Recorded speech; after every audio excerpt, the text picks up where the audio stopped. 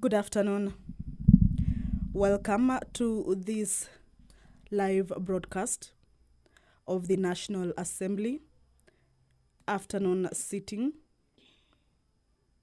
This is a special sitting of the National Assembly. This live broadcast is brought to you by the Parliamentary Broadcasting Unit in conjunction with the KBC, Kenya Broadcasting Corporation. In the order paper this afternoon, members will be proceeding to discuss the Political Parties Amendment Bill, National Assembly Bill number 56 of 2021, at the stage of the Committee of the Whole House. They are considering a number of amendments that have been proposed in the Political Parties Amendment Bill.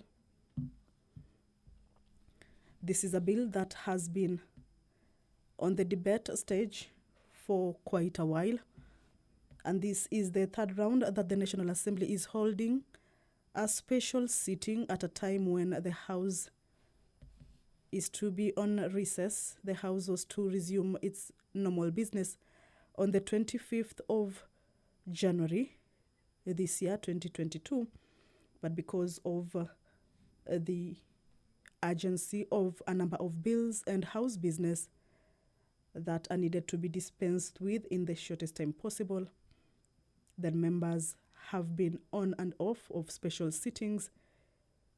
One of the bills that is on the floor of the House throughout these special sittings is the Political Parties Amendment Bill 2021 by the Majority Party Leader, Honorable Amos Kimunya. So this morning, members embarked on the Clause 8. This is after concluding on Clause 7 on the 29th of December, a sitting that went on until 2 a.m., but they concluded on that Clause 7. So this morning they picked up on Clause 8, where there were a number of amendments proposed by different members. One of the amendments this morning that members voted on, because members this morning, they went into division around 3 times. One of the amendments that members voted on was on the amendment on Clause 8B by Garissa Township Member of Parliament, Aden Duale, who was proposing a total deletion of that particular clause that talks about the timelines on which coalition political party agreements should be submitted to the registrar, or rather office of the Registrar of Political Parties, which the bill had proposed 8 or rather 6 months. But then a section of members were the opinion that that is too long, and actually that particular clause needed some amendments. But the amendments, one that had been brought on by Aden Duale, was that the clause be deleted altogether. However, while members were on division, that particular amendment flopped. But then Majority Party Leader, Honorable Amos Kimunya, also had amendments on that particular timeline, where he proposed 4 months before elections that coalition political parties can have to submit their agreements 4 months before the elections. And the House went into division, and those who are for the 4 months took the day. And before the close of business for the morning session, they also voted for the adoption of Clause 8 be adopted as amended to be part of the bill. At the entrance of the chamber, the Speaker, who will be overseeing this afternoon session, that is Deputy Speaker Honorable Moses Cheboy, has stepped into the chambers to oversee this afternoon session, I'll now hand you over to the live broadcast. Good afternoon. My name is Kamche Menza. Honorable members, let's pray. Almighty God, who in your wisdom and goodness have appointed the offices of leaders and parliaments for the welfare of society and the just government of the people, we beseech you to behold with your abundant favor as your servants, whom you have been pleased to call to performance of important trust in this republic. Let your blessings descend upon us here assembled. Grant that we treat and consider all matters that shall come under deliberations in so just and faithful a manner as to promote your honor and glory and to advance the peace, prosperity, and welfare of our country and of those whose interests you've committed to our charge. Amen.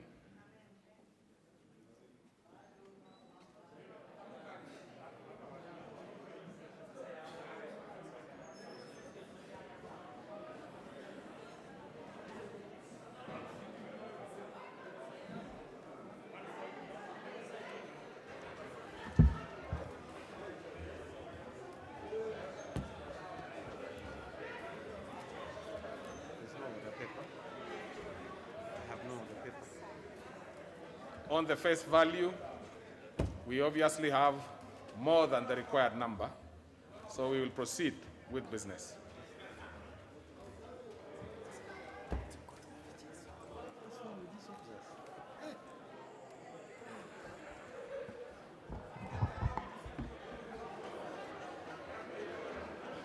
Order number 1, administration of oath. Order number 2, communication from the chair. Order number 3, messages. Order number 4, petitions. Order number 5, papers. Order number 6, notices of motion. Order number 7, questions and statements. Order number 8,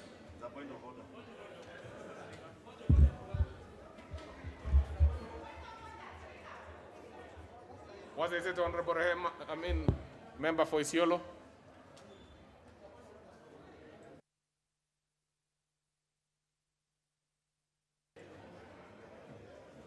What is it?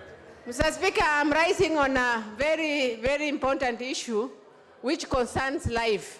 Mr. Speaker, since morning, we have been denied water, and as you know, water is life. So, Mr. Speaker, we are saying if there is no water, there is no session this afternoon. That's okay.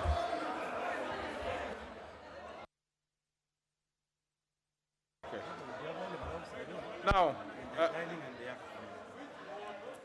that's a fairly, is an extremely valid concern. It is true that we don't have water in the chamber for very obvious reasons. You members were here last time when you utilized water for better things than thirst. So what we have done is to give a provisions. Any member who would wish to have some water will walk out. We will make provisions just outside the door. You will take your water there and only bring it inside your tummies, not with your hands. So there is no problem with that. That one is well sorted out. Yes, we really want to make progress. Honorable Duale, what is it?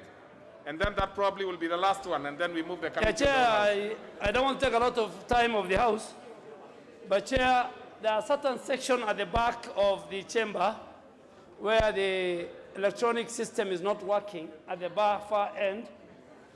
I wish you could direct through the clerk, the ICT concerned to go and check so that when we go to voting, we don't get interrupted by other members for saying their cards, their system is not working. That section at the back. That is also extremely valid. All members must vote when they want to vote, and their votes must count.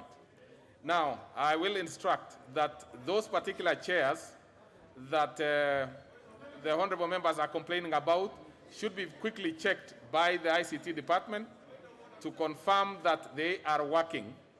What is it? You know, how can you, Honorable Tuwei, you know, Honorable Duale has raised on a point of order.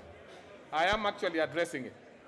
Now, if you have a different point of order, you will allow us to deal with the one by the Honorable Duale, and if it is different from that one, we probably will want to hear what you have to say, but we'll not take a lot of time on it.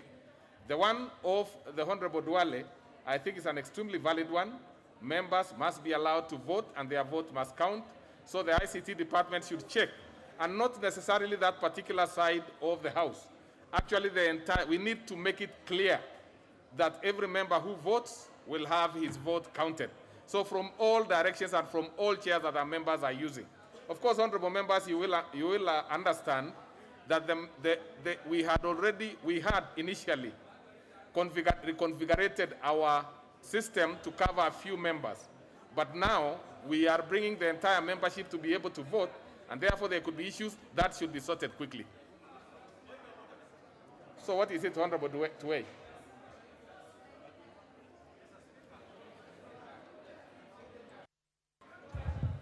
Mr. Speaker, thank you for this opportunity.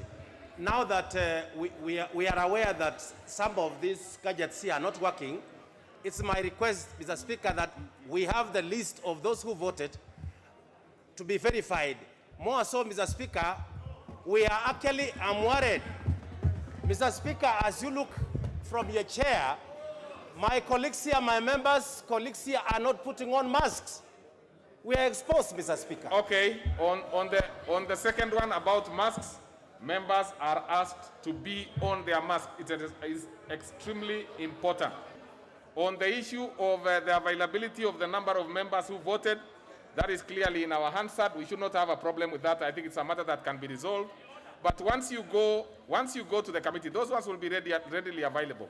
But once you go to the committee of the whole, you will be able to deal with cases case by case. If members, for example, do not vote at a particular time, or they vote and it's not clear, that will be sorted at that point in time. I mean, we are now taking too long on these points of orders, really, because we have resolved this issue.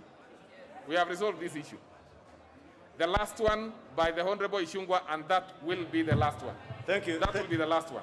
Thank you, Honorable Chair, and only at the risk of repeating, Honorable Chair, and I do hear your guidance, but Honorable Chair, indeed, when we broke off for lunch, when we adjourned for lunch, Honorable Chair, we took a physical head count of the members that were voting and actually verified that indeed, as has been reported and raised by Honorable Duale, there are gadgets that were not working. And I want to ask Honorable Chair, and I hear what you have said, but I will really beg that you do direct from the chair that the last 3 votes that were taken, the office of the clerk supplies us, through the former leader of majority, Honorable Duale, the list of members that voted for our own records to be able to verify, because Honorable Chair, we want to conduct this afternoon sitting, Honorable Chair, in a very orderly manner. And we have resolved in Akamukunji that we assembled here, Honorable Speaker, that we do not want the frequent interruptions, Honorable Chair. If Honorable Sudi can excuse you, Honorable Chair. Thank you, Honorable Chair, Speaker, for protecting yourself from Honorable Actually, Sudi. the Honorable Sudi, you must be on your mask. I will supply him with a mask. We will supply you. Take a mask from... I am given you already have one. And we'll even give you more from... Honorable Chair, Honorable Speaker, I was seeking for your guidance, because it is only you, Honorable Speaker, as the substantive chair, who will be able to guide even the chairs who will sit in the committee of the whole House, so that if there are certain gadgets that are not working, Honorable Chair, there is a procedural and orderly manner in which members are able to raise those things without calling the vote until that matter is resolved. Because we are creating disorder when the ICT department comes to my desk here, they verify that indeed the gadget is not working, the vote is taken, concluded, and that matter is left hanging at that, Honorable Chair. Therefore, I want to beg, Honorable Chair, because we cannot go back unless we recommit the clauses that are already gone. No. But going forward, you help us to be able to conclude this bill within the next 2 hours. And it is possible, Honorable Chair, only if there is order and if the chair who is sitting is able to guide the House properly. without being pushed. Now, order. That is exactly the same thing which Honorable Duale had raised.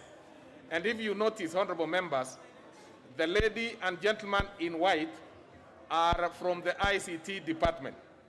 Whenever you raise issues, we take them seriously. So those two members of staff will definitely verify the workability of the gadgets. But in the meantime, honorable members, those members who believe are in positions where they cannot be able to vote properly, there are a few more seats up here where they can also come and make it easier for everybody. So I think with that, honorable members, I had said this should be the last one.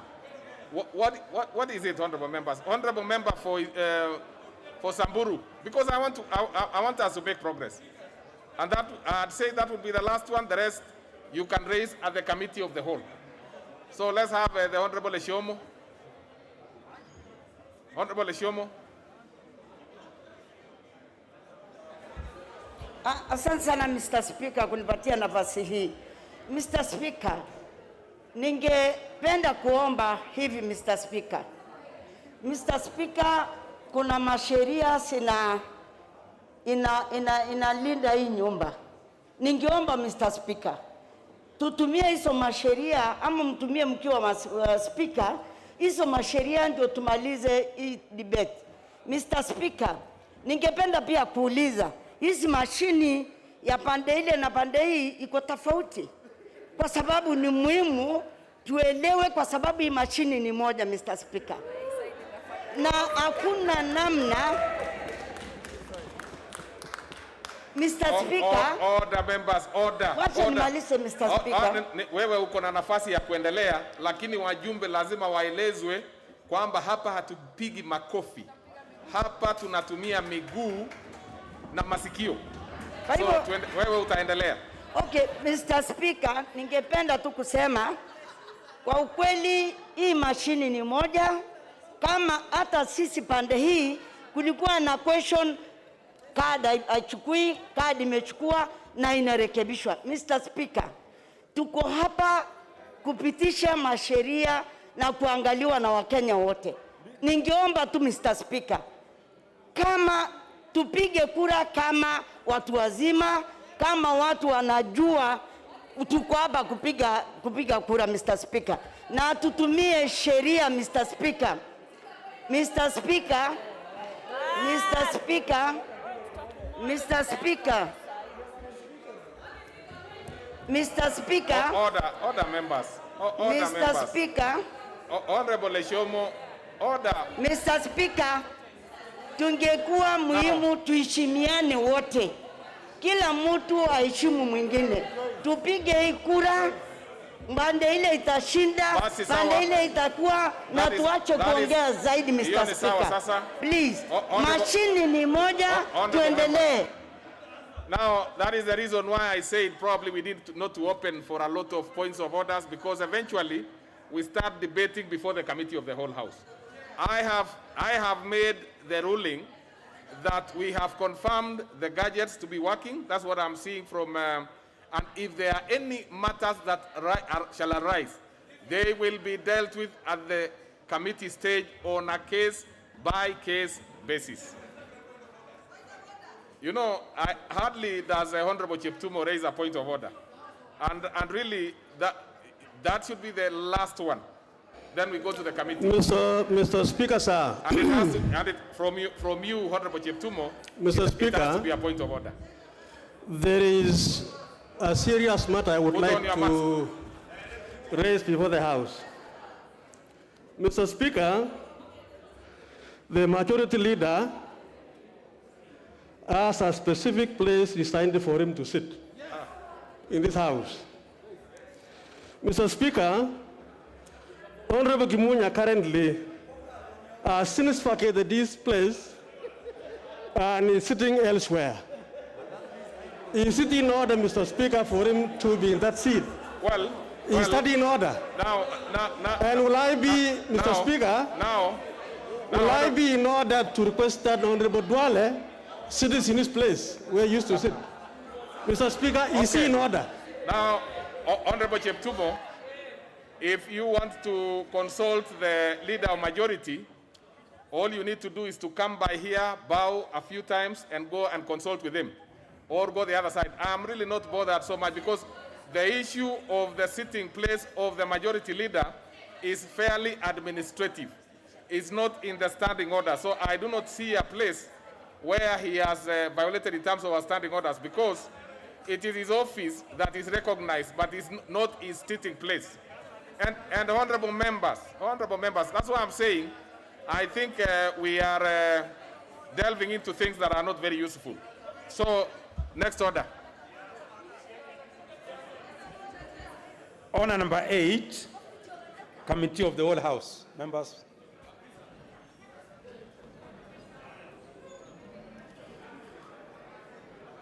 There is some clarification to this member.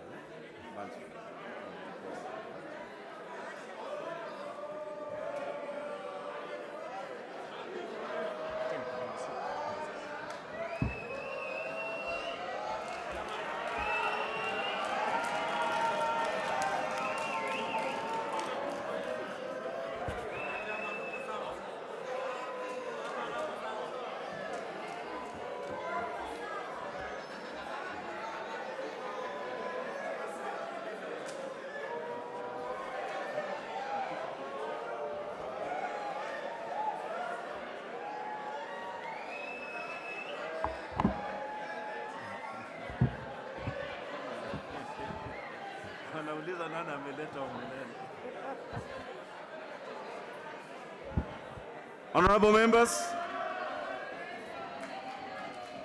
we are now in committee of the whole house to consider to proceed to resume consideration of the Political Parties Amendment Bill, National Assembly Bill number 56 of 2021. Honorable members, before we begin, I think it is important for us to be able to understand the rules of engagement. I would just like to guide the members on electronic voting. Members, when directed, number one, when directed by the chairperson to log out, please do so by removing your card.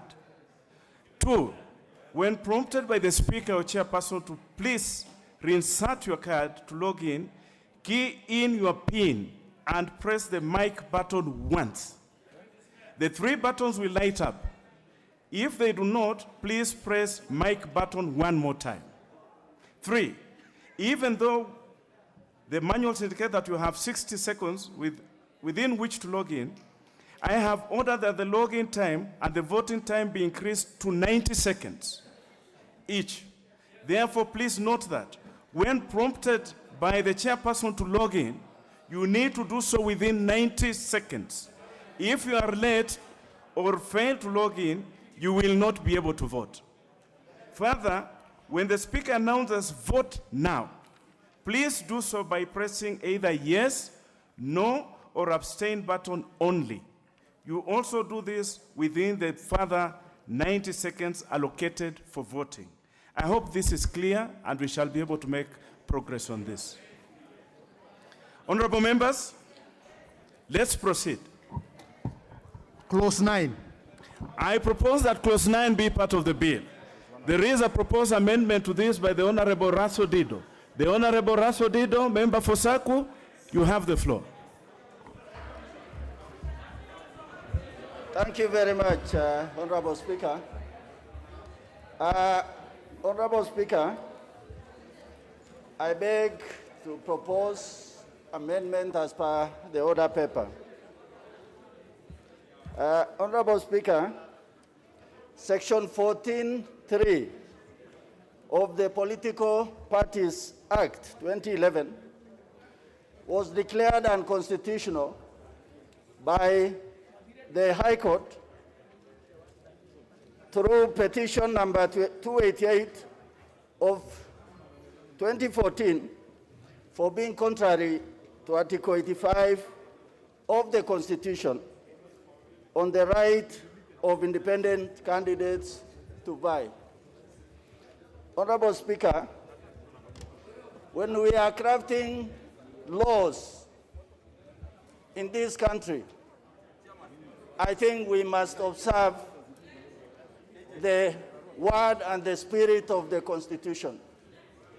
Any attempt to go against that spirit of the Constitution in a way that our attempt is to craft bills or to craft laws for a particular purpose, I think it will go against the grain in this country, that this is the supreme body that makes laws for every Kenyan, every party, every institution. For that reason, I beg that we delete subsection 3, delete subsection 5A, delete subsection 6, and delete subsection 7. To this end, Honorable Chair, we intend to have this particular law to be in alignment with the court decision, because this House does not exist in perpetuity. This House must act within the ambit of the law of the land. The amendment also seeks to retain Section 5, which in the Principal Act, it clearly states what are those parameters that have been put down to indicate or to show how a member will exist within a party or exit or is removed. With those remarks, Honorable Chair, I beg to move, and I ask Honorable Aden Duale to second.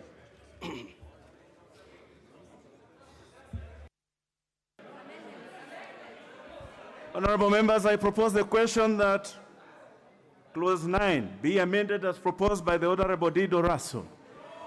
The first one I see on my list here who wishes to contribute is the Honorable Ochieng Owuor, member for Migori.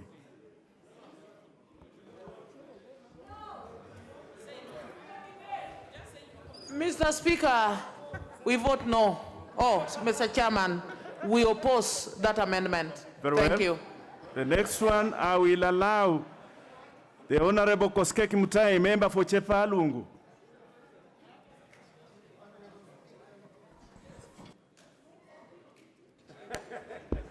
Honorable Speaker, I support clause, amendment bill. Very well. The next one is the Honorable Bore Florence, member for Kericho.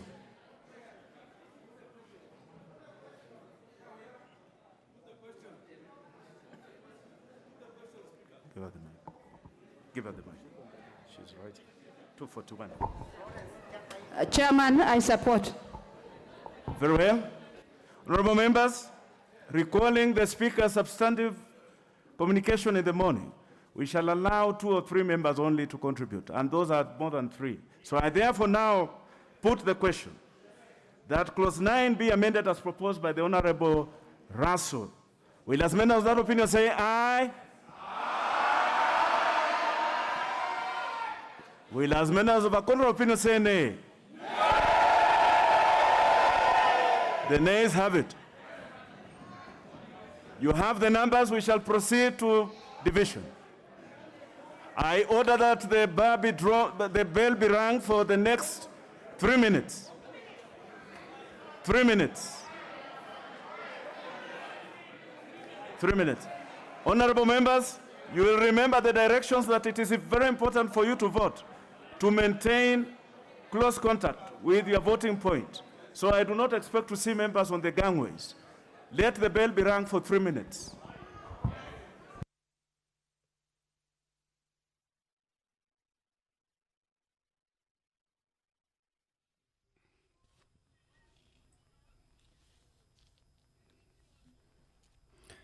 Well, the bell is being rung for 3 minutes to enable members put themselves in order. They are going into division to consider amendments proposed to the bill of the Political Parties Act, Clause 9, by Member for Saku, Honorable Dido Raso,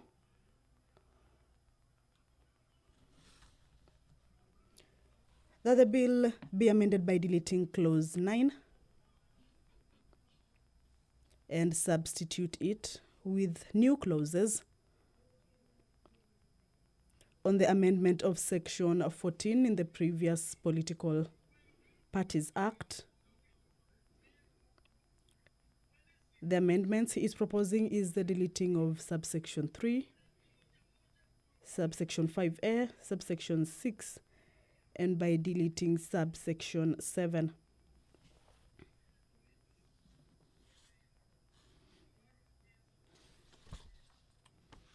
This is an amendment that has been proposed by Member for Saku, Honorable Dido Raso, on Clause 9 of the bill. And for now, the bell is being rung to enable the members to put themselves in order so that they can participate in the division process. And the division process since morning has been undertaken through electronic voting. But what has been experienced is that some members have been complaining that their cards are not working, and they have been demanding that the IT department come clean on the numbers that have been voting and whose cards have been having issues. So this is the 4th division the members are going into since morning.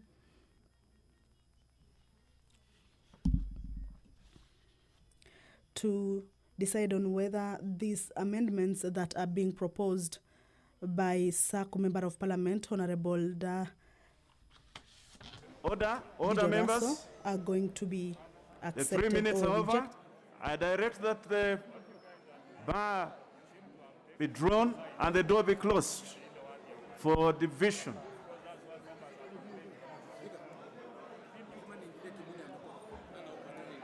Honorable members, you will recall the directions. Order, members. I now direct members. Members, yes. I now direct that you log out.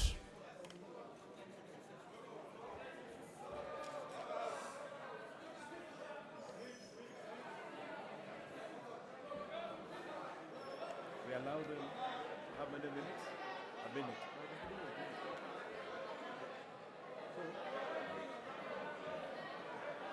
Kimunya's card is still there.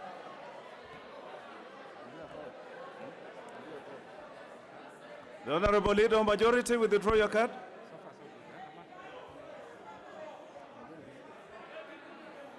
Very well. Honorable members, it is now clear. Now I would like you to walk with me in these steps.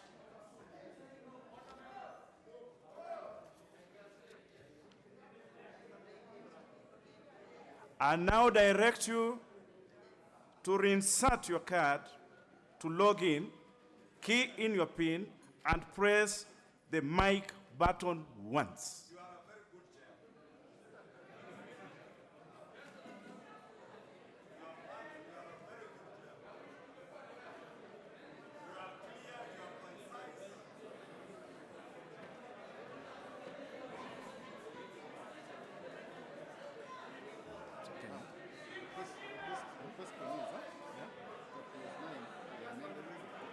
Honorable members, remember the question is this. The question is that Clause 9 be amended as proposed by the Honorable Raso Dido. Just hold on. I can see those members back there. There is somebody assisting you already. Just hold on. I'm just giving directions. Yes.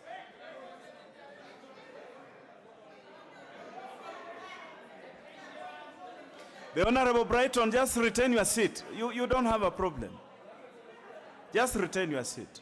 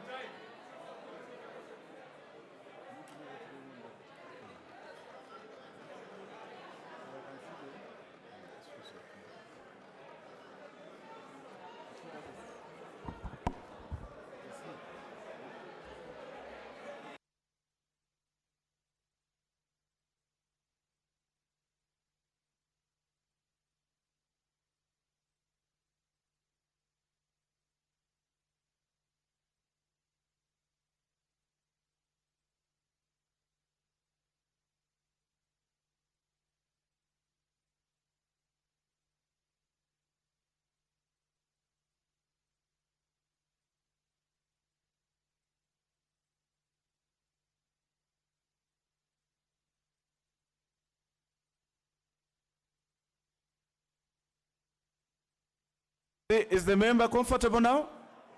I think we are good to go.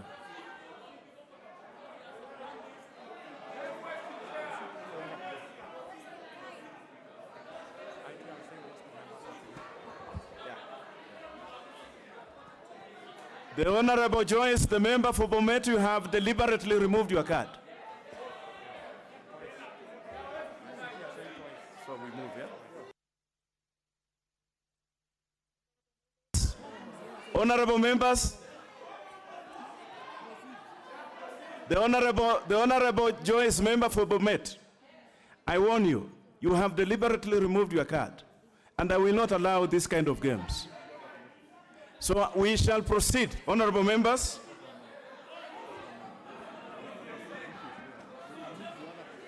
Yes. Let us proceed, honorable members. So they can vote now. Honorable members, we shall proceed, and this is the direction. Vote now. Vote now.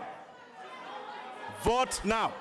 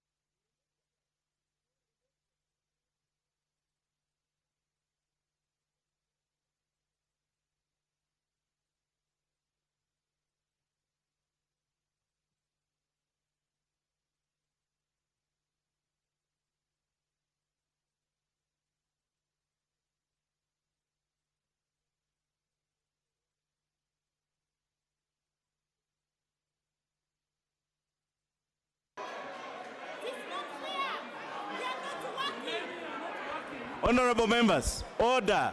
Order members. Order members. Order members. Just return your seats. Honorable members, I am giving directions. Honorable members, just return your seats. Sit down, go back there.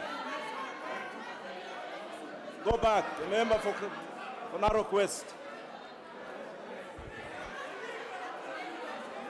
Honorable members, I'm directing that we shall have a retake on this vote. Just return your seats. I'm directing that we have a retake on this vote. And this time follow the instructions. So honorable members, take your seats. We are going to have a retake on this vote. We are going to have a repeat on this vote. The Honorable Mbarire, when you log in, you stay logged. don't log in and get out. The member for Bomet, when you log in, stay logged. Don't pull out your card again. So we shall have a retake on this vote. Take your seats and listen to my directions carefully.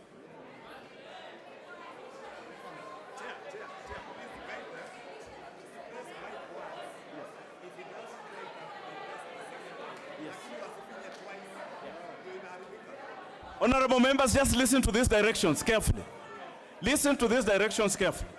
Honorable members, when prompted by the chairperson, please reinsert your card to log in, key in your PIN, and press the mic button once. The 3 buttons will light up. If they do not, please press mic button one more time. Only one more time. Don't press it continuously. Just once. Okay? Honorable members, you will have 90 seconds. Honorable members, so log out now. Let us all log out. Yes.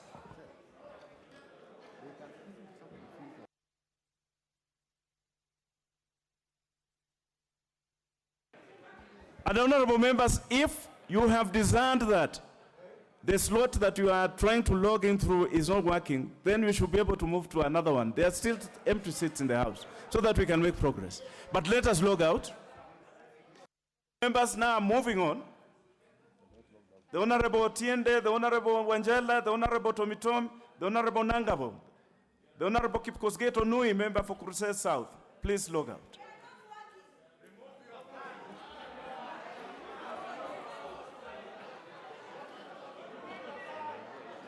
Now, honorable members, I am now proceeding to direct you to log in.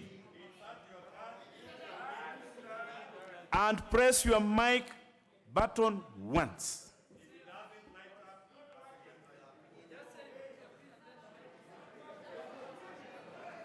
So they have 90 seconds. Honorable members, once you have logged in, just relax. You have 90 seconds to listen to my next instruction. You have 90 seconds.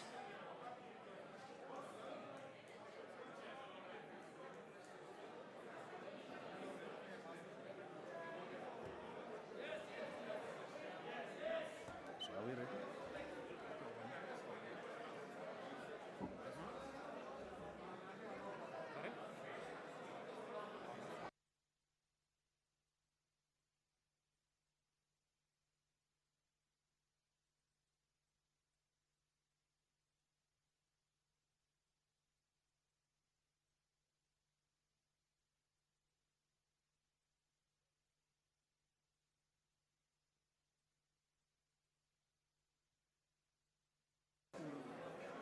We are ready for voting. Honorable members, now listen to the next instruction carefully. I'm now instructing you to vote.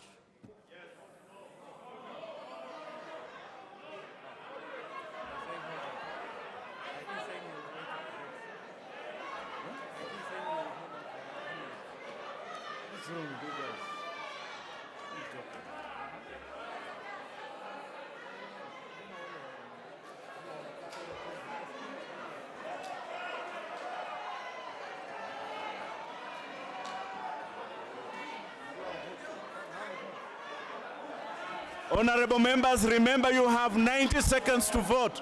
Vote.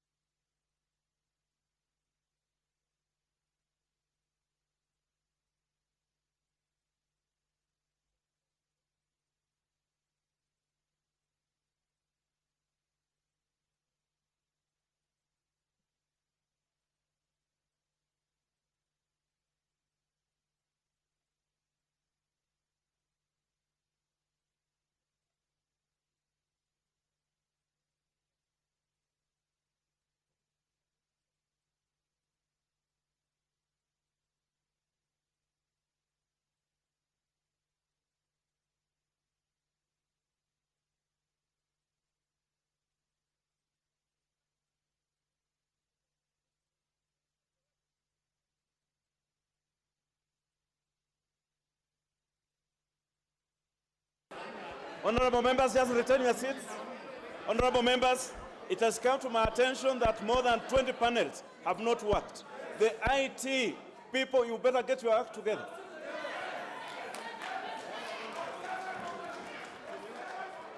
We cannot be repeating this thing forever. Honorable members, retain your seats. I'm directing that we shall retake this vote again. And through the clerk, the IT. Yes, I know. Just, the Honorable Kaluma, just retain your seat. Let us sort out this problem once and for all, so that we can have a fair and verifiable vote.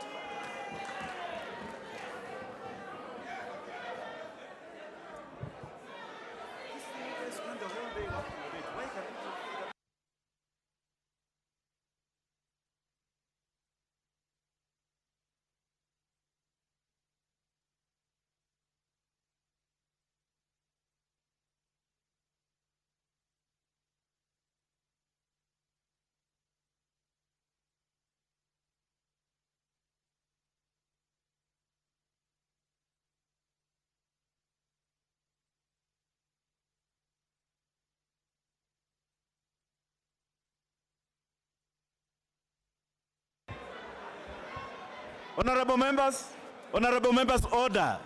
Order, as we sort out this problem of the technical problem, we shall have the Honorable Junet on a point of order. Honorable members, just retain your seats. The Honorable Barasa, Chair. Let's be in the house. Chair. Proceed, the Honorable Junet. We have repeated this vote. Now, we are doing it for the third time. Yes. Chair. But Chair, I want us first to ascertain the number of members of parliament who are in this house. I'm aware of people who are voting for others. We are aware of people who are, Mr. Chair, we want to know how many numbers do we have in this chamber? We want to know head count. We want to have a head count. The Honorable Junet. The Honorable Jaldesa, hold your peace. Just hold your peace. The Honorable Mbarire, what is out of order? The Honorable Mbarire. Yes, Chairman. It is not lost in us on this side of the house that it is only on this side that the voting system is not working. We want to know the reason why, Mr. Chairman, that it is only the members on this side who are having that problem. And Mr. Chairman, if the IT department has been compromised, we will not go on with this thing. We will not go on, Chairman. The Honorable Mbarire, you are out of order.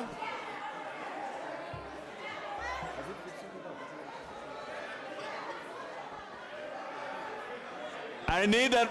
Honorable members, just retain your seats. You don't need to lift your hands. Honorable members, I am now waiting for a report from the clerk that the system is working so that we can proceed. Just hold your peace.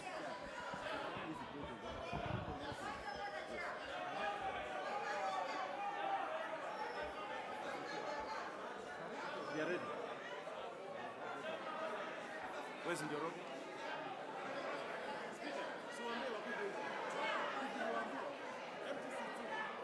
Just return your seat. I don't want you here at all. So are we ready? Are we ready? Everything is working. We can proceed. Honorable members, order. Order. The Honorable Savula, return your seat. There's nothing out of order. We shall proceed. Honorable members, it has been confirmed to me that the system is working. We shall now proceed. Honorable members, log out. The member for Tigania, retain your seat. Log out. Log out.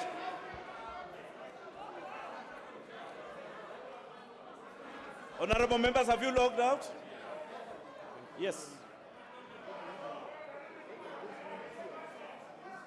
The Honorable Nyonka log out. Member for Kitutu Church. The Honorable Nyonka log out.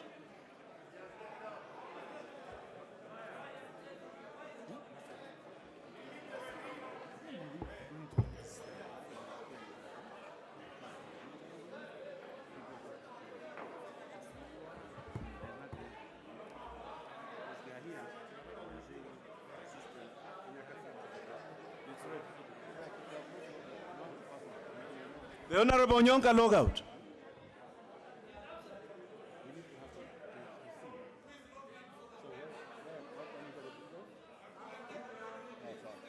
Good. Honorable members, now let us proceed in this way. Now log in, honorable members. Key in your PIN, press the mic button once.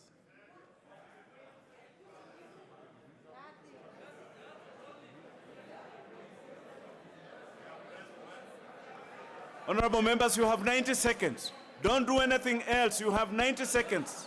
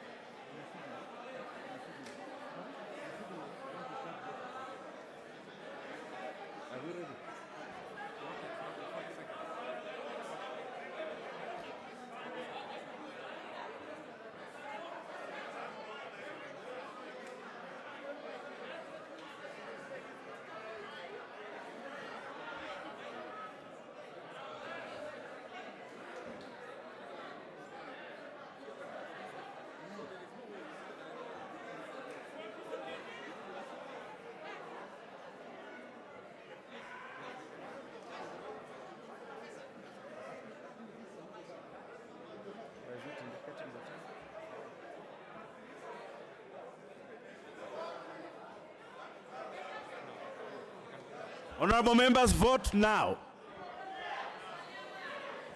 Vote now. Don't carry your hands in the air. Vote. You have 90 seconds.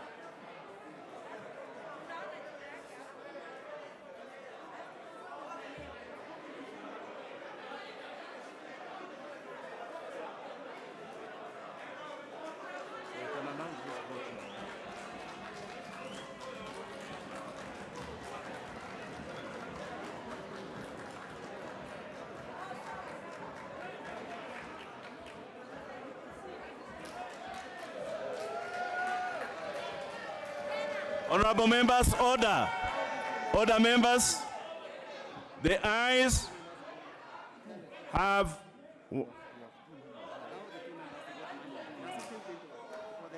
the ayes have 128. The noes have 158. Abstentions are 2. Therefore, the noes have it.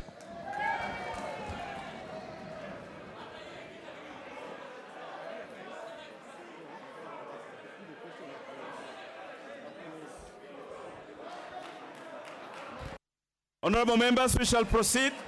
I now put the question that clause 9 be part of the bill.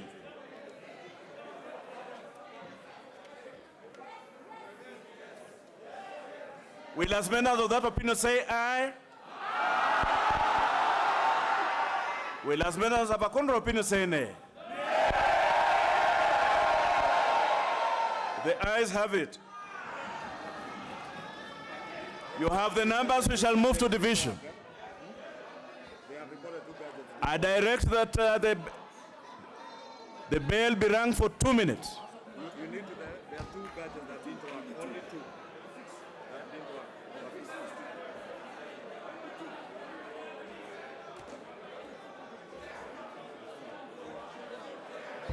The doors be opened and the bell to be rung for 2 minutes.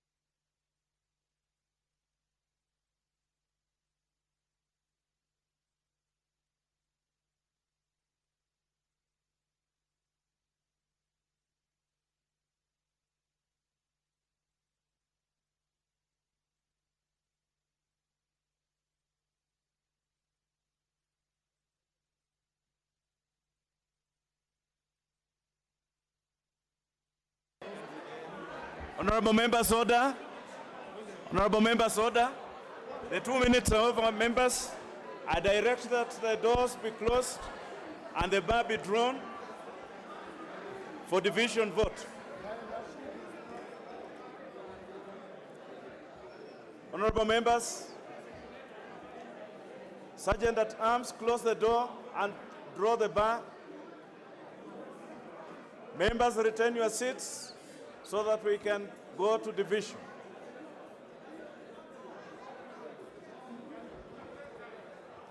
The members standing in the gangways, kindly retain your seats so that we can vote.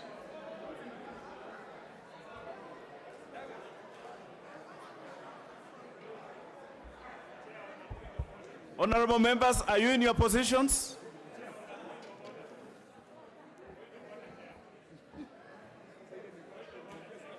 Honorable members,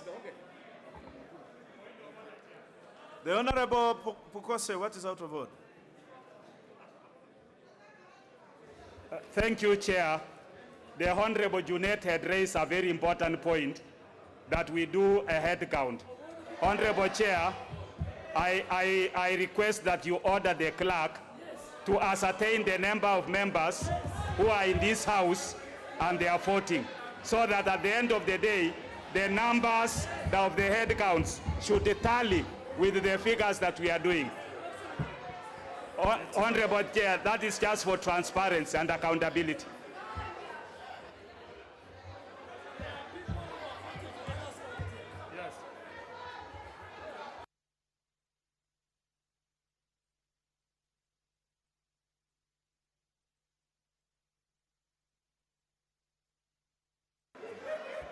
Honorable Pukosa, you will recall that that issue was raised in this House last week.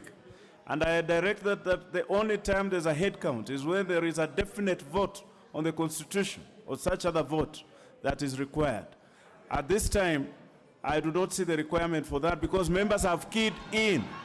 All these members, all the members who are in this House have checked in and they will vote. And the vote is verifiable. So, honorable members, let us proceed. Kindly log out, honorable members. Log out, honorable members. Let's log out.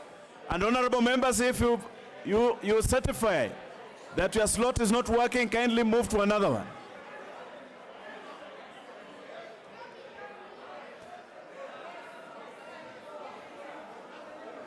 This is a no confession. Yes. The Honorable Gure Mohammed Garissa, Member Nzengu Musimi, members log out. The Honorable Lemain, the Honorable Okelo Odoyo, member for Nyando, the Honorable Kiaraho log out.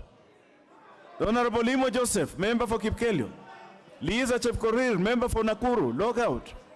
Nyaga Mushiri, Honorable member for Manyata, log out. Liza Chepkorir, you have returned your card, log out. Gure Mohammed, member for Garissa, kindly log out. The Honorable Gure, kindly log out. Very well. Honorable members, now we have all logged out. Honorable members, now listen to my directions. Listen to my directions. Retain your voting point. Now, honorable members, log in, key in your PIN, press the mic button once.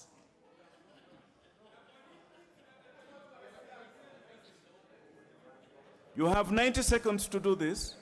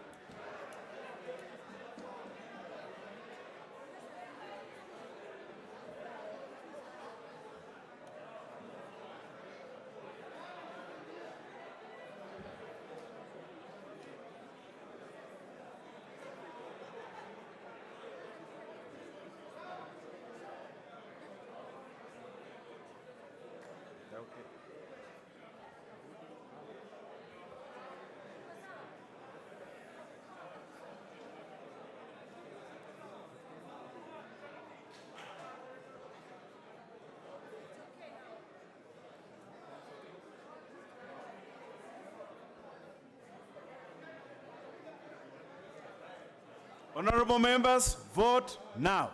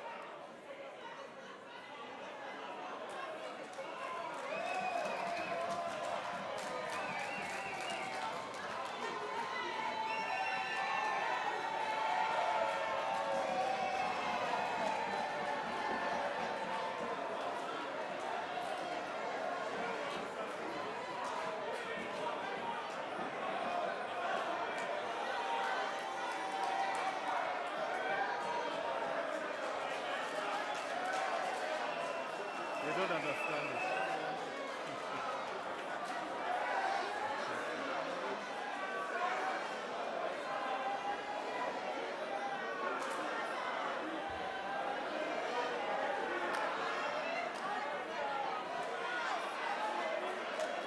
After this, we move to clause 10.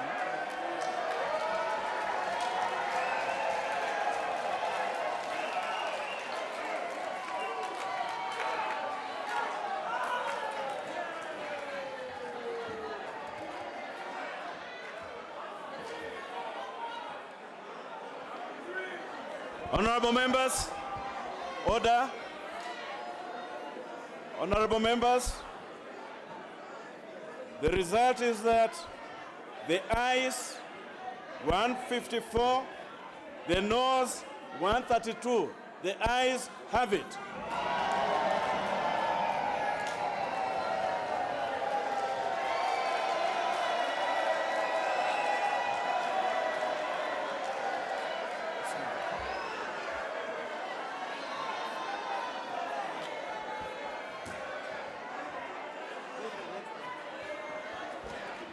Clause 10. I propose the question that clause 10 be part of the bill. Honorable members,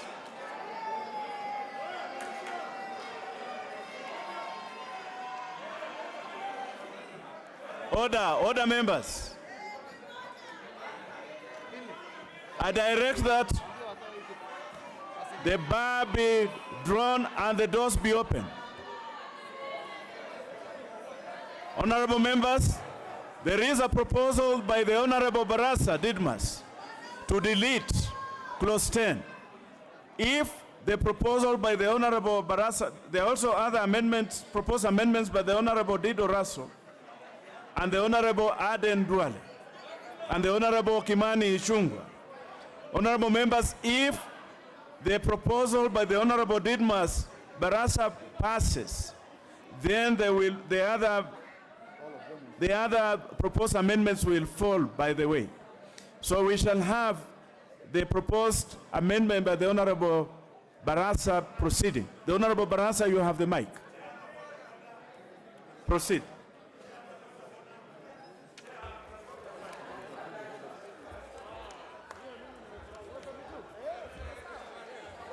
The Honorable Barasa, just hold on. The Honorable Cameron, what is out of order? The Honorable Cameron. Oh, it is Kimani.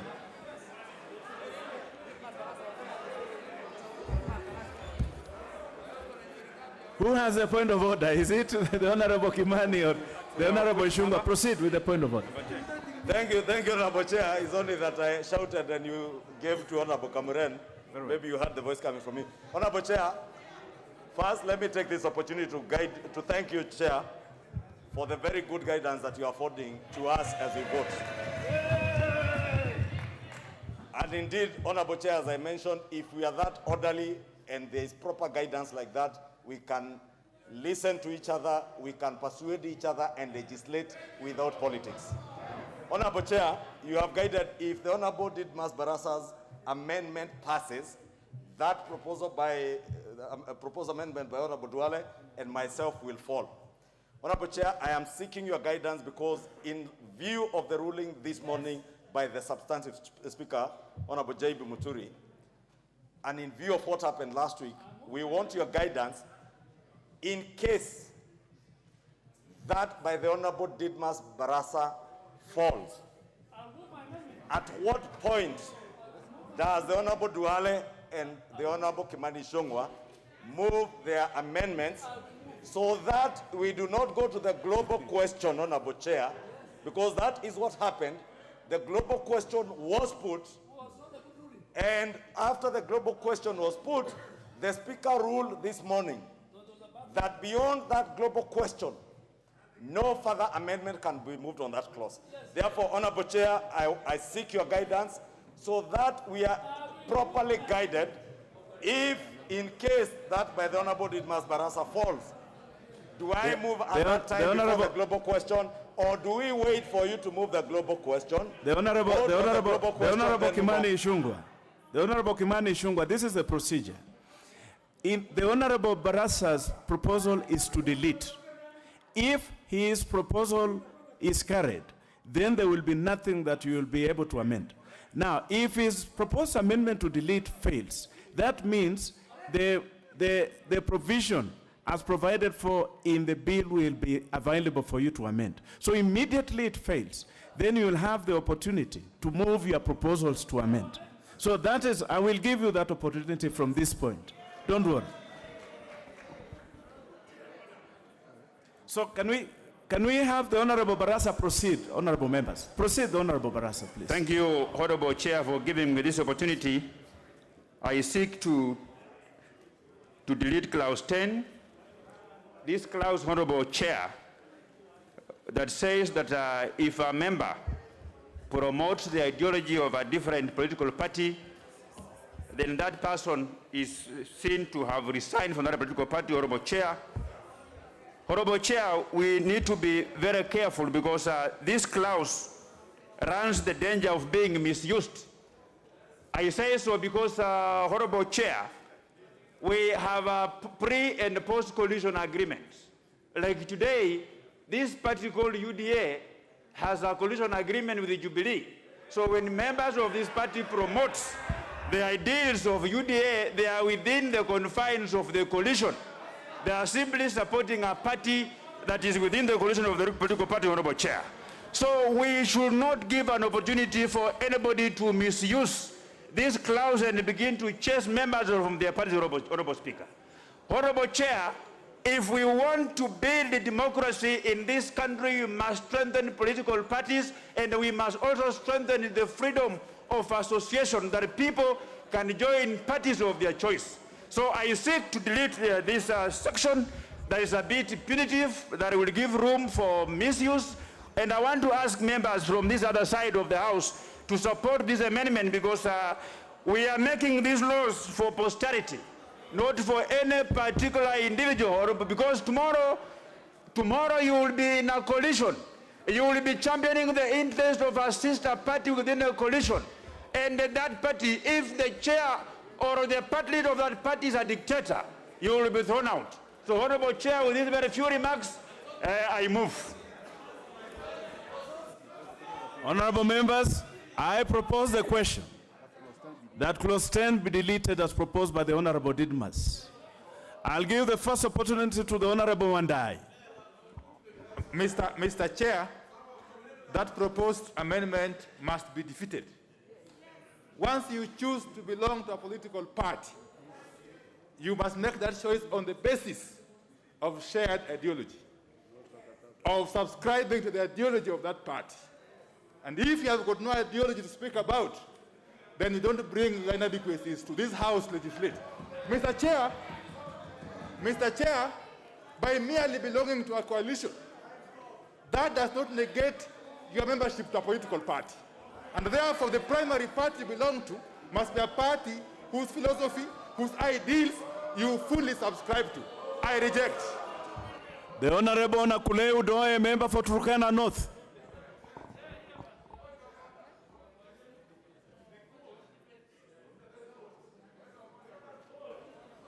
Thank you, Chair. Chair, I wish to support the amendment by Honorable Didbas Barasa on the basis that parties evolve just like the history itself evolves. If you look at the history of Kenya since independence, we have moved from parties to parties, but there must be a framework. Some of our colleagues who are saying that you must share an ideology, they have moved over 5 years, five parties since 1992 to date.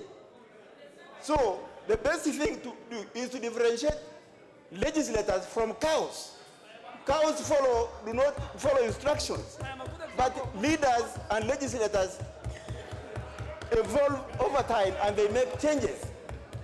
With those few remarks, I support the amendment. The Honorable Manzo.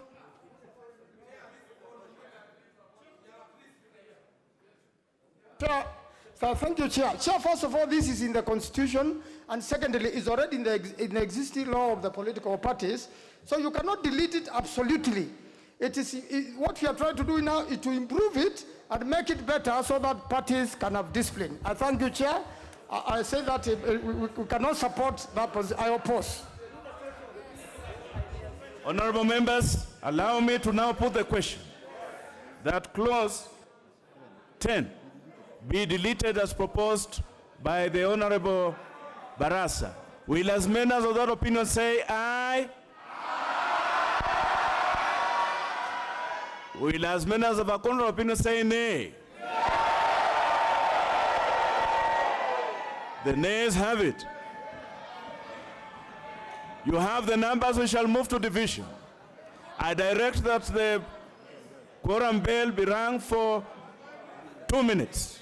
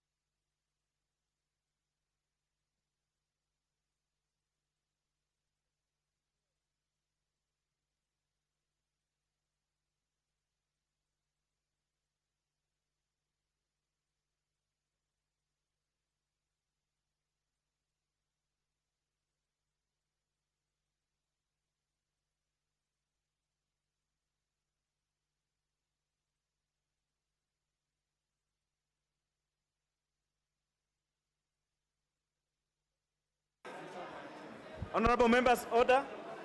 Order, members. The time for the quorum bell to ring has lapsed. I direct that the doors be closed and the bar be drawn. But before we proceed with voting, the Honorable Lago Watch, you have a point of order. Mr. Speaker, sir, Mr. Chairman, there's something I want to bring to the attention of the House.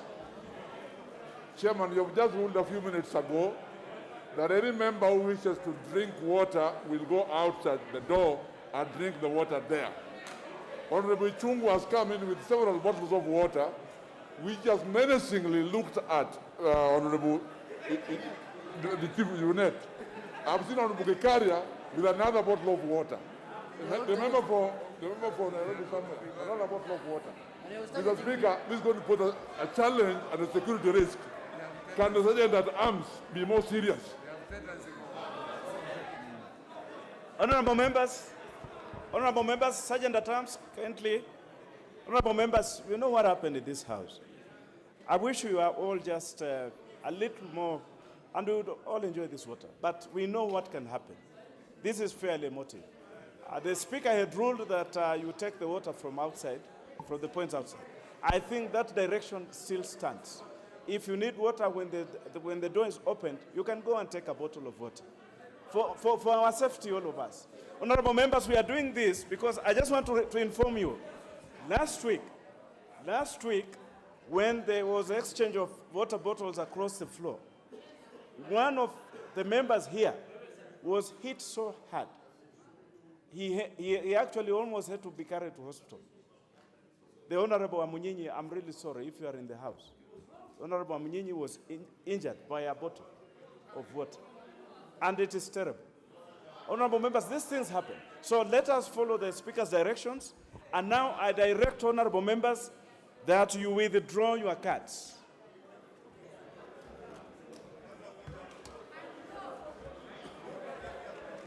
Log out, honorable members.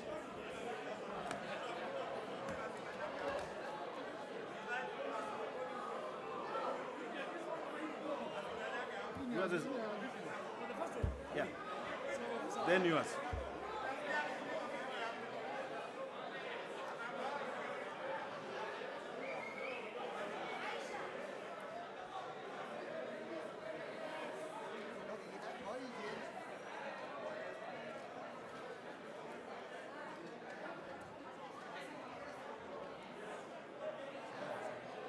The Honorable Olekome, the Honorable Cameron Charles, member for Baringo South. The Honorable Okelo Odoyo, member for Nyando. The Honorable Mwangi Mburu, member for Lari. The Honorable Mwangi Mburu. Yes, honorable members, now it is clear. Honorable members, allow me to speak without this for just this purpose. Honorable members, this is a proposal to delete clause 10 proposed by the Honorable Didmas Barasa. Just hold your horses. I'm just reminding you of what the question is. So, honorable members, I now direct that you reinsert your cards to log in, key in your PIN, and press the mic button once.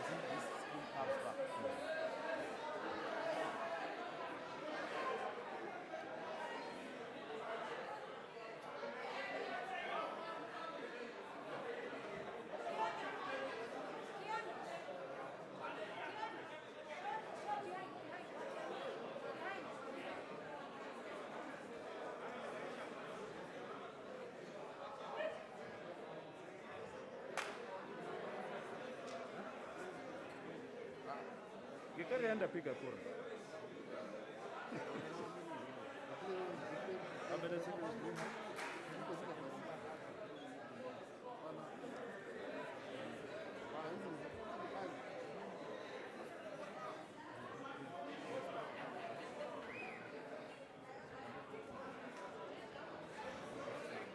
Honorable members, vote now.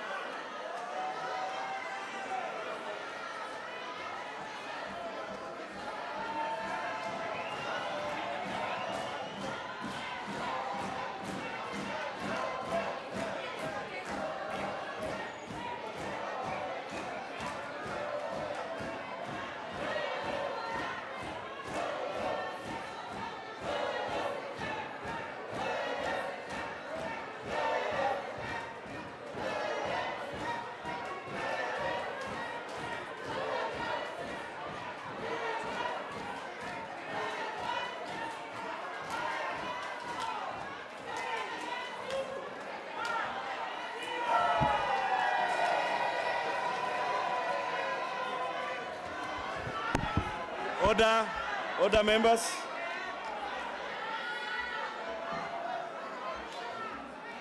This is the result, honorable members, that clause 10 be deleted as proposed by the Honorable Barasa. The ayes have 131 and the noes 163. The noes have it.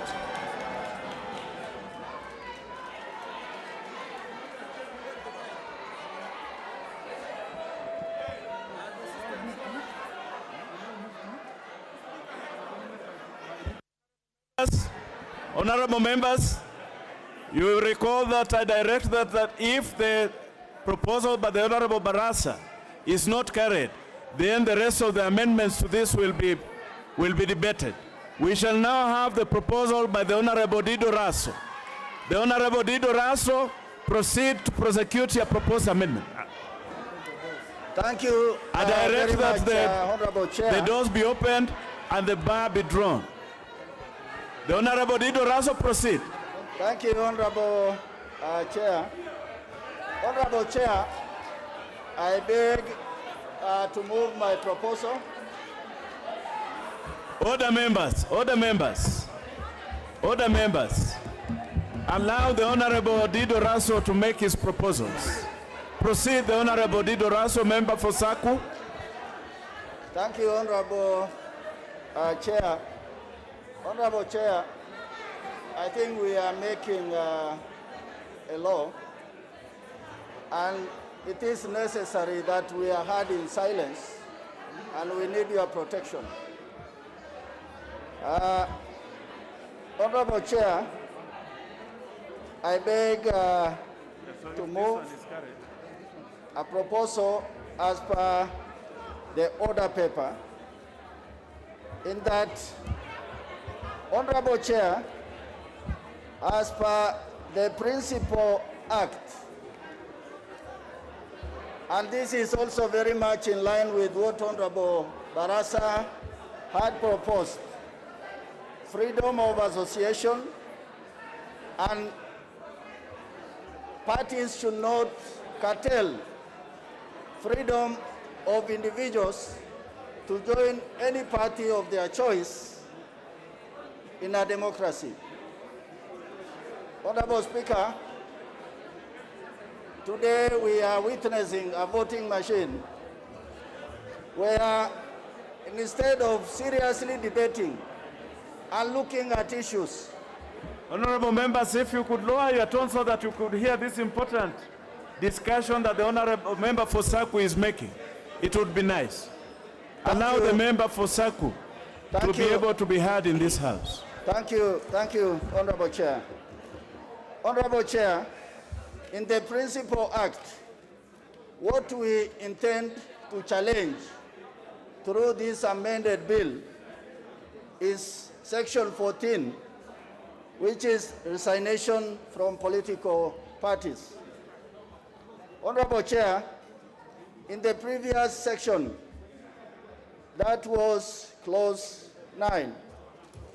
In Clause 9, what we had proposed, which was negative, and we had proposed to retain, was under what circumstances is a member considered to have left a political party.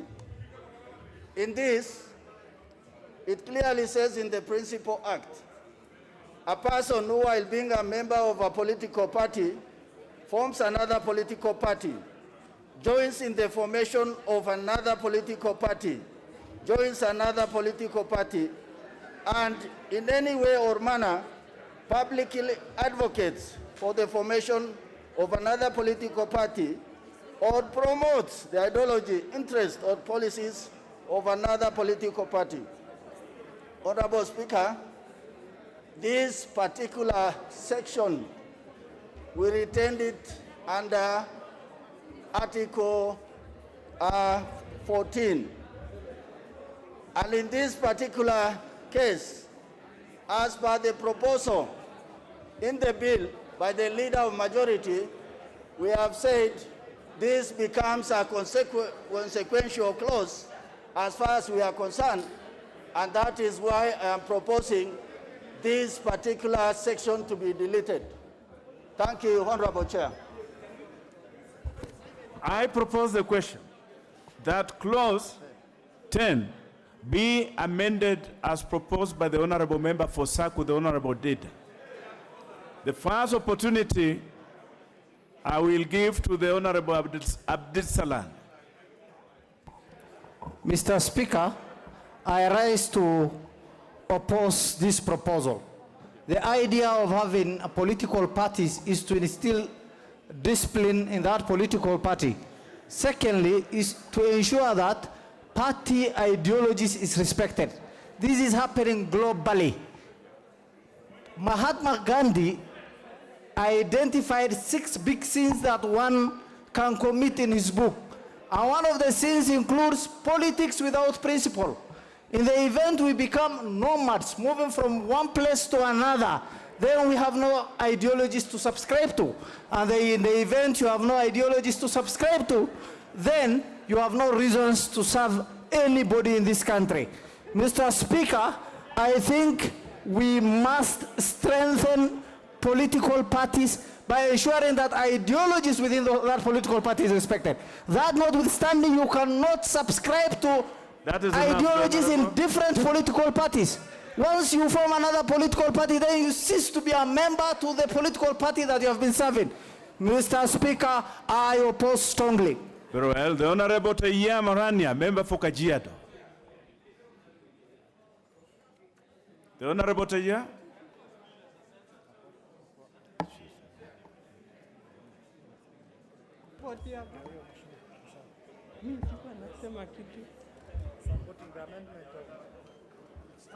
Yeah?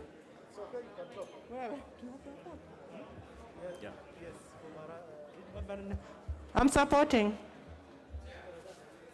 Very well. The Honorable Dr. Otiende. Thank you, Mr. Speaker. Mr. Speaker, this proposal by the Honorable Rasso must fall. For the same reasons that the proposal by Honorable Didmas Baraza did fall. But it's even more serious, Mr. Speaker. He proposes a deletion of subsection 1 and leaves subsection 2 to 6. Subsection 1 is the substantive section. Subsection 2 to 6 is the procedure. You cannot delete the substantive part and wish to leave the rest. It is illogical, and these whole proposals aim to bring political hygiene. I oppose, Mr. Speaker. The Honorable Iringo Kubai.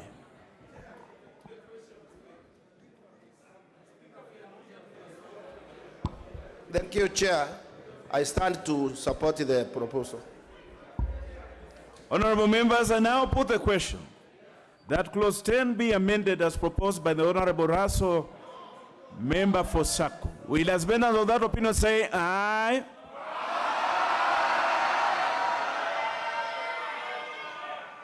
Will as many of the contrary opinion say nay? The nays have it. You have the numbers. We shall move to division.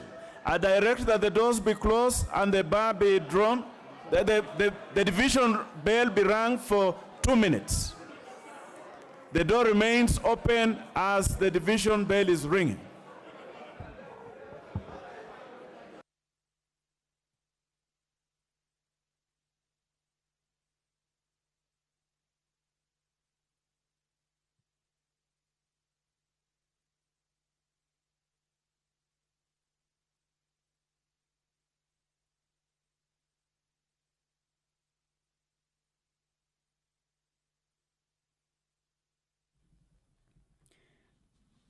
All right, the chairperson who's overseeing the committee of the whole house on the debate on the amendments proposed in the political parties bill, Honorable Christopher Omulele has just ordered that the bell be rung for 2 minutes to enable members go for division.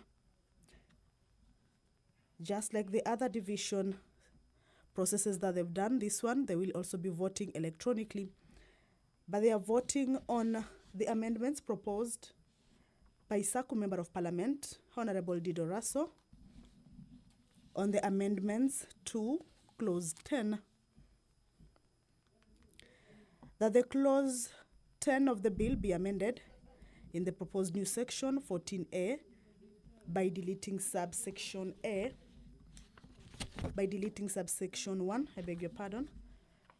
I look at the bill and clause 14, subsection 1, says that a person who, while being a member of a political party, shall be deemed to have resigned from that party if that person forms another political party, if that person joins in the formation of another political party, if that person joins another political party, and if that person in any way or manner publicly advocates for the formation or another political party. Order members, order members. Order members, the time for the bell to ring has lapsed. I now direct that the door be closed and the bar be drawn so that we can move on to voting. Honorable members, kindly ensure that you are close to your voting point, to a working voting point, so that we can make progress. Honorable members, I'll allow 1 minute so that members can take their positions. 1 minute, take your position where your voting point is.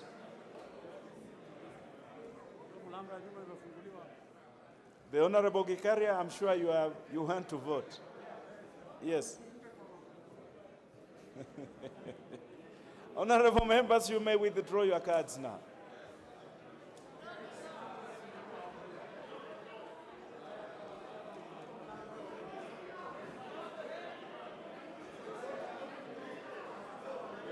Honorable members, withdraw your cards. Withdraw your cards. The Honorable Barasa, withdraw your card. The member for Lugari, my brother, the Honorable Mboko.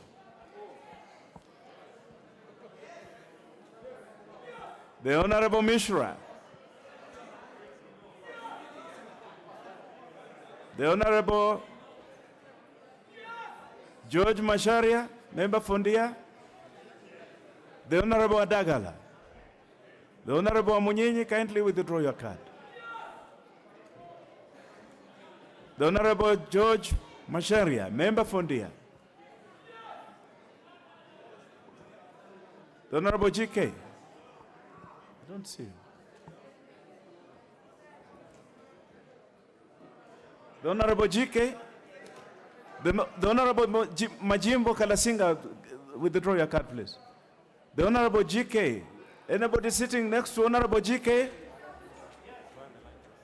The Honorable George Masharia, member Fondia. Very well. Honorable members, we are now ready. Now listen to my instructions, honorable members. I now direct that you reinsert your card to log in and key in your PIN and press the mic button once.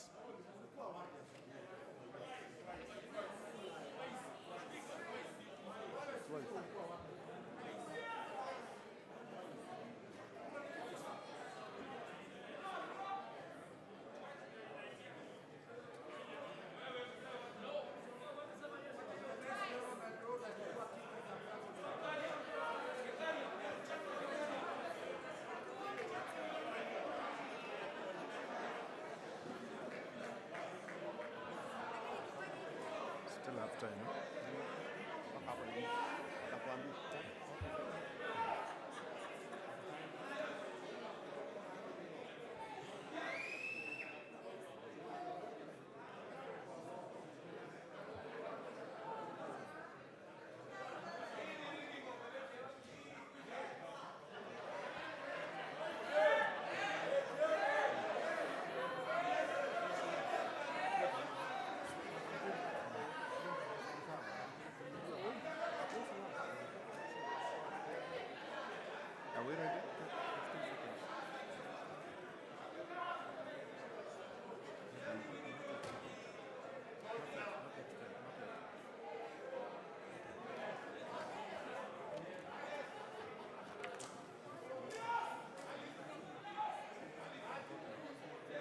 Honorable members, vote now.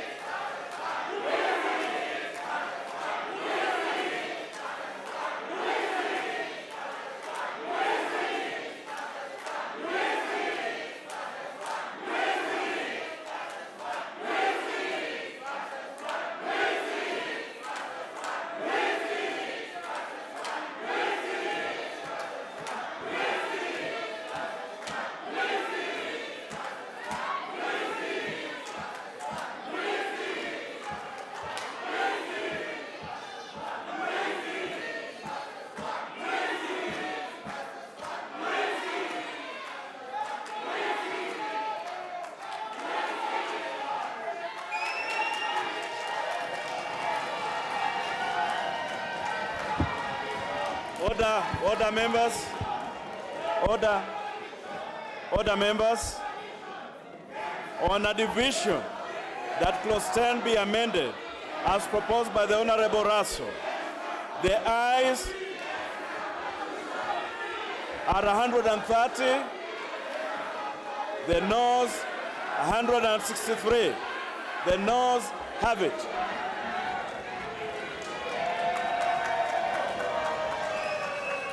Honorable members, the reason why we moved with the proposal by the Honorable Dido Russell is that the Honorable Dido Russell was proposing to amend, to delete the entire subsection 1 of clause 10. And now the Honorable Aden Duale, the member for Garissa, proposes to delete only subsection 1E of clause 10. And we shall now therefore move to the proposal by the Honorable Aden Duale.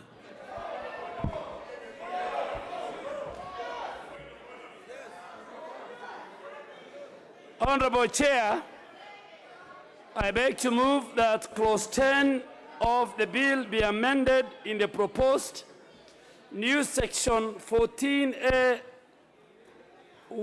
by deleting paragraph E. Chair, and I want to take the House that clause 10 of the bill, and particularly, I direct that the doors be opened and the bar be drawn. The Honorable Member for the Honorable Nyamita, the Honorable Mark Nyamita. What is out of order? Just hold on, the Honorable Aden Duale. Proceed. The Honorable Mark Nyamita. Mr. Speaker, thank you. Mr. Speaker, Mr. Chair, in fairness to all members who are in this House, this is a special sitting. Otherwise, members would be in the constituency doing what do we do best, Mr. Chair. What is out of order, the Honorable Mark Nyamita? I just wanted to seek some clarification, Mr. Chair, that now that we are all in this House and we have sized each other, and that all the men and women have held their guinea and our hands are full, why don't we consolidate all the amendments proposed by the other side and we vote at once, Mr. Speaker, and we go? The Honorable Nyamita, return your seat. Proceed. The Honorable Aden Duale. And the Honorable Aden Duale, as you proceed, the Honorable Mutunga. The Honorable Mutunga also has a proposal on the same, which is on all fours with the one by the Honorable Duale. So the Honorable Mutunga, if the fate, whatever the fate that will befall the proposal by the Honorable Duale will be the same fate that will be facing your proposal, because they're the same on all fours. Proceed, the Honorable Duale. Honorable Chair, my advice to Honorable Nyamita is that he's 4 years here. He should just pick the standing order and read standing order 133 up to the end. Then he will understand why he's here 4 years. Chair, I beg to move that clause 10 of the bill be amended in the proposed new section 14A1 by deleting paragraph E.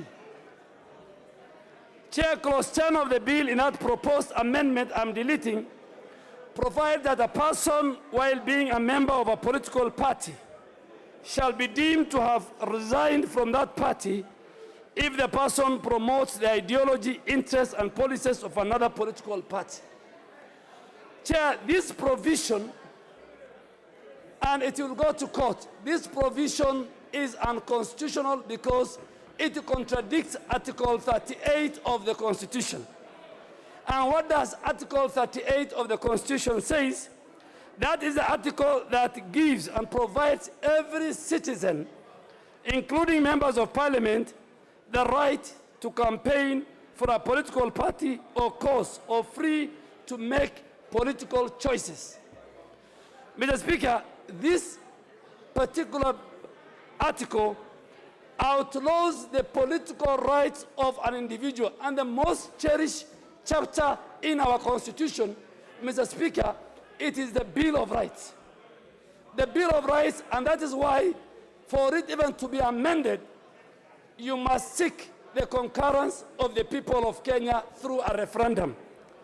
Mr. Speaker, you cannot create political parties owned by individuals that will cajole the interests of that member and the people he represents. And Mr. Speaker, a classical example is that Jubilee, the former Jubilee, and the Jubilee that is in ICU, was formed as a result of the collapsing of 14 parties. Today, that Jubilee, which had a national outlook, fall into the hands of crooks and brokers and drunkards. Shameful. And the only job they were doing was to chase members, violating their rights under Article 38, Mr. Speaker. The Honorable Dwala, you will withdraw that part of crook and shenzi. Mr. Speaker, I withdraw. Very well. The bill outlaws the rights, and more so if enacted, Mr. Speaker. The Honorable, the member for Elders. Mr. Speaker, is it in order? Is it in order? No, it's not only withdrawing, so that we have civility in our political. Is it in order for the Honorable Dwale, first, now that he has left Jubilee consciously, to talk about Jubilee instead of discussing in his house and dismissing everybody else who disagrees with him and say, is it in order, Mr. Speaker? The Honorable member for Elders, I've already asked the Honorable Dwale to withdraw that part where he was referring to the party as. Proceed, the Honorable Dwale, to move your amendment. So Honorable Chair, you know, my good friend Honorable Kenan is a pastoralist, and we don't argue over carcasses. Jubilee is a carcass, so I don't want to argue about it. Honorable Chair, the intention. I agree with Honorable Member for Kieni. I will leave you alone. Honorable Chair, the Honorable Dwale. The intention of this. The Honorable Dwale. The Honorable Dwale, you know you have a proposal here to make. But when you call other people who are still in that party as carcasses, then it is not good. Just withdraw it and proceed and make your point. Chair, I have withdrawn, but the country and the people have heard. Thank you. So at least the people have heard, but on Hansard I have withdrawn and apologize. So, Mr. Speaker, I want to tell members sitting here, as my final word, today you might feel you are safe in your party. I am telling you, do not make a law unless you are in a party that is run through a cult system. If that is a party, fine, but in a democratic party, if you feel you are safe, your day will come. I want you to internalize this amendment of Honorable Dwale, member for Garissa. I propose. Honorable members, I propose the question that clause 10 be amended as proposed by the Honorable Duale, member for Garissa. I see interest from the Honorable Dr. Makali Mulu, member for Kitui Central. Yeah, thank you, Mr. Chairman. You know, Mr. Chairman, I want to oppose this amendment because this is, Mr. Chairman, this clause is discussing a member of a political party. If you decide to join a political party, it is important, Mr. Chairman, you are there to the ideology, interests, and policies of that party. If you want to promote another party, just resign, go to that other party, and seek fresh mandate, Mr. Chairman. We are wasting time with unnecessary amendments here. I oppose.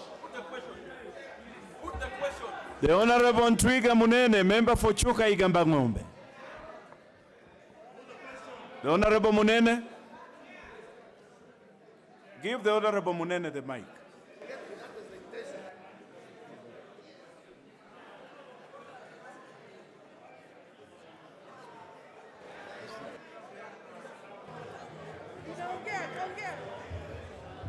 Thank you, Mr. Speaker. Mr. Speaker, as we sit in this house today, Mr. Speaker, at the legislature now we will put party dictatorship in the constitution of this country. I wish to tell those who are supporting this thing today that one day and very soon it will come to haunt them, and it will come to punish them, Mr. Speaker. Mr. Speaker, it's good as we debate as members of parliament that we realize that we are putting up laws for eternity. The Honorable Patrick, kindly just wear your Mr. Speaker, I just wanted to warn my colleagues that as they go on shouting here and voting on this thing, it will come to haunt them one day, Mr. Speaker. Honorable members, it is now, let me put the question. That clause 10 be amended as proposed by the Honorable Duale. Will as many of that opinion say aye? Will as many as of a contrary opinion say nay? The nays have it. You have the numbers, we shall proceed to division. I direct that the division bell be rung for the next 2 minutes.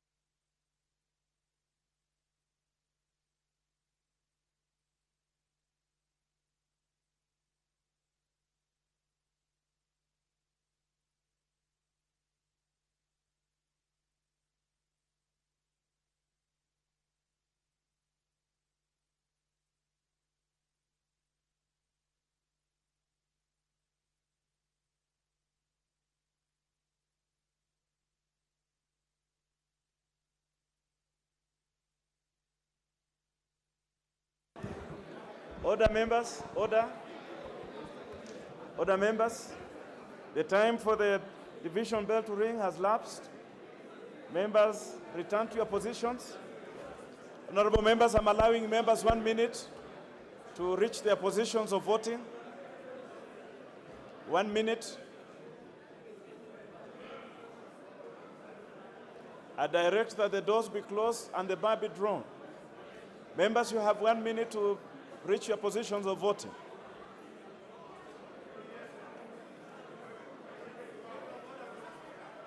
The Honorable Tuwei, I have received your complaint, and I direct that members kindly remember to have your masks on as directed by the Speaker earlier on.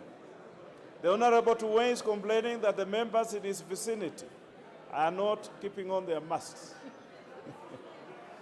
The members around Honorable Tuwei.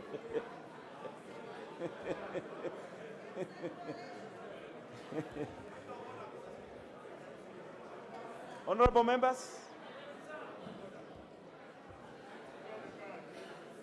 honorable members, I now direct that you withdraw your cards. Honorable members, withdraw your cards.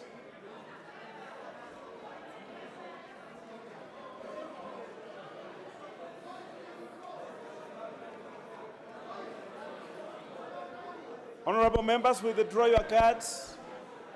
The Honorable Nyoro Ndindi, Martin Owino, the Honorable Kele Odoyo, member for Nyando.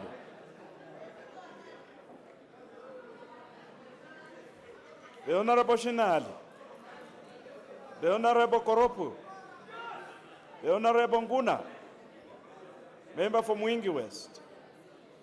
The Honorable Adagala, the Honorable Kemosi, member from West Mugiram. The Honorable Sunguya, member for Kajiado West. Please withdraw your card. The Honorable Gure Mohammed Garissa.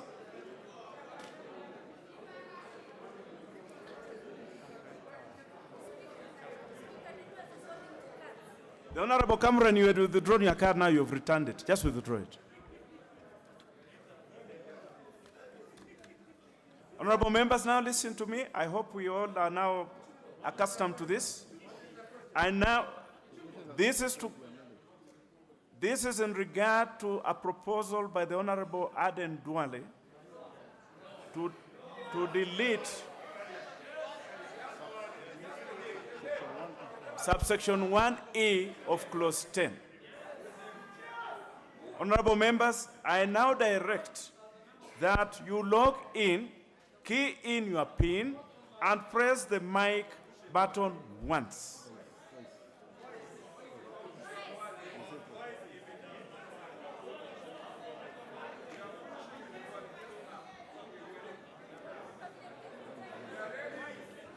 Honorable members, you have 90 seconds to do this.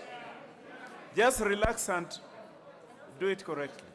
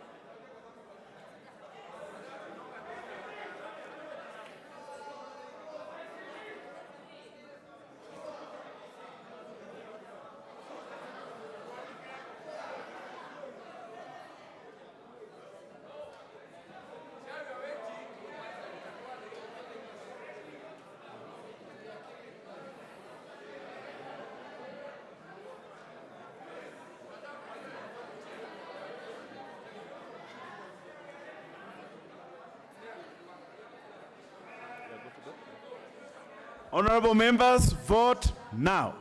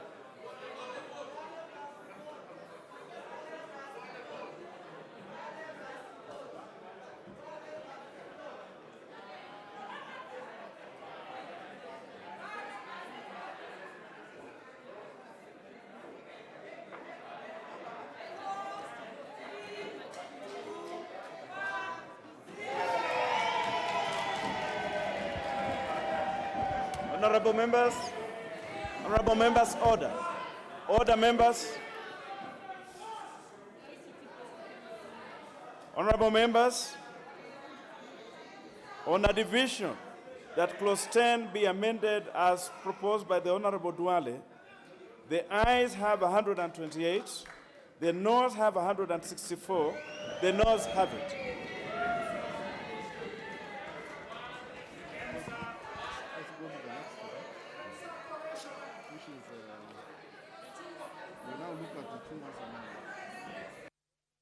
The Honorable Mutunga has directed the fate of your proposal is similar to the one by the Honorable Duale. We shall now have the proposal by the Honorable Ishungwa, member for Kikuyu.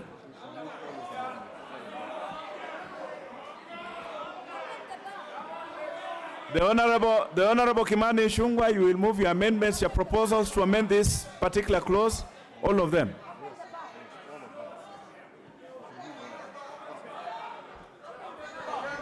Proceed. Oh, yes, honorable members, I direct that the bar be drawn back and the doors be opened.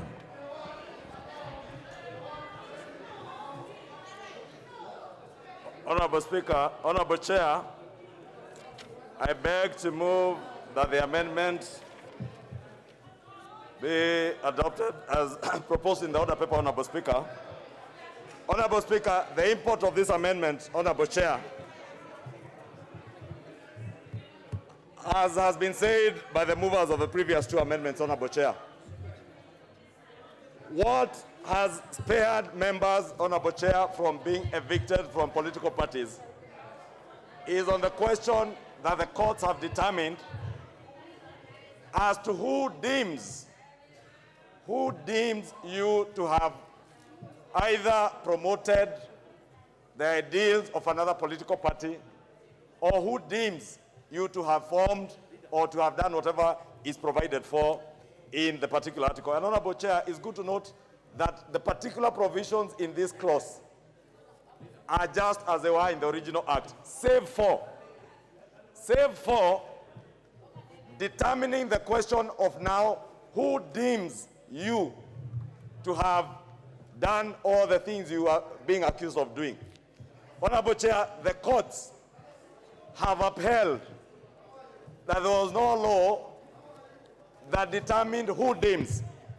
What this now is doing is determining that question. And I can see the leader of majority agreeing with me. And the folly, Honorable Chair, in my view, is who do we give the powers to deem you to have contravened the sections that are in that particular clause, Honorable Speaker? The proposal as it is, Honorable Speaker, is giving the power to deem to the registrar of political parties, Honorable Speaker. I had a lengthy engagement with the leader of majority on this issue.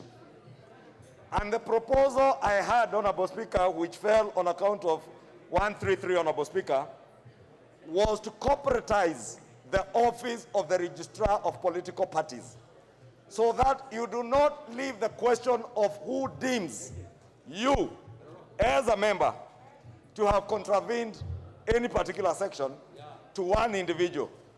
Therefore, Honorable Speaker, I just want members to know, as we vote, we are giving powers to the registrar of political parties, one individual, to determine or to deem you to have contravened whatever you will be accused of having contravened, Honorable Speaker.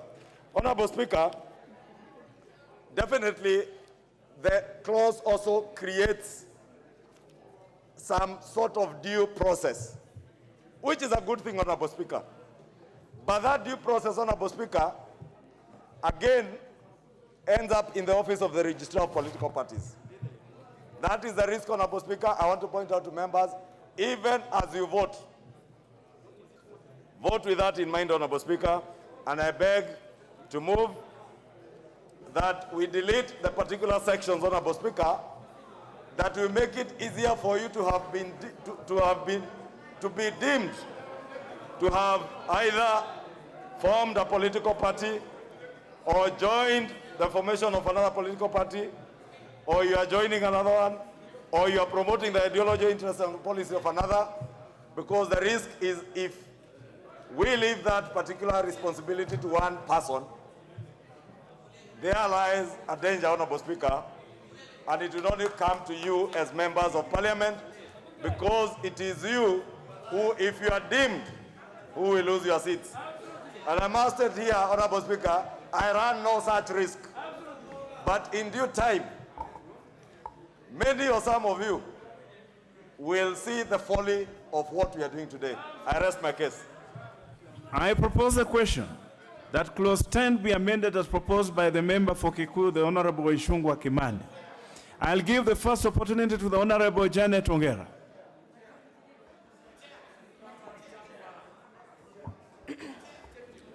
Mr. Speaker, thank you for giving me that opportunity. I oppose without thinking. I'll give the next opportunity to the Honorable member, nominated member 001.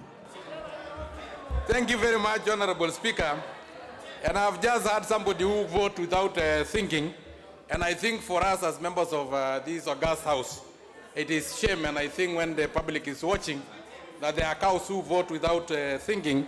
It is so funny, Honorable Speaker. Honorable Speaker, if I can think through this particular amendment, Honorable Speaker, I'm a victim, Honorable Speaker. I'm a nominated member of parliament. And when you are nominated, you are between a hard place and a rock, because you don't know if you pledge your loyalty to the 6.5 million Kenyans with disability I represent, who may have a contrary idea to what the party is doing, or you have the loyalty on the party, Honorable Speaker.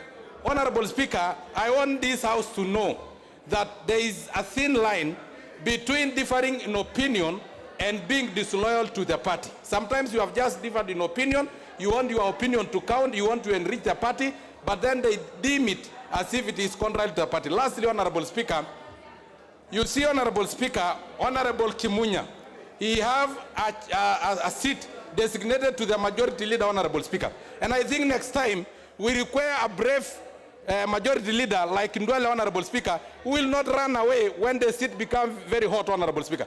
Honorable Speaker, Honorable Kimunya have vacated his office, Honorable Speaker, and is now in the opposition side. I don't know if he is deemed to have promoted the ideology of ODM and the ideology of opposition and vacated being the leader of government business in this house, Honorable Speaker. He's already within the opposition side, Honorable Speaker. So I employ Honorable Kimunya, please, we are missing you. Come back, please, come, because we want to consult you. The Honorable Kimunya, leader for majority. Thank you, Honorable Speaker, Honorable Chair. Honorable Chair, I stand to oppose the proposal by Honorable Kimani Ichung'wah, and to put it very clearly for the record that he has been very economical with the truth in explaining this. Unless he's reading another bill, it is very clear in 14A in the bill that I'm holding and the bill before this House that it is the political party that will deem you whether you have resigned or not, and the political party shall notify the registrar to take action. So when he comes here to say it's the registrar of political parties who deem you, he's actually trying to get the emotions of these people to show that they will be removed by a registrar of political parties when the bill is very clear. And that is very unfortunate, being untruthful to this House on a matter that is on public record. So I would ask the members, let's reject this thing without even further debate, so that people don't come here to be economical with the truth, so that they can sway members in a certain direction. Honorable members, I now put the question that clause 10 be amended as proposed by the Honorable Kimani Ichung'wah, member for Kikuyu. Will as many of that opinion say aye? Will as many of a contrary opinion say nay? The nays have it. You have the numbers. We shall proceed to division. I direct that the quorum bell for this month to be rang for 10 minutes so that members can have some access to water. Members can have access to water. So the bell will be rang for 10 minutes.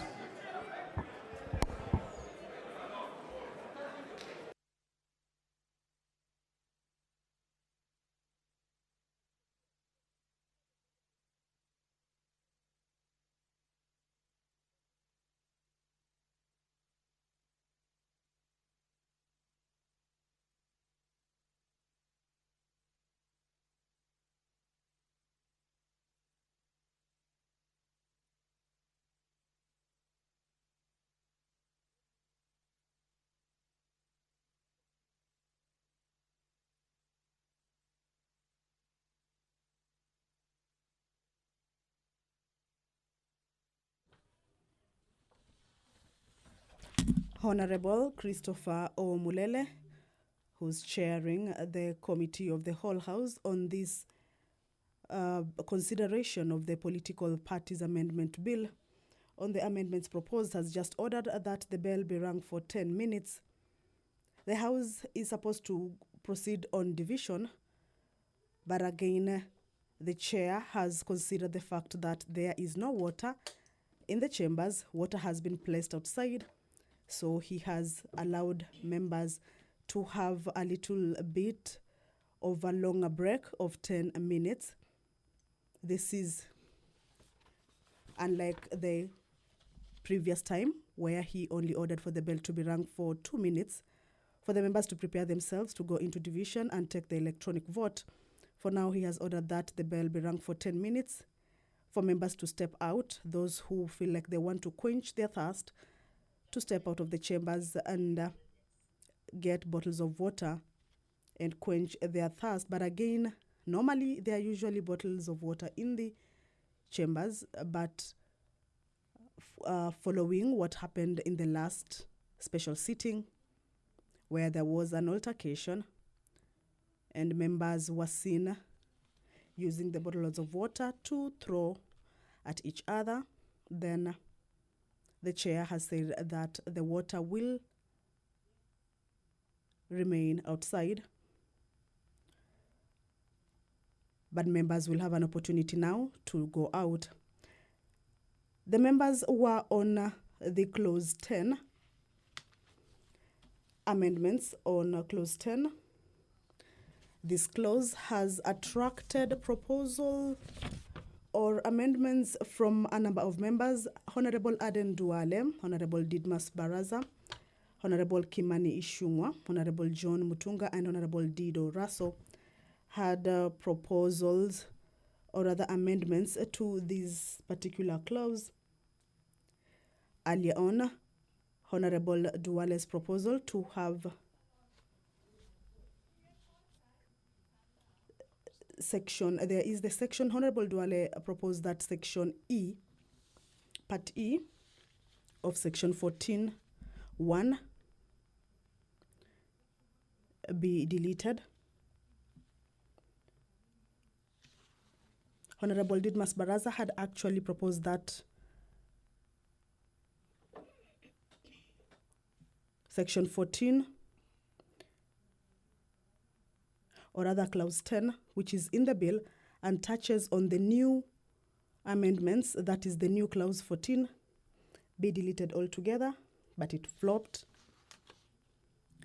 We also have Honorable Dido Raso, who had proposed that section 14(1) be removed in totality. But again, members said that is a substantive part in the bill and that it cannot be removed. That is 14(1), it cannot be removed, and just leave 14(2). So what members will be coming in to vote on is on the proposals or amendments being moved by Member of Parliament for Kikuyu, Honorable Kimani Ishungwa, who has proposed that clause 10 of the bill be amended by 1 in the proposed new section 14A by deleting subsection 2. Subsection 2 in the proposed new section 14A indicates that a political party shall, before deeming a member to have resigned under subsection 1, will notify the member that he or she has been deemed to have resigned from the political party and that the political party intends to remove his or her name from the list of its members. It also says that a political party shall, before deeming a member to have resigned under subsection 1, afford the member a fair opportunity to be heard in accordance with the procedure set out in the constitution of the political party.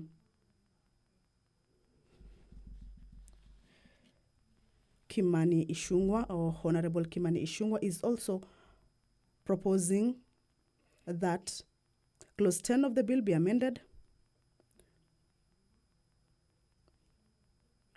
by deleting subsection 3 of section 14A.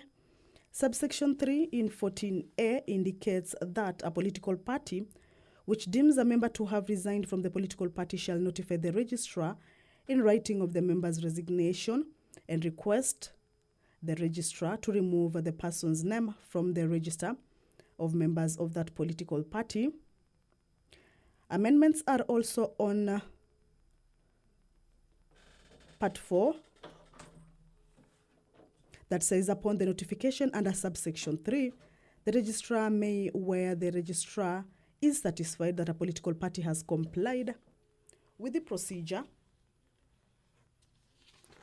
under subsection 2, remove the member's name from the register of the members of the political party within 7 days of the notification and notify the member in writing that he or she has ceased to be a member of the political party. Amendments proposed by Honorable Kimani Ichung'wah also seek to delete subsection 5 of the new proposed new section 14A. Subsection 5 says where the registrar is not satisfied in accordance with subsection 4, the registrar shall refer the matter back to the concerned political party for reconsideration. Part 2 of what Honorable Kimani Ichung'wah is proposing to be amended in the bill is in the proposed new section 14B.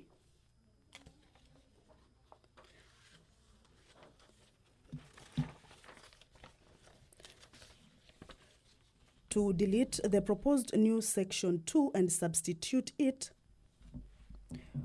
with proposed new subsections that a political party shall, before expelling a member under subsection 1, notify the member in writing of the provisions allegedly contravened and the particulars of any conduct related to the contravention. Part B of the new subsections is to inform the member of his or her right to appear and be heard before the relevant organ of the party, either in person or through a legal representative. And Part C of the new subsections being proposed is to afford the member an opportunity to be heard within a period of not less than 90 days from the date of the notice. These are some of the proposed amendments being proposed by Member for Kikuyu, Honorable Kimani Ichung'wah, on Clause 10.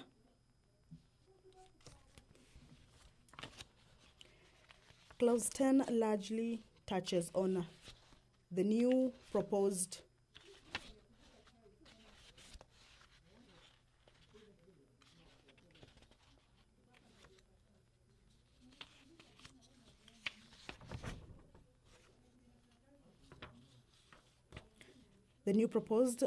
section 14A.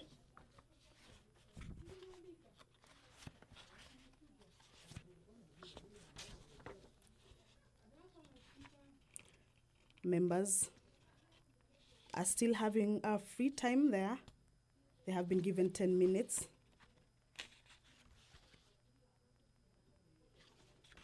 It is a division bell that is being rung, but this one is, unlike the previous ones, the chair of the committee of the whole house, Honorable Christopher Mulele, said that the bell can be rung for 10 minutes to allow members step out and pick a bottle of water. Honorable members, order. Order, members. Order, members. Honorable members, the time for the division bell, the 10 minutes has lapsed. Members, kindly resume your seats. I am allowing members 2 minutes to access their seats. 2 minutes, members, access your seats.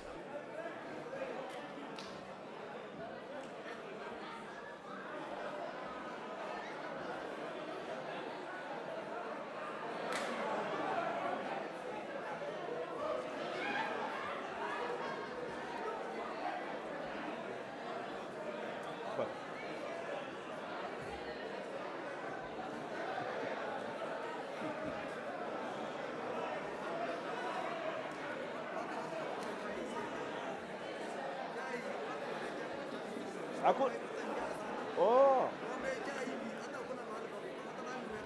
Na iko chai huko?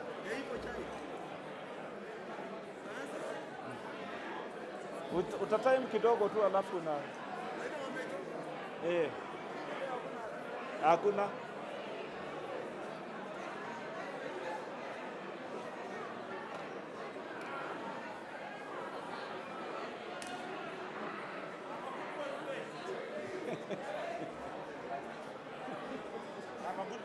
Kabisa?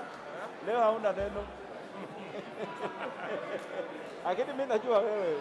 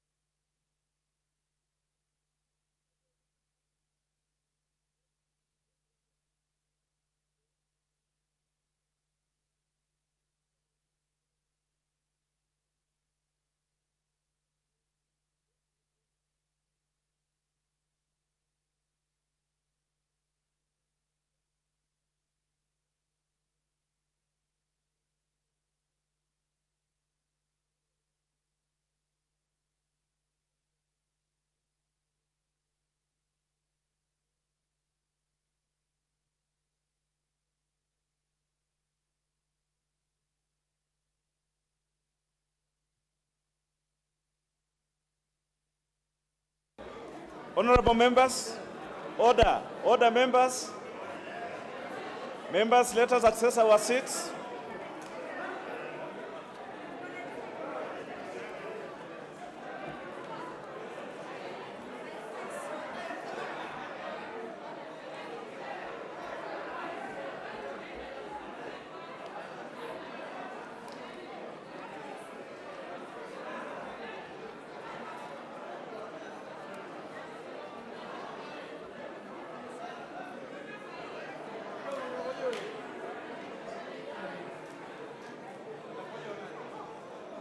Member from Nakuru, take your seat, please.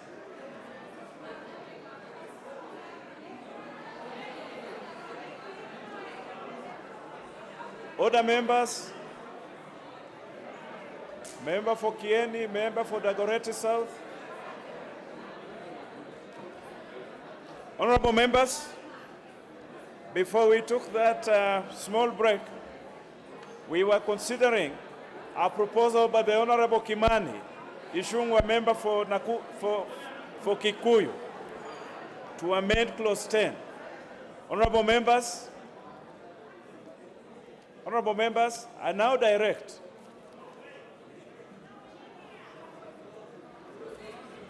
honorable members, access your seats, please.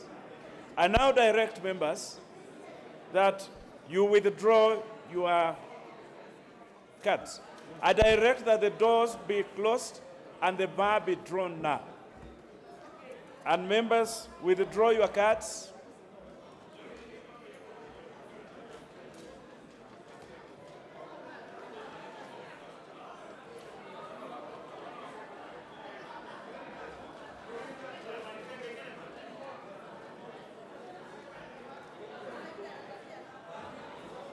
Honorable members, have we withdrawn our cards? The Honorable Nyikal, withdraw your card. The Honorable Rono Kipkoge.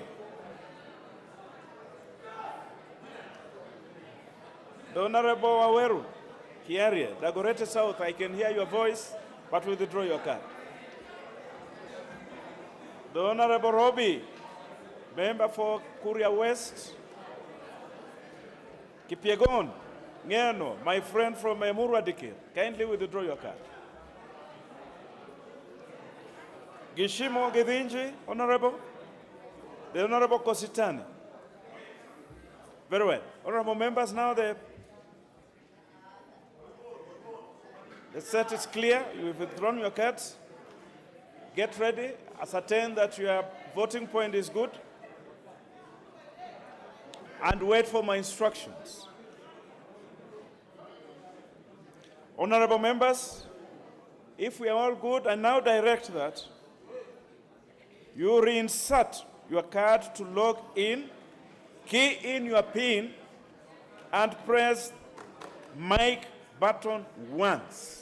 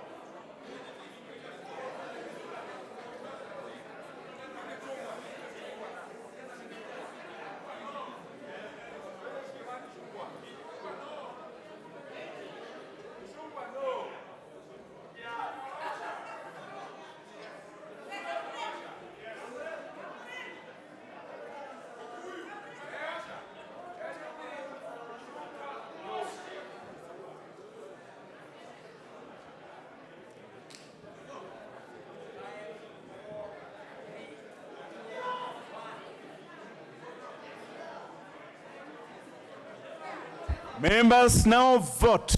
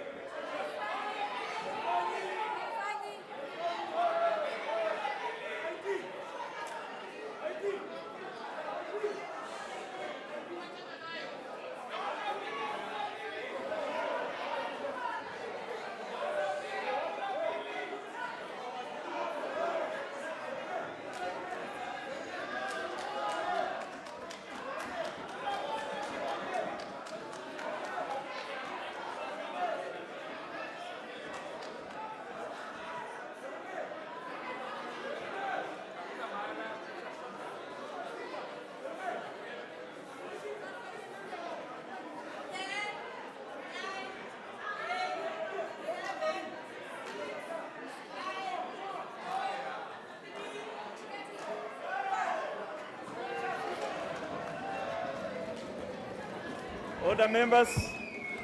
Order members.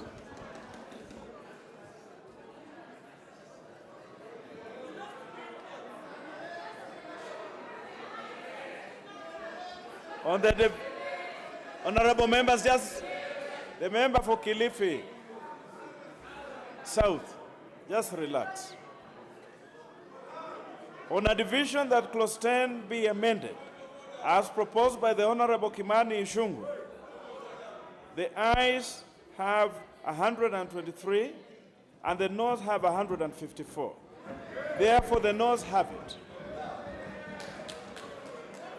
The Honorable Ashiali, you are a seasoned member. You know that there can never be anything out of order when the Speaker is on his feet. But you have a chance to prosecute your point of order. Thank you, Honorable Chair. Honorable Chair, for any vote to be believed, there must be a systematic way of voting. If you looked at the total of that close of Didmas, the total members were 294. The one for Raso, the total number of voters were 292. The one for Honorable Dwale, the total voters were 292. Now this one, the total is 277. I wanted to find out from you. It is not possible. It is not possible. And Honorable Speaker, Honorable Chair. Honorable members, just allow the Honorable Ashiali to prosecute his point of order. Yeah, honestly.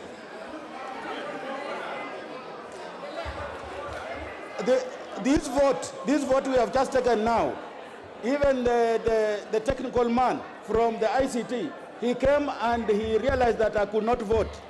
Honorable Chair, are we sure of what we are doing in this house? Because the Honorable Ashiali. Because the system is faulty. The Honorable Ashiali. Because the Honorable Ashiali, you have been in this house for a long time. You will remember that the doors keep opening and closing. Before I do this, I direct that the bar be drawn and the door be opened. And members have freedom to move in and out. So you will have different numbers of members voting to different clauses. It is possible. It is the Honorable Ashiali. I'm very keen on fairness. Honorable members, let's make progress.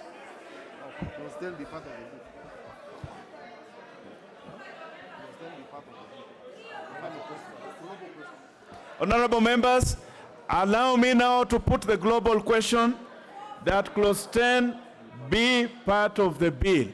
Will as many as of that opinion say aye? Aye. Will as many as of a contrary opinion say nay? The ayes have it.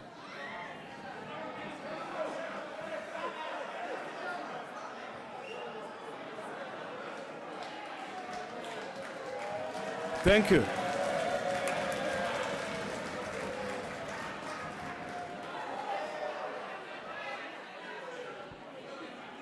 Clause 11.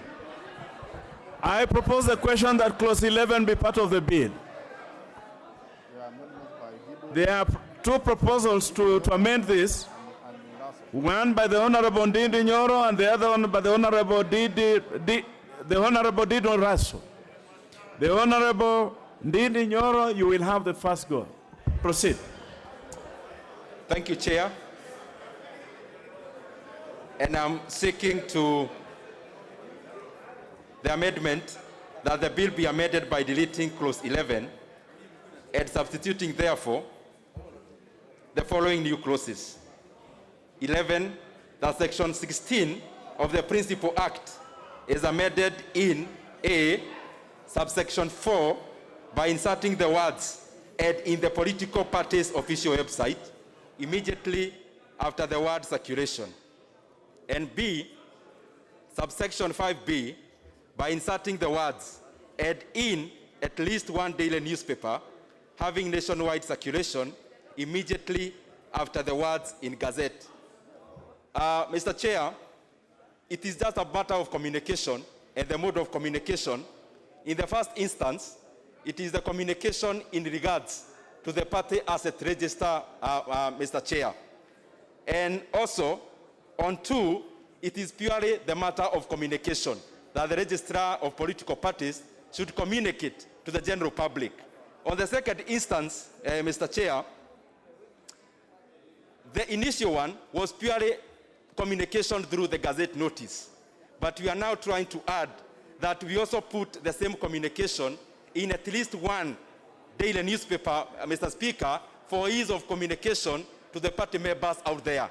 And as I wind up, Mr. Chair, I also want to decry the fact that we have wasted so much Kenyans' time where we should be deliberating on real issues touching on the real Kenyans.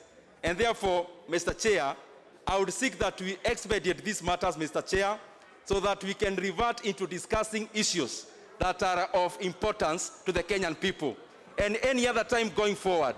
This parliament must never be seen as to converge to come and massage egos of two leaders, Mr. Speaker, who want to bulldoze this house into making laws for their own benefit and personal ego, Mr. Speaker. I move. Honorable members, I propose the question that clause 11 be amended as proposed by the Honorable Nyoro Ndindi, member for Kiharu. Will as members of that opinion say aye? Will as members of a contrary opinion say nay? The nays have it. We shall now have the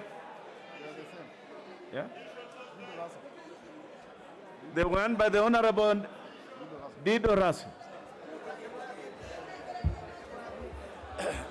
The Honorable Dido Raso. Thank you very much, Honorable Chair. Considering what Honorable Dindi Nyoro has presented in terms of proposed amendment to this bill, I think mine was also generally on the same realm. Therefore, I wish to withdraw. The proposal by the Honorable Didi Raso stands withdrawn. I therefore now put the question that clause 11 be part of the bill. Will as many of that opinion say aye? Will as many of a contrary opinion say nay? The ayes have it. Clause 12. I propose the question that clause 12 be part of the bill. There are two amendments by the Honorable Ndindi Nyoro and the Honorable Didi Raso. The Honorable Ndindi.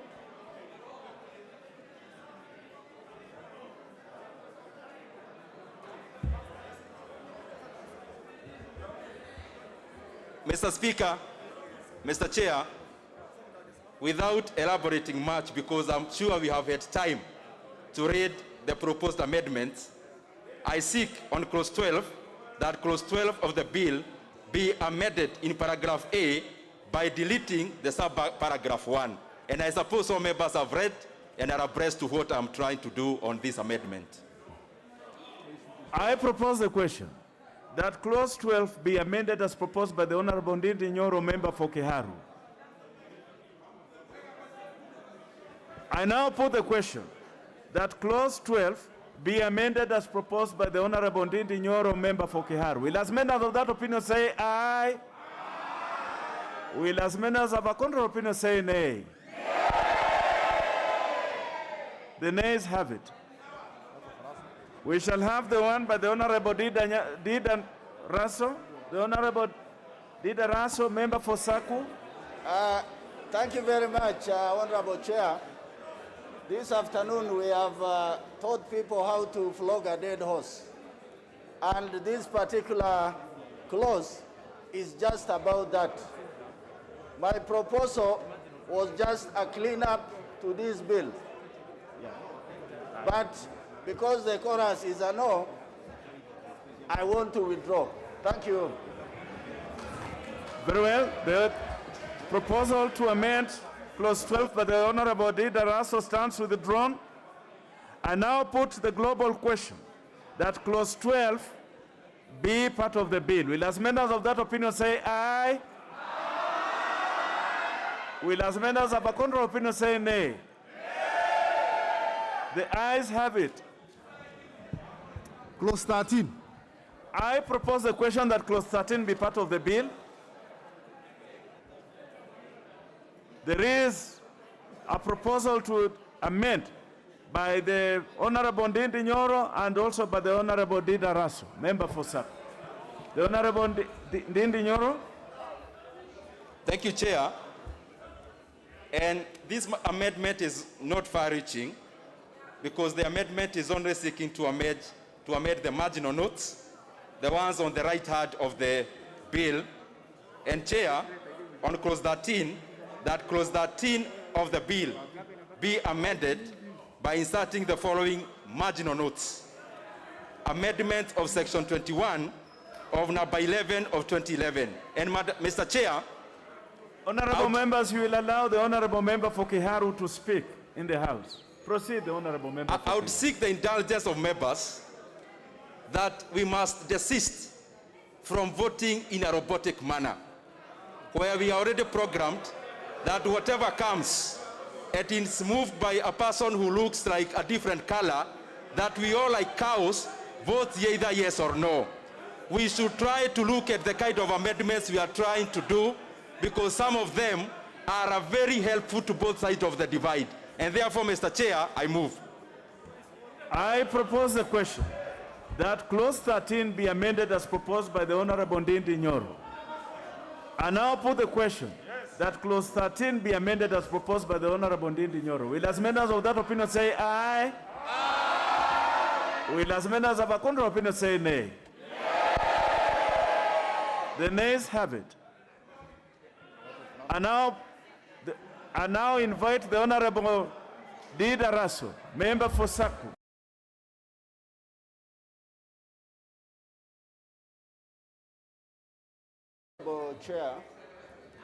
Honorable Chair, my proposal, as per the order paper, was to actually try to align this bill with the original act. You can say no until the cows come home. I am a pastoralist. So, Honorable Chair, in this particular suggestion, we have said that the registrar, in terms of the registration of a political party, he must cause it to appear in 2 national newspapers of national circulation.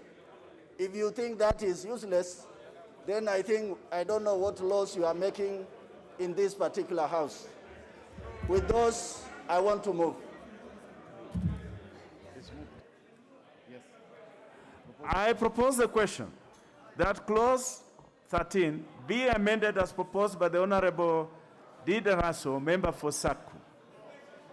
I now put the question that clause 13 be amended as proposed by the Honorable Dida Raso, member for Saku. Will as members of that opinion say aye? Aye. Will as members of a contrary opinion say nay? Nay. The nays have it. I now move the global question. I now move the global question that clause 13 be part of the bill. Will as members of that opinion say aye?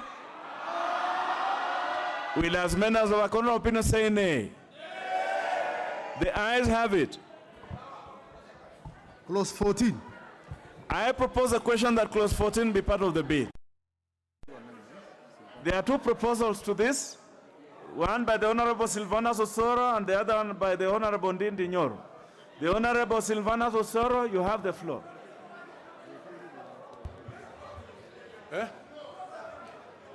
Sorry?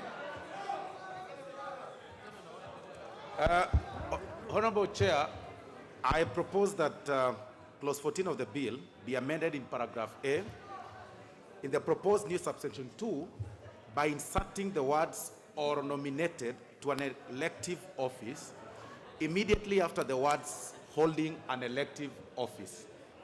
Honorable Chair, the proposal in clause 14 is that if a member of a deregistered political party holding an elective office established by the Constitution at the time of the political party's registration shall continue to hold office for the remainder of the elective term as a member of another political party or independent of any political party. Honorable Chair, that leaves the question on what happens to the nominated member of parliament. So what we sought in this amendment is to include the word nominated member of parliament, at least to also give them a leeway. And most of the members, of course, who are going to oppose are going to be nominated. It's very important for us to realize that. So I move that we amend as proposed. I propose a question that clause 14 be amended as proposed by the Honorable Silvana Osoro. I will allow the Honorable Sankok to speak to this. Thank you very much, Honorable Speaker. And I urge the House, please let us support this one because, Honorable Speaker, Honorable Chair, the nominated members of Parliament are also equal members of this House, Honorable Speaker. They have votes like any other member, Honorable Speaker. And I'm pleading with our elected members of Parliament to include also the name nominated member of Parliament. Remember, Uhuru Kenyatta was also nominated once in this House. Remember, Milio Diambo was also nominated. Ses was also nominated, and so many other very powerful characters in this country, Honorable Speaker. And if you see the line in which President Uhuru Kenyatta took, that he was nominated at first and later on become a president, Honorable Speaker, there is also possibilities of nominee 001 also going towards that direction and becoming a president. Lastly, Honorable Speaker, I'm happy we have seen the numbers. It is 128 versus 158, which is actually 7 versus 1. So one character have 128. So Hassler is still, we count ourselves as we have won, and we are proud of our numbers. We are confident of our numbers. We are very proud. Thank you. I support. The Honorable Wanga Nyasuna. Thank you, Chair. Chair, what Honorable Soro is trying to do is moot because nomination is election by party list. So whether you're nominated or you're elected through universal suffrage or you're elected through the party list, you are an elected member. So there should be no worry. So what Honorable Soro is doing is really achieving nothing, and therefore we shouldn't, or Soro should drop it or we oppose it. The Honorable Sarone. Thank you, Mr. Chair. I am here as a nominated member of Parliament, representing a political party called Wiper Movement. The point what Mr. Honorable Soro is trying to drive in, supported by Honorable Sangok, is null and void because we are being elected through party list. Number two, if a party collapses, it is automatically, whom are you going to serve in this parliament if the party has collapsed? So you should go home. Mr. Chair, I oppose totally. Honorable members, allow me to now put the question. That clause 14 be amended as proposed by the Honorable Silvana Osoro. Will as members of that opinion say aye? Will as members of a current opinion say no? The nays have it. There is an amendment proposal by the Honorable Ndindi Nyoro. Mr. Chair, my amendment, and I want to also speak to the other members who seem to oppose everything coming from whichever side of the House. That indeed it is a matter of semantics, Mr. Chair, then it's not substantive, and therefore there is actually no harm in passing the amendment to have the clarity. Because as it is now, Mr. Chair, and I want to read the original one, is that a member of a registered political party holding an elective office established by the Constitution at the time of political parties' deregistration shall continue to hold office for the remainder of the elective term as a member of another political party or independent of any political party. And I just want to reinforce the earlier amendment, Mr. Chair, because it's more of similar, that what we are seeking to do is to have clarity in the law, that other members who are not as lucky to be elected through universal suffrage are also protected by the law, Mr. Chair, by having clause 14A of the bill be amended by inserting the words or is nominated to an office immediately after the word elective office. And therefore, Mr. Chair, I submit. Honorable members, I propose the question that clause 14 be amended as proposed by the Honorable Ndindi Nyoro, member for Kihara. Honorable members, I now put the question that clause 14 be amended as proposed by the Honorable Ndindi Nyoro. Will as members of that opinion say aye? Aye. Will as members of a contrary opinion say nay? The nays have it. I now put the global question that clause 14 be part of the bill. Will as members of that opinion say aye? Aye. Will as members of a contrary opinion say nay? Nay. The ayes have it. Clause 15. I propose the question that clause 15 be part of the bill. Honorable members, there are quite a number of amendments to this. The first one I will give to the Honorable David Ochieng.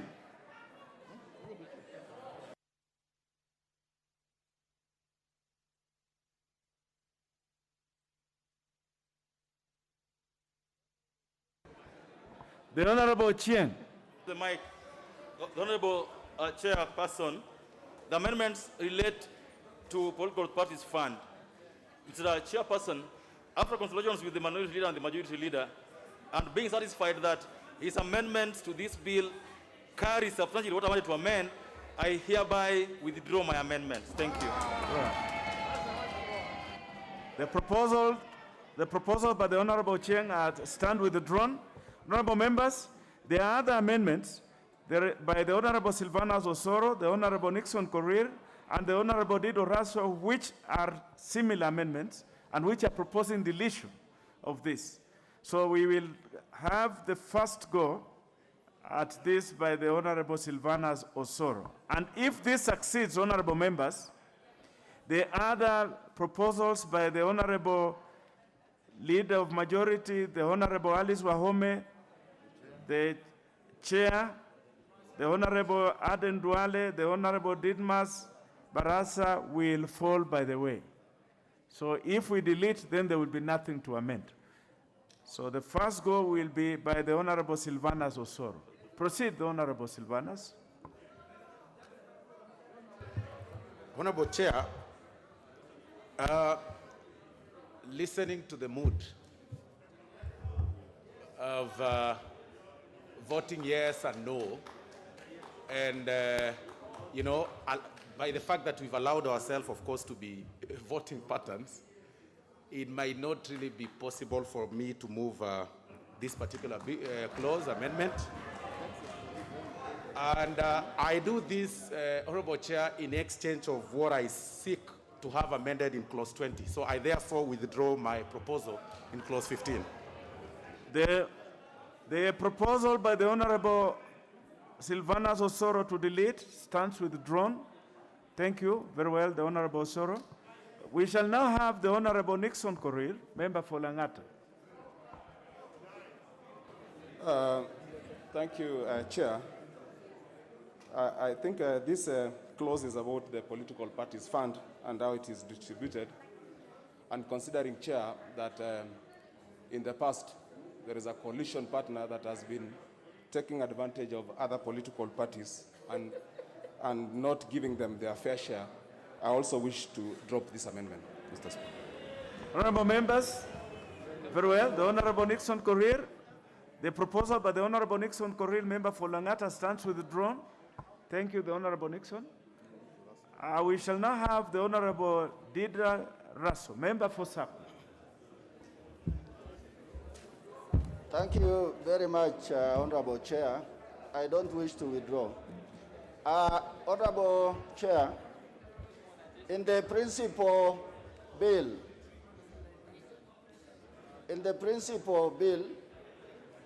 the political party fund is divided as follows. Total votes count 80%. Number of candidates from special interest, 15%. Fund administration, 5%.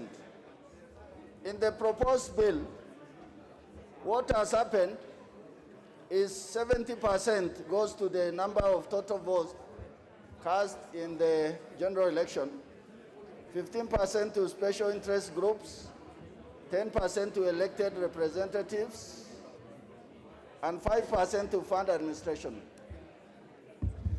Honorable Chair, if we look at the realm of developing parties, if we look at enhancing democracy and building on it, if we want to grow parties like that of Honorable Amunyinyi, let us say they don't bring an elected member to any of the forums, but they get so much votes.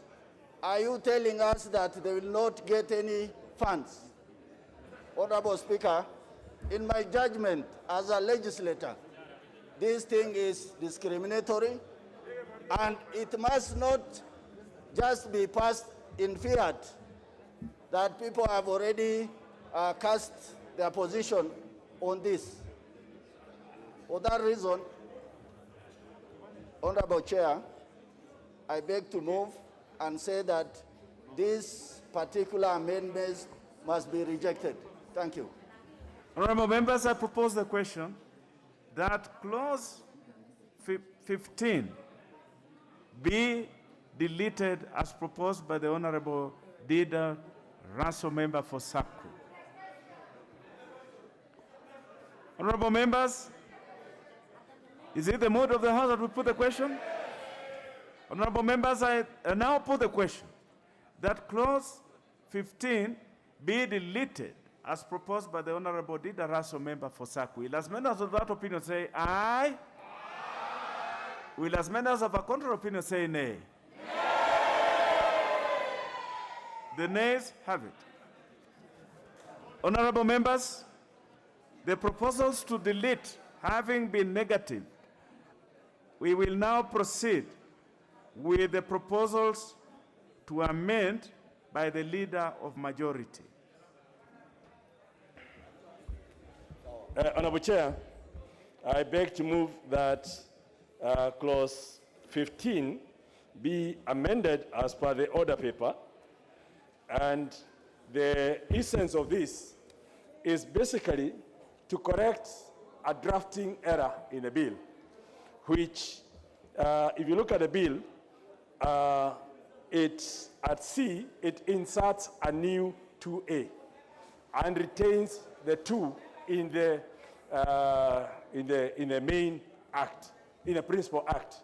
So we would end up with 2 provisions in the same act.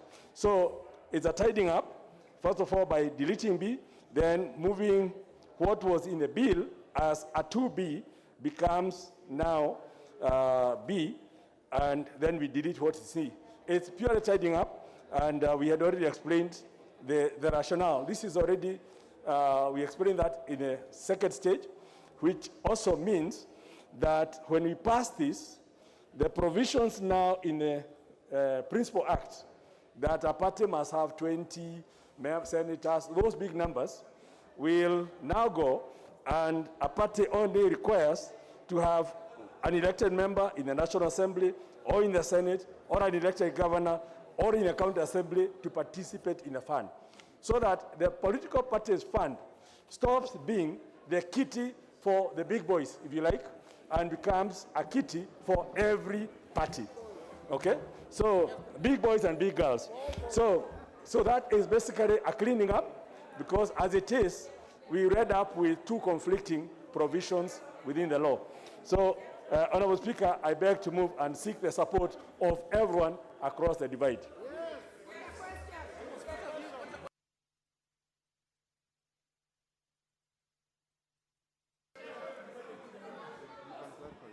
The honorable leader of majority, just hold on. Just hold on. You have 2 proposals to this clause 15. You have the one that is amending, and then you have the one that is proposing to delete 15C. Have you moved both? Yes, indeed. I moved both because in the current C is what I'm moving to B. Very well. Then, so C becomes otious, so we delete it. I now propose the question that clause 15 be amended as proposed by the leader of majority. I will allow some comments on this, considering that the Honorable Dwale has a proposal to this. Honorable members, just listen. Just listen. Just listen. Just be a little patient. It's procedural. The Honorable Dwale has a proposal to amend this also. So it is proper that he should have a say to this. Proceed, the Honorable Dwale. Chair, I stand to oppose And the reason is that, Chair, we must build national parties. What Honorable Kimunya, the leader of majority, intends to do is to allow village, ethnic, regional parties to access the political parties fund, to access taxpayers' money, where a bigger party like ODM or UDA have secured. Chair, this should not be allowed because briefcase parties, ethnic parties, for the likes of DAP Kenya, the likes of small parties, you know, even Jubilee will be in that category of a village party in the next election. So we should not allow. If you want to access the taxpayers' money, if you want to access the people's money, you must go out, sell an agenda, win seats and votes, and get the money. This amendment is encouraging ethnic, regional, village parties. I oppose. The Honorable Alice Wahome also has a proposal to this. She will have a say. The Honorable Alice Wahome, member for Kandara.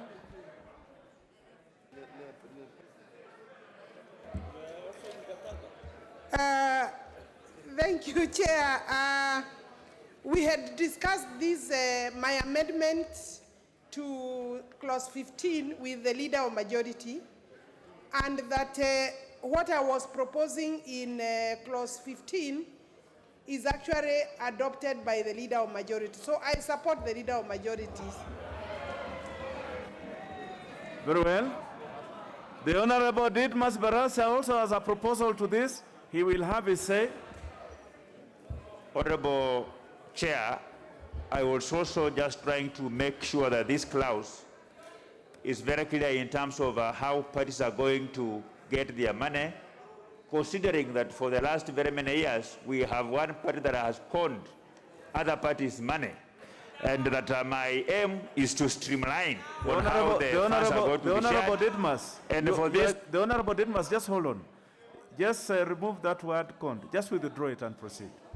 They were, okay, I replaced the word con with the word of not being honest and defrauded them of their money that they were supposed to be given.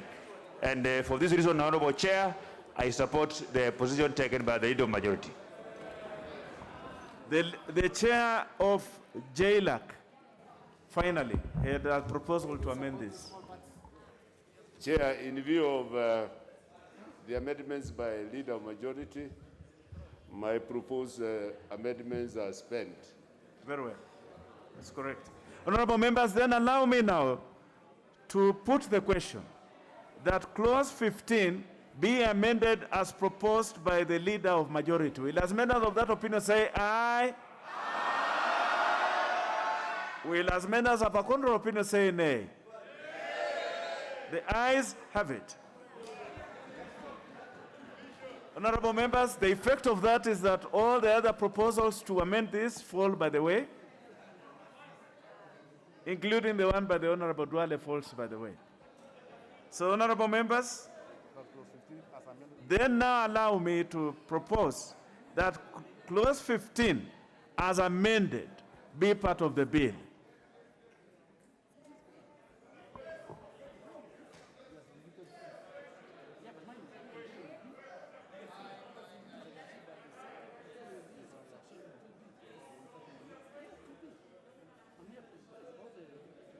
Just hold on, members. Just hold on, members. There's a question here. Before we go to the global question.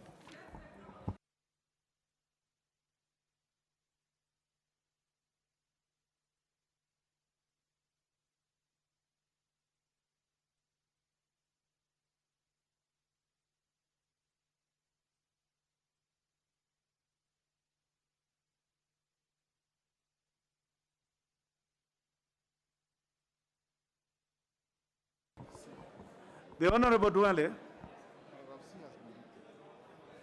your proposal to amend paragraph C cannot stand in light of the amendment by the leader of majority because he has amended clause C, which you are proposing to insert some amendment to.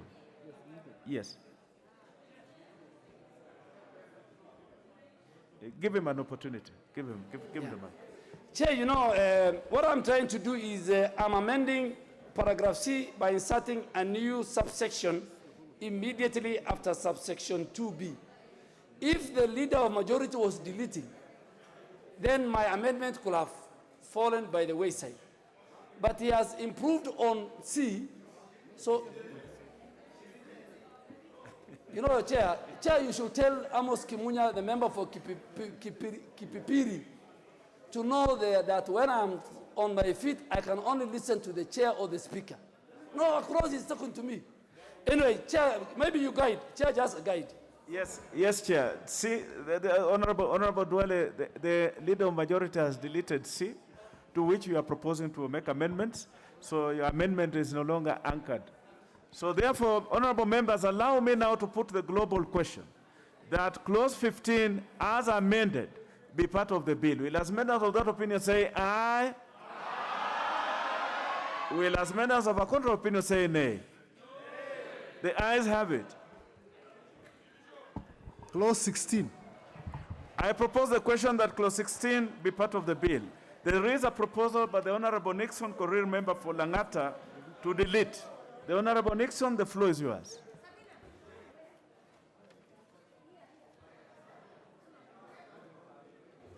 Thank you, Chair.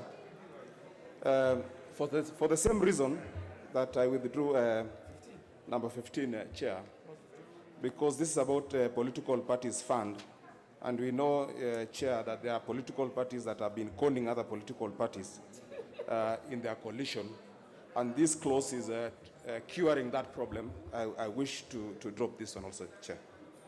The proposal to delete by the Honorable Nixon Korir stands withdrawn. Now we shall have the proposal to amend by the Leader of Majority. Thank you, Honorable Chair.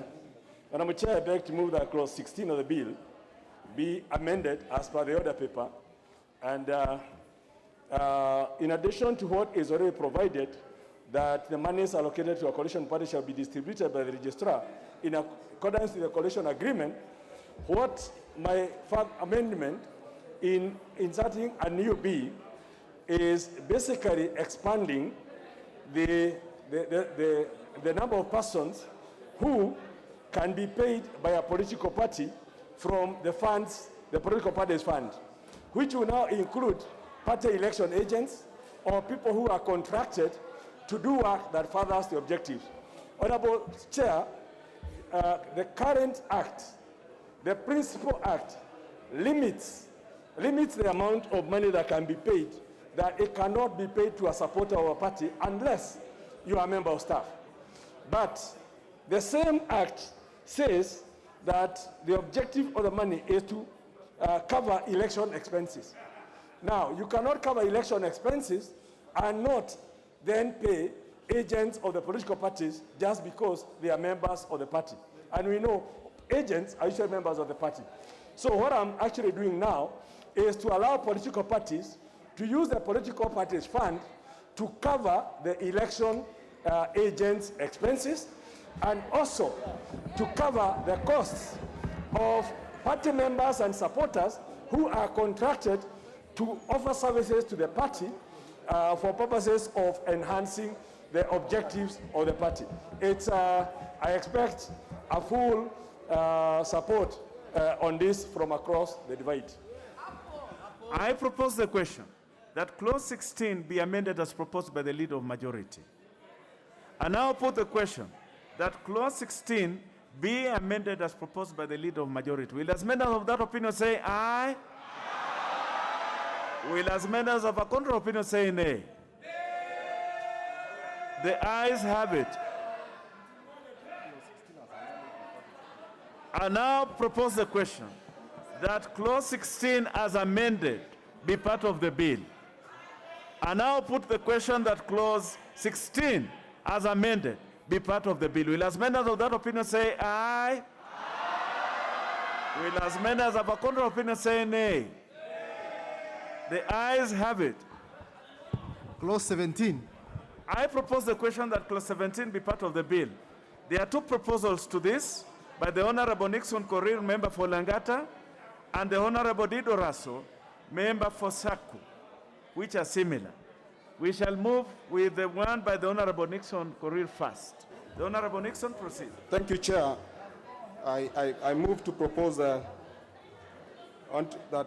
this clause be deleted, Chair, because as you can see, Chair, from what even the majority leader is putting across, and in the spirit of sharing resources by political parties, this clause is trying to limit the coverage in terms of publication by political parties on the source of funds from 2 newspapers of wide circulation to 1. It's mischievous, Mr. Chair, while we are opening the space and the information for members of the public to get to know the sources of funds and what the funds are being done, because political parties are now run by taxpayers' money. This clause is proposing to limit information to the members of the public. I propose the question that clause 17 be amended as proposed by the Honorable Nixon Korir. I put the question that clause 17 be amended as proposed by the Honorable Nixon Korir, member for Langata. Will as members of this opinion say aye? Will as members of a contrary opinion say nay? The nays have it. The Honorable Dido Raso, your proposal being similar and on all fours as the one by the Honorable Nixon Korir, it suffers the same fate, and therefore it falls by the way. Clause 18. Before we move to clause 18, I now propose the question that clause 17 be part of the bill. Will as members of this opinion say aye? Will as members of a contrary opinion say nay? The ayes have it. Clause 18. I propose the question that clause 18 be part of the bill. I see a proposal by the Honorable Nixon Korir to delete. Chair, I wish to withdraw this one. Very well. The proposal to delete by the Honorable Korir stands withdrawn. There is a proposal by the Chair Jailak, and also one by the Honorable George Karaoke and the Honorable Dido Raso, which are similar. So we will start with the one by the Chair Jailak. Chair Jailak.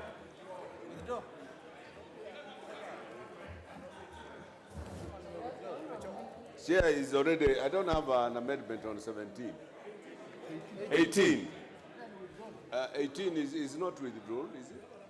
You have an amendment to Yes, I have, Chair, we have an amendment set out in the order paper, and I propose the amendment set out in the order paper. You propose.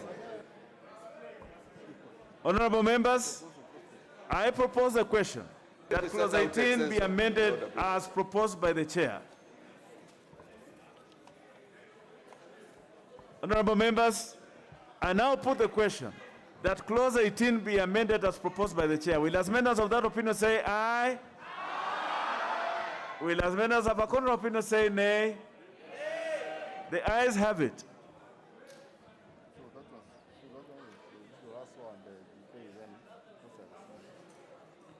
Honorable members, because the proposals by the Honorable George Karaoke and the Honorable Dido Raso are similar to the ones by the Chair Jailak, so therefore they automatically.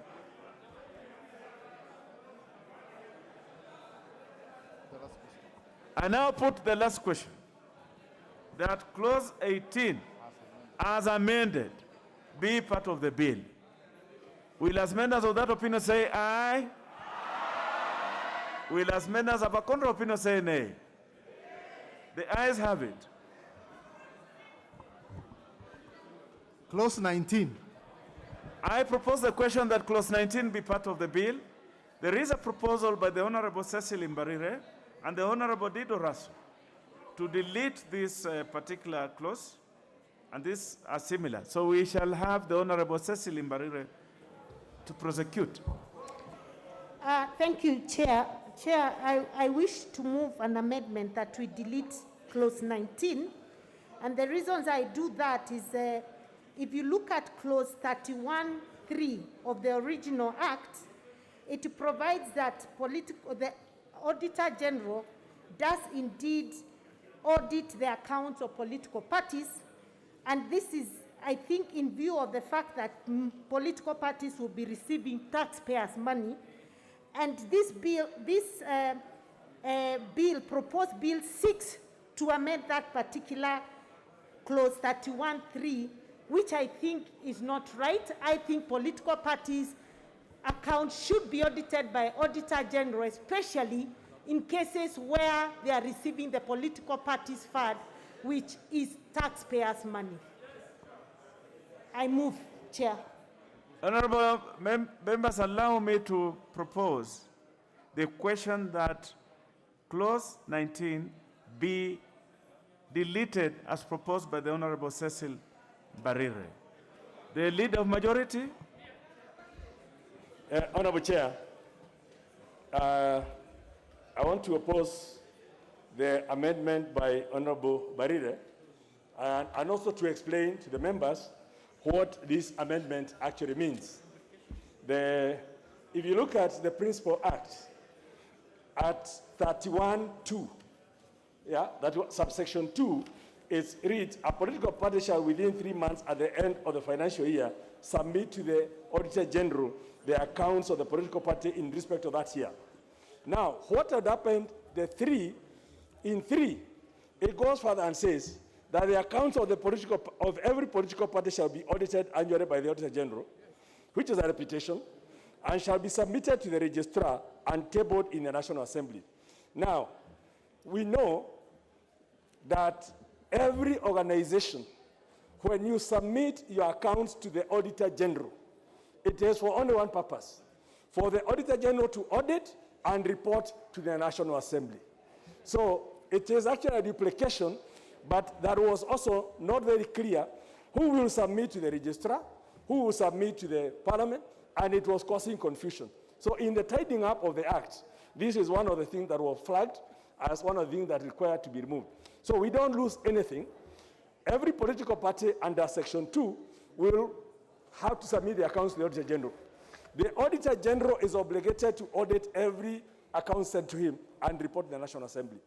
So, and then, if you also look at 34C within the Act, it also obligates the registrar of political parties, and for avoidance of doubt, I want to read that to members. One of the functions of the registrar is to ensure publication of audited accounts of political parties. So the registrar is covered in 34C of the Principal Act. The Auditor General is covered within 31(2), and the political party, they are enjoined there, and then the Auditor General is to the House. And now the confusion that was being caused by 3 in terms of duplication and not telling who takes it to the Auditor General, who takes it to the registrar, or who brings the Parliament, is now removed by declaring this thing that was redundant, deleted from the Principal Act. So that is the essence of the deletion in the bill. And I want to tell members, I'm an auditor, so I know what I'm saying. So we vote no. The Honorable Duale. Chair, I think the principle in this particular matter is that the office of the Registrar of Political Parties is an independent office, 1. 2, the funds that are being discussed in this particular article are taxpayers' money, allocated and appropriated by this House. And I think it's only fair that the Auditor General, like now the way it is, the registrar submits, the Auditor General submits to this House submits it to the relevant committee, whether it is the special funds or the Public Accounts Committee. And I think with that, I think we need to move and agree with for the first time, whether he's an auditor or not, that's not the matter for discussion. agree with the leader that at all times, public money and taxpayers' money, now that is being given to village parties, the village parties must account for. The Honorable Babu Owino. The Honorable Babu Owino.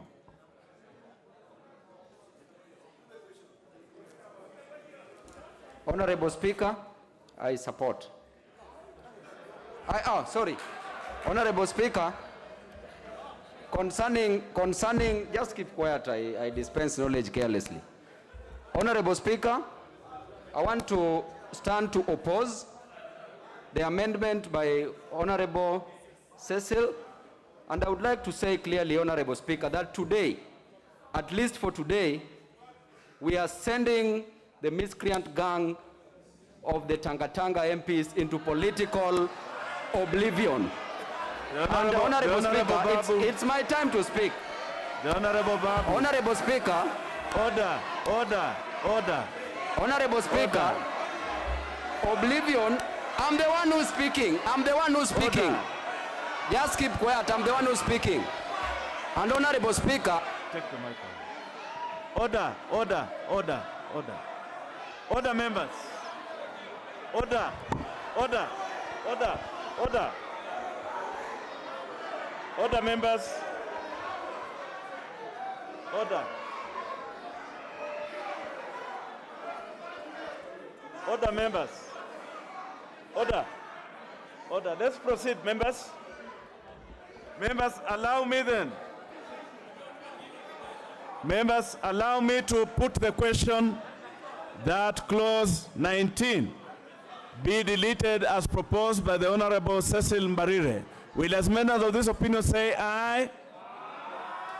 Will as members of a contrary opinion say nay? The nays have it. So that the proposal by the Honorable Dido Raso suffers the same fate. We shall now have the proposal by the Chair Jailak. Honorable members, you know where we have come from. The Chair Jailak, just hold on. Honorable members, you know where we have come from. If the House is experiencing a little peace, it is in the interest of all the members to maintain peaceful discussions of these matters as much as possible. Let us be kind to each other. The Honorable Cheptumo, just hold on. Let the Chair Jailak move. I will allow you. The Honorable Jailak, move. I'll give you an opportunity, the Honorable Cheptumo. The Honorable Chair Jailak, proceed. Chair, the proposal is set out in the order paper, and the proposal we seek is to amend section 31 under clause 19, and is what the leader majority said, that the accounting officer now, the reporting office shall be the registrar, who in turn is oversighted by this parliament. So you're withdrawing? So. Are you withdrawing? You're supposed to withdraw that amendment. Yes, so it is withdrawn. Withdrawn. Very well. The proposal by the Chair Jailak stands withdrawn. Therefore, honorable members, I now put the question that clause 19 be part of the bill. Will as members of that opinion say aye? Will as members of a contrary opinion say nay? The ayes have it. Clause 20. I propose the question that clause 20 be part of the bill. There are proposals to amend this by the Honorable Silvanus Osoro, the leader of majority, the Honorable Didmas, and the Honorable Mutunga, and the Honorable Cecil Mbarire. If the proposal to amend by the majority leader is carried, the amendment by the Honorable Aden Duale, the Honorable Didmas, the Honorable John Mutunga, the Honorable Cecil Mbarire will fall automatically. So we shall begin with the one by the Honorable Osoro, the Honorable Silvanus Osoro.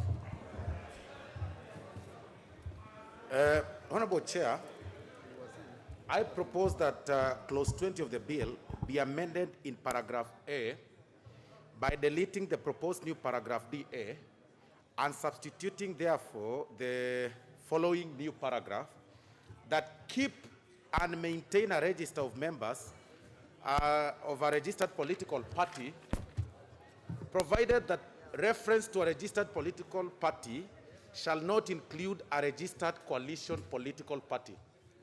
Honorable Chair, you know, going by what has been happening in this House, of course, from the first clause 1 all through to clause 20, you'll notice that the coalition political party has already passed. But there is no such a thing called a corporate list of members of a coalition political party. And that is what we propose, that each political party should maintain their register. There is no such a thing as a corporate register that the coalition political party should have. You will find that perhaps a bigger party, a larger party and a smaller party who perhaps form a coalition will go for a joint nomination. It is important for each political party perhaps to use their own register and not a corporate. If they agree to have a nomination in a certain region, no person from one party will move to the other party to, participate in the nomination, because there is no such a thing as a corporate register of a coalition political party. So what this amendment seeks is to have each party have their own register, because there is no such a thing as a coalition political party. So, Honorable Chair, I beg to move.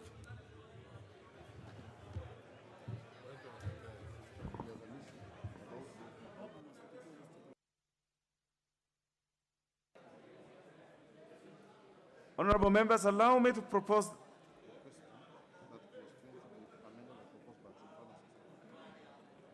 the question that clause 20 be amended as proposed by the Honorable Silvanus Osoro.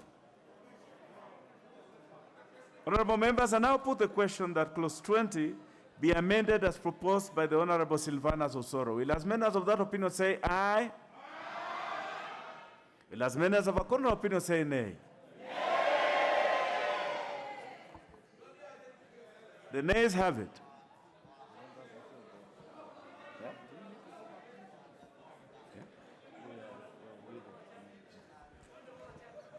The Honorable Dwale, what is out of order? Chair, I think I humbly request you that the statements made by Honorable Bobo Owino must be expunged from the Hansard, and he withdraws and apologizes. I think you forgot to ask that, because you have done that to many members. The Honorable Simbarati, just relax. The Honorable Babu, just be kind enough to your fellow members. Withdraw that part of the statement which was unparliamentary and fairly harsh. Honorable Speaker, I don't understand that part. Which part are you asking? Oblivion. Honorable Speaker, as per the definition of oblivion, before I withdraw it, let me define it, then I withdraw it. Oblivion is the entombment or entombment, for those who don't understand, of the unworthy into their own dust of nothingness. So therefore, Honorable Speaker, what should I withdraw there? Okay, I withdraw to suit your ego, the Tanga MPs. For your ego, I withdraw. The Honorable Babu.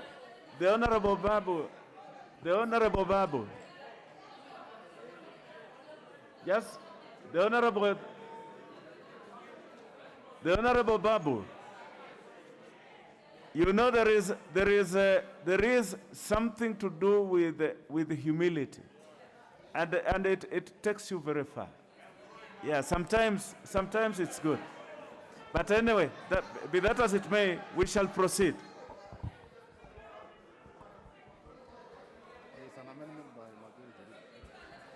There is another amendment. There is the amendment by the leader of majority to clause 20, the leader of majority.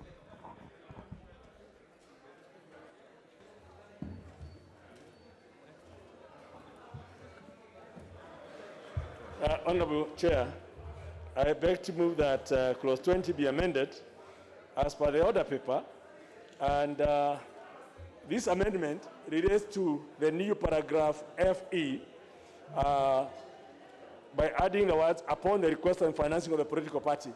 Basically what it means is that one of the functions of the registrar of political parties will be to train the agents of political parties.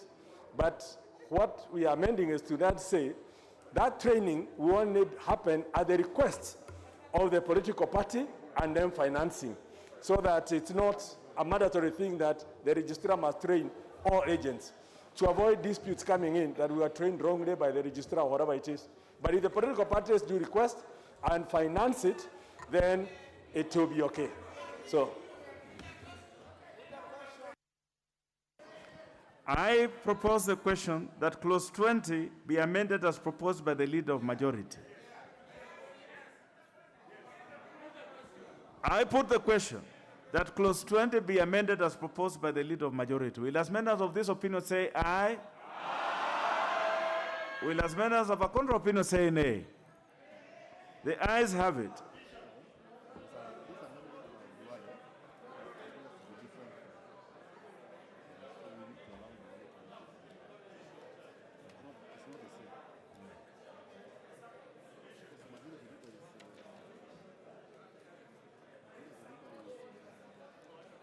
The Honorable Duale. Is the Honorable Duale in the house?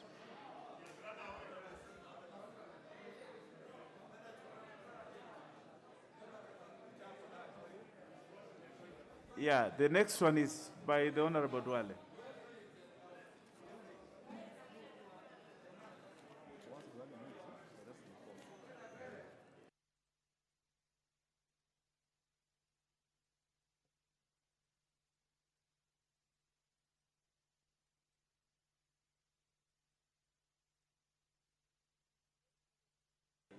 The Honorable Duale, you have a proposal to this clause 20, which I'm allowing you to prosecute. But just hold on. I want to hear what is out of order from the Honorable Jude Nyomo, member for.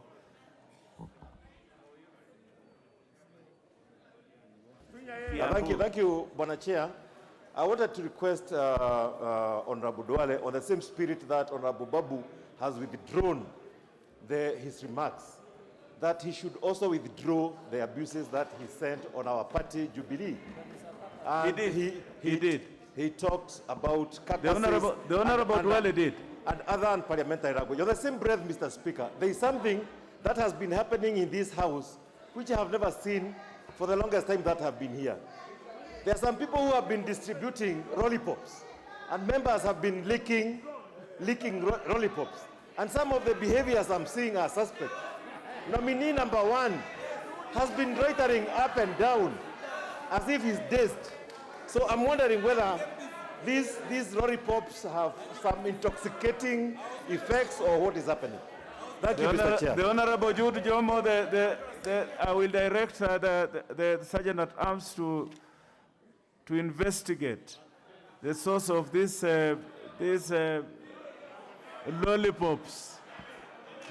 But anyway, honorable members, let us, yes, I had promised to give the Honorable Cheptumo an opportunity. The Honorable Cheptumo, just hold on, the Honorable Duale. The Honorable Cheptumo, proceed. Mr. Speaker, I listened to Honorable Owino. Mr. Speaker, I don't think that he has actually apologized. I don't think he has done so, Mr. Speaker. He has not. Referring to members of this side as Tangatanga gang. Mr. Speaker, he has to clearly withdraw and apologize. The Honorable Cheptumo, resume your seat. The Honorable Aden Duale, proceed. Thank you, Chair. My amendment has nothing to do with the lollipops. And I have passed that age of lollipop. Honorable Chair, I beg to move that clause 20 of the bill be amended in paragraph C, A, by deleting the proposed new paragraph FD, and B, by deleting the proposed new paragraph FE. Chair, clause 20 FD and clause 20 FE of the bill provides additional function for the registrar of political parties which shall be to regulate political party nominations and train election agents. And I want members to listen to me. I am sure you will remember me that you will be victims of this thing. Never was the framers of the Constitution contemplated, and Honorable Tena Molo is sitting in the House, that one of the functions of the registrar is to train your agents for party nominations.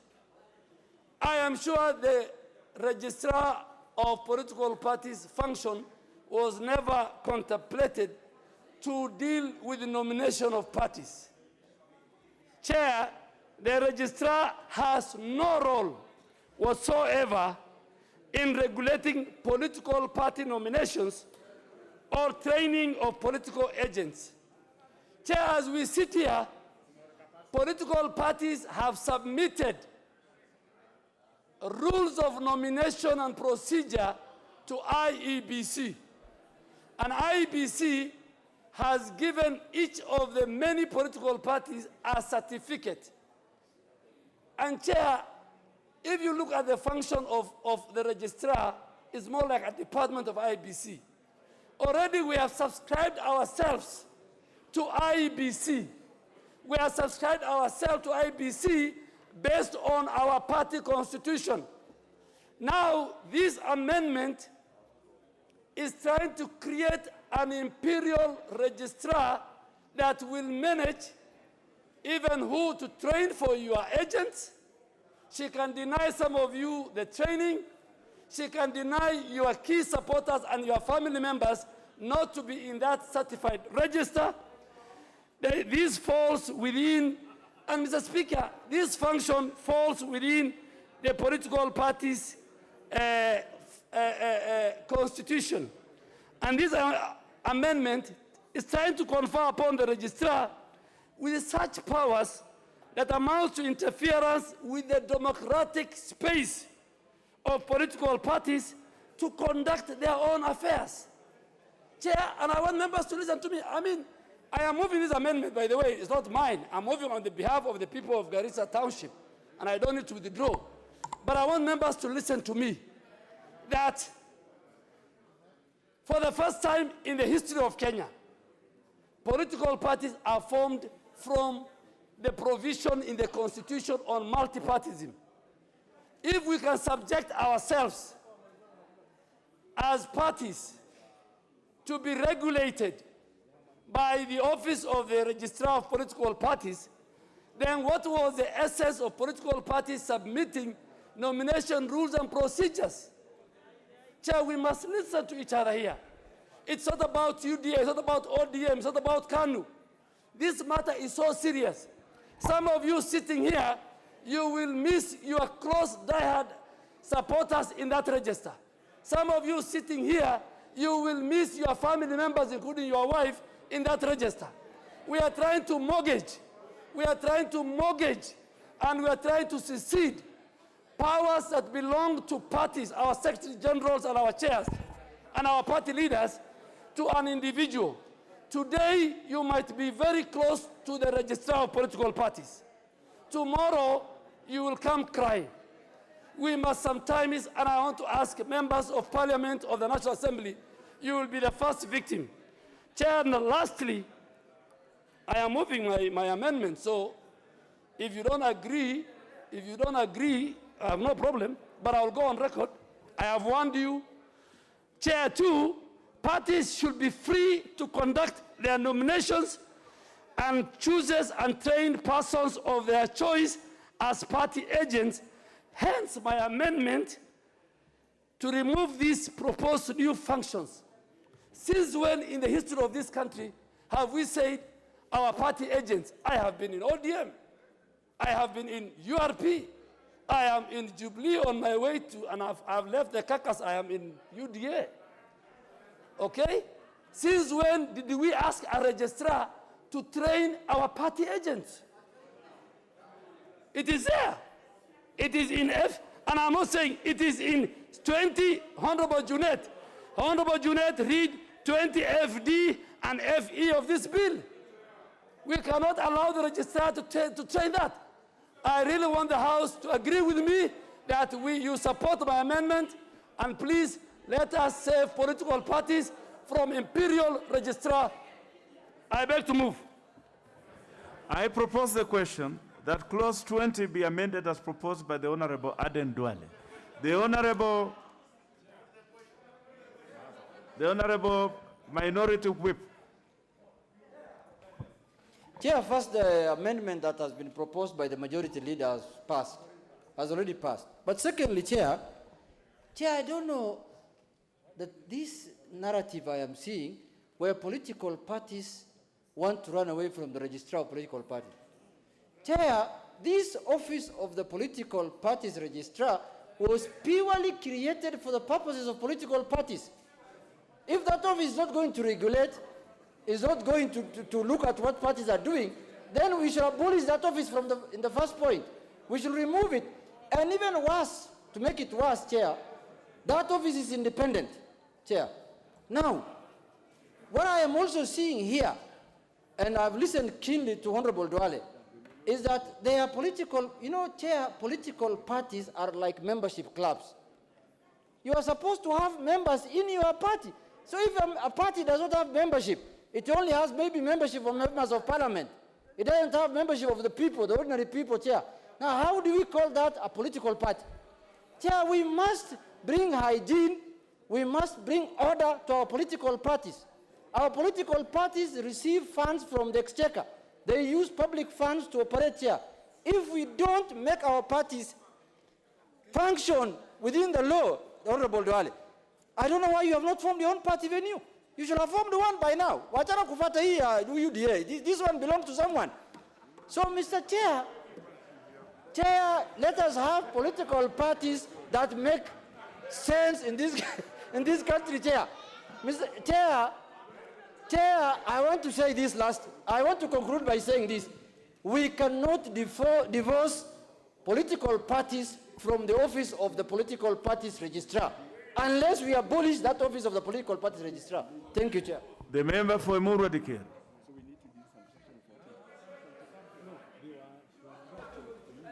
Mr. Chair, I wish also to support Honorable Duale's amendment.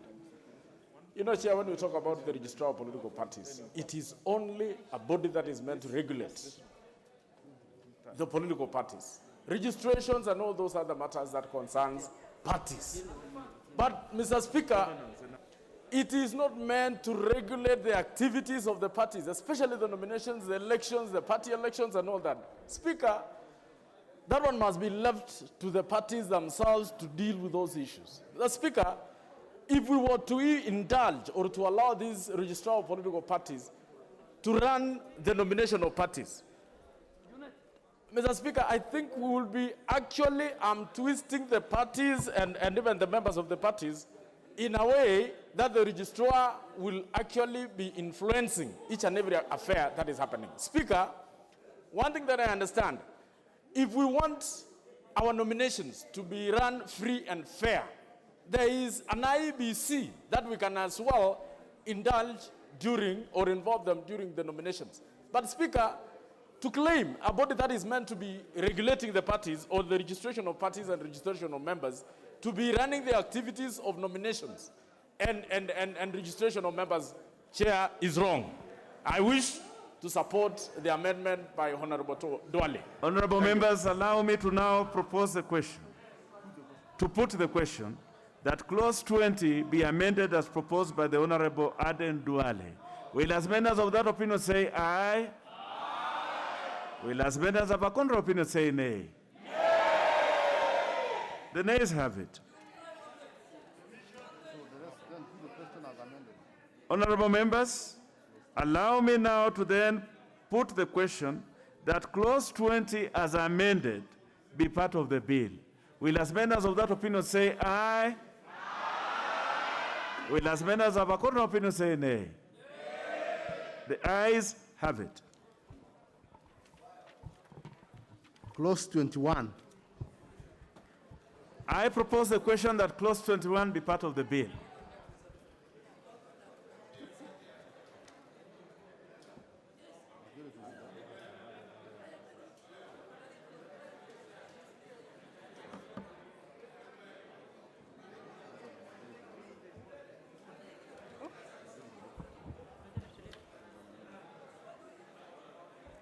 Honorable Leader of Majority, take your amendment.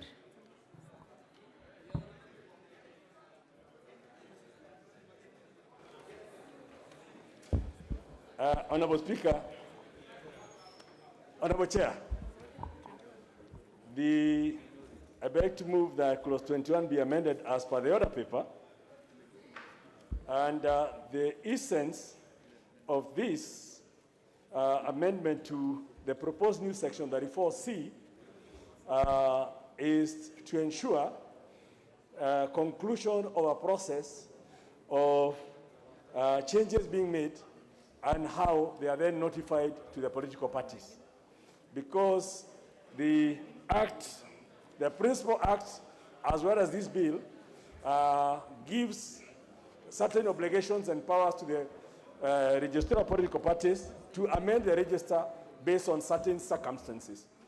But the missing link was that after those amendments to the register, for example, when a member has died, or when a political party has requested for a change, or a member has requested for a change, there is no feedback mechanism in law that obligates the registrar to notify the political party that that change has taken place, so that the party can then evaluate whether it's in agreement or not in agreement, and then seek relief within the universal decision to appeal to the political party dispute tribunal. So the essence of this is basically to complete that process, because I think in the discussions that have been held, political parties have expressed the feeling that the registrar of political parties has the discretion to make the changes at the prompting of a member or the prompting of the political party, or when circumstances change, but the political party may not know that the change has actually been effected. So this is for tidying up, and I ask for support from across the divide. It's really for the good of the political parties to ensure that any changes made has actually been communicated to them. If they are not in agreement, they have the right to appeal to the political party dispute tribunal and onwards all the way to the high courts and all that. I beg to move. I propose the question, which is that clause 21 be amended as proposed by the Leader of Majority. Should I proceed to put the question? I go on to put the question, which is that clause 21 be amended as proposed by the Leader of Majority. Will as many as of that opinion say aye? Aye. Will as many as of a contrary opinion say nay? Nay. The ayes have it.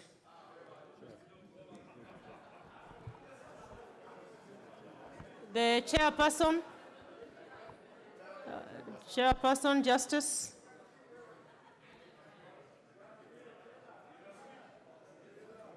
Me.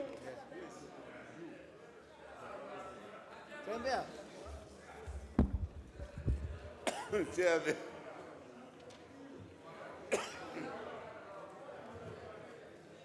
Chair, I beg to move that clause 21 be amended as provided for in the order paper. These amendments, the amendments that we need are purely for cleaning up. Cleaning up is, they don't go to the substratum of the clause. It is for the purposes of mere clarity and clarity, certainty, and cleaning up typographical errors. Thank you. I beg to move. I propose the question, which is that clause 21 be further amended as proposed by the Chair of Justice and Legal Affairs.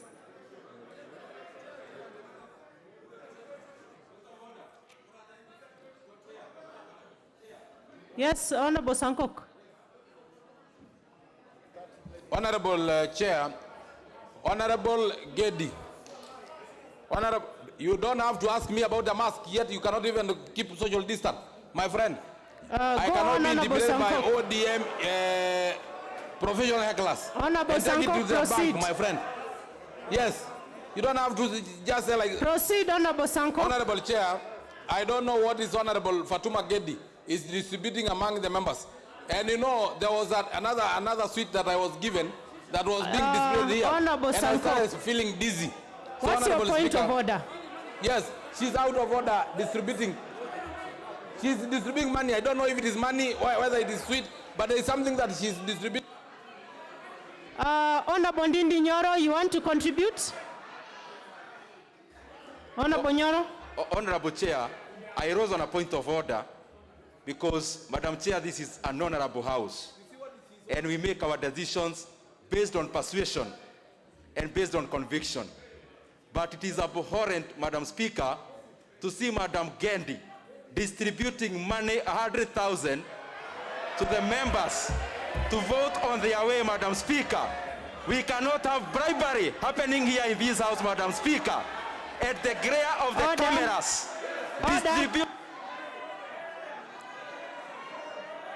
Order.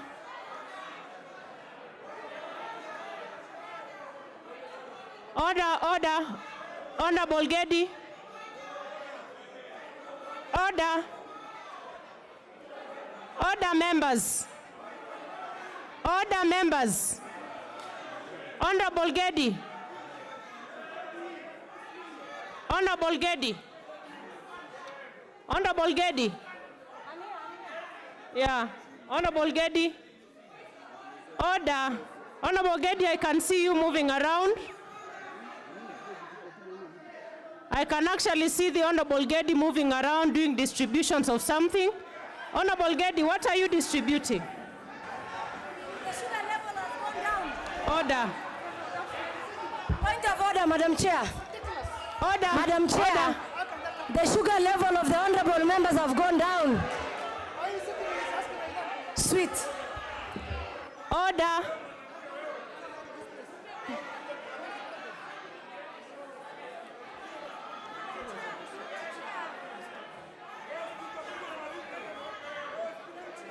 Order, members.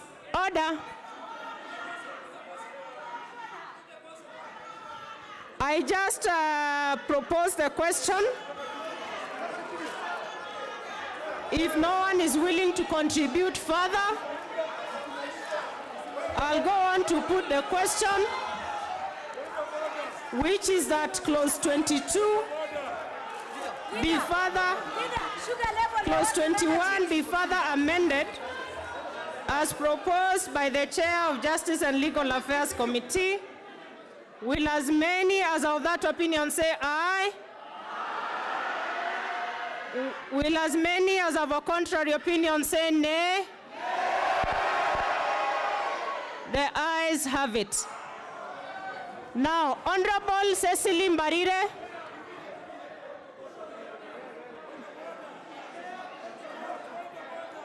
Can we ascertain that we have the numbers for division? Can we ascertain that we have the numbers for division, clerks? Yes, I think we have the requisite numbers for division, and we shall proceed to vote on division. We are proceeding to vote on division.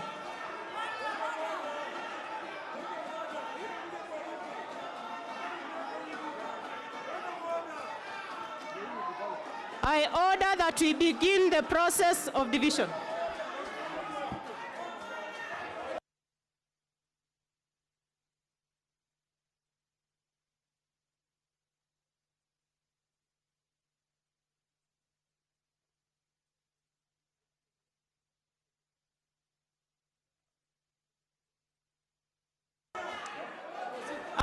Clerks, do we have division?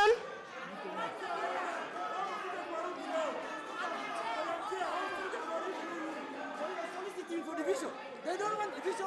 Okay. Asking for division, they don't want it. Speaker, can you speak?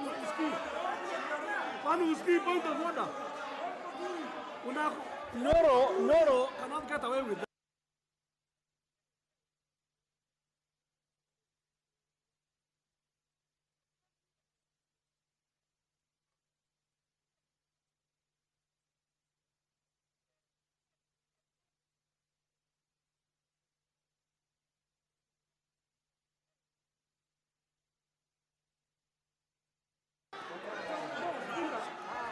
Honorable members, take your seats.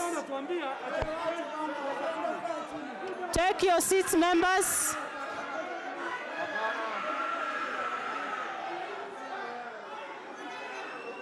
Members, take your seats.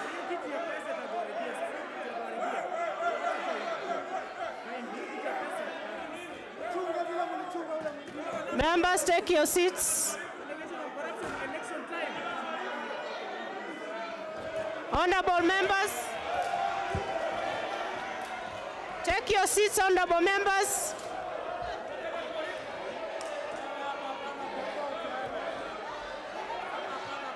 Members, take your seats.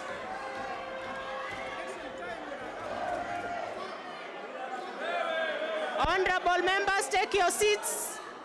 Take your seats. Order, members.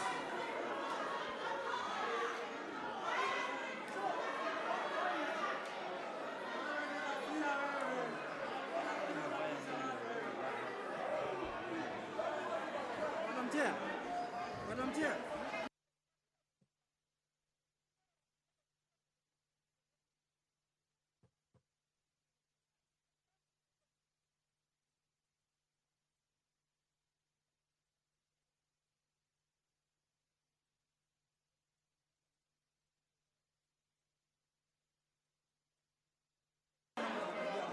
Honorable members, I want to give honorable members. Where is the Honorable Gedi? Honorable Fatuma Gedi.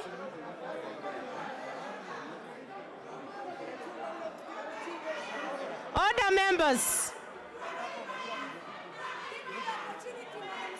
Order, members. Order, members.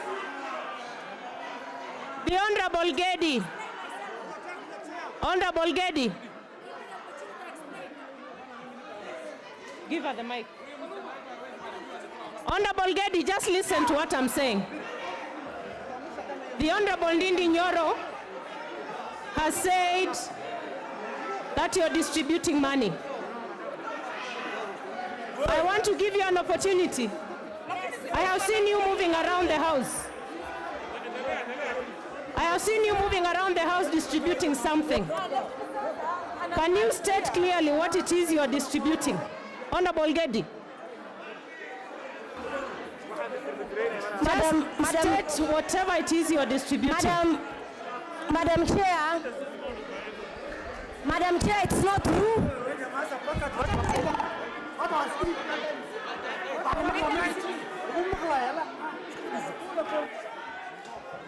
Order, honorable members. Order, members. But you cannot hear.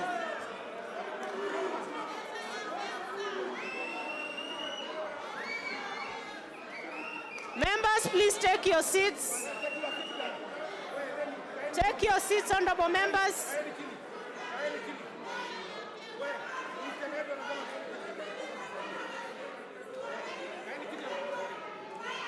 Order, members. Order.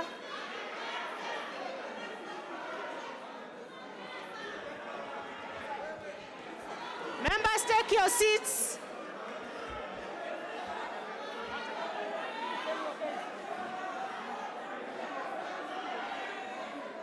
Take your seats, members.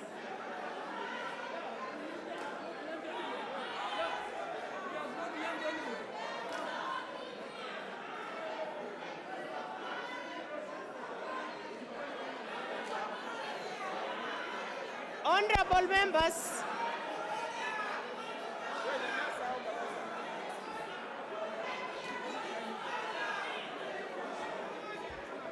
Honorable Wanga, what is your point of order? Honorable Wanga. Members, take your seats.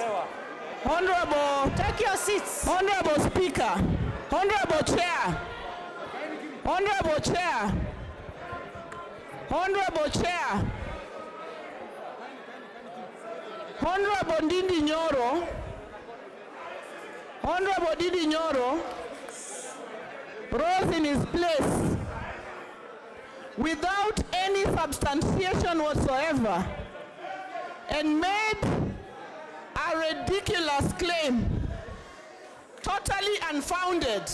Order, members, that take your erodes seats. the dignity. Honorable Wanga, just a minute. Not of any. Members, take your seats. Take your seats. Take your seats. So that we can hear what the Honorable Wanga is saying. Take your seats, Honorable Buyu.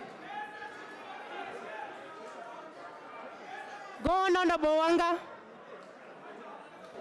Honorable Chair, Honorable Ndindi Nyoro rose in his place and made totally reckless, unfounded statement that erodes not only the dignity of some members of this House, but the dignity of all the members of this House.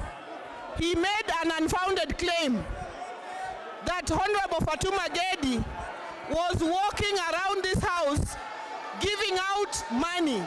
I would like you, Chair, in your place, to challenge the Honorable Ndindi Nyoro to substantiate that very reckless claim that he made against the Honorable Gedi. And if he cannot substantiate it, he should go ahead and withdraw that statement. Chair, this is not on Ndindi, this is on you. Chair, this is on you. This matter, Chair, is squarely on your desk to ask the Honorable Ndindi Nyoro to either substantiate his claim or go ahead and withdraw it and apologize to the members of this House. Honorable members, listen. The Honorable Ndindi Nyoro has alleged that the Honorable Gedi was moving around distributing money, and the Honorable Gedi has confirmed on record that she was distributing sweets. And I will order the Honorable Ndindi Nyoro to withdraw the statement. If not, then you substantiate your claim. Honorable Nyoro. Madam Chair,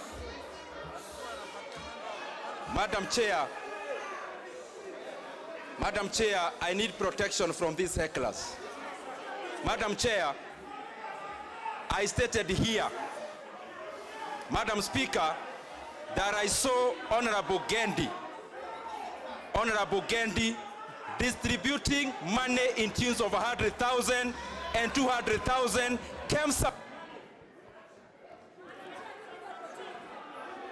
Honorable Ndindi Nyoro, are you able to prove that, Honorable Nyoro? Madam Speaker, Honorable Nyoro, we have the evidence that these members are being bribed through KEMSA money, 100,000 and 200,000 by Honorable Gendi. Order. Order. Honorable Ndindi.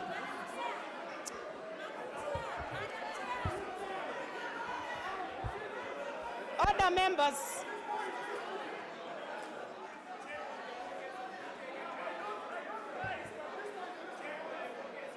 Honorable Ndindi Nyoro.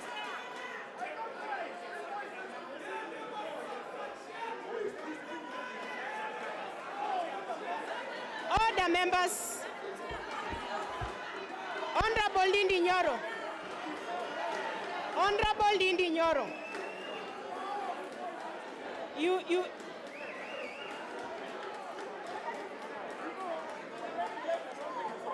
are imputing improper motives on a fellow member of parliament. Honorable Nyoro.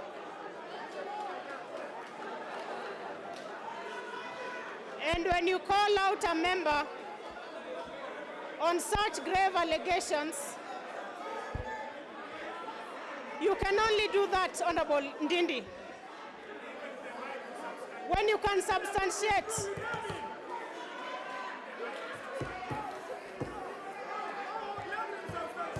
Honorable Ndindi, you need to withdraw your claims.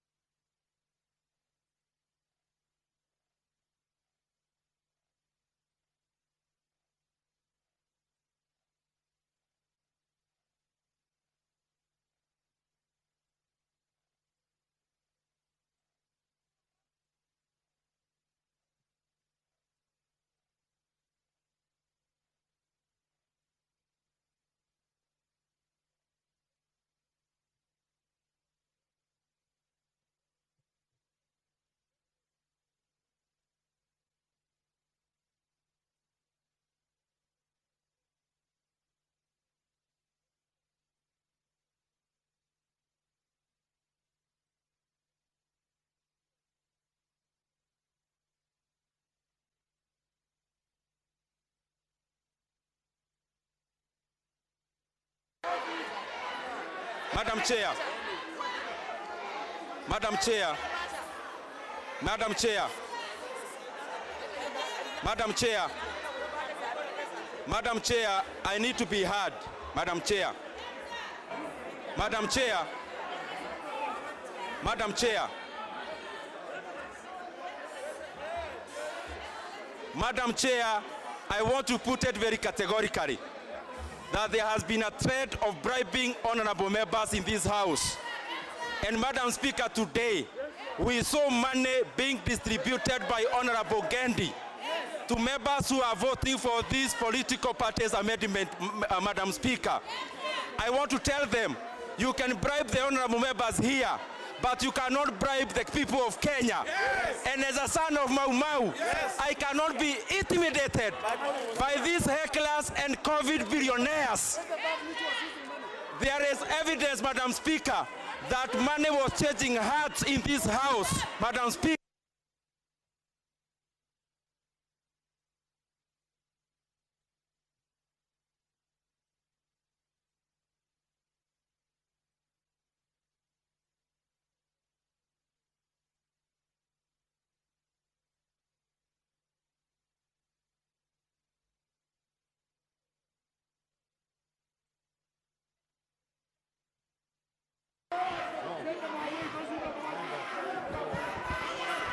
Order, members.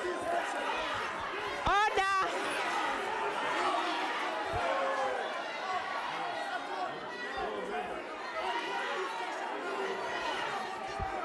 Order, members.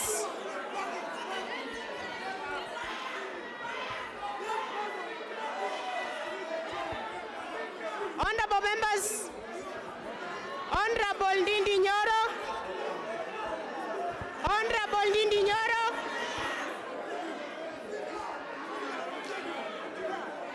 Honorable Ndindi Nyoro.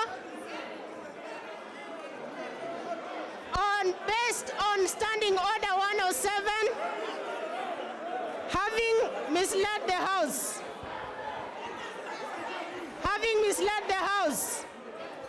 I order the Honorable Ndindi Nyoro to be removed from the precincts of Parliament. Honorable Ndindi Nyoro.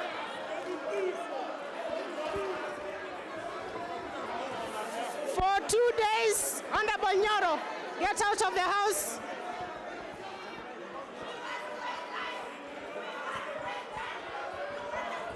And Honorable Fatuma Gedi. Honorable Fatuma Gedi.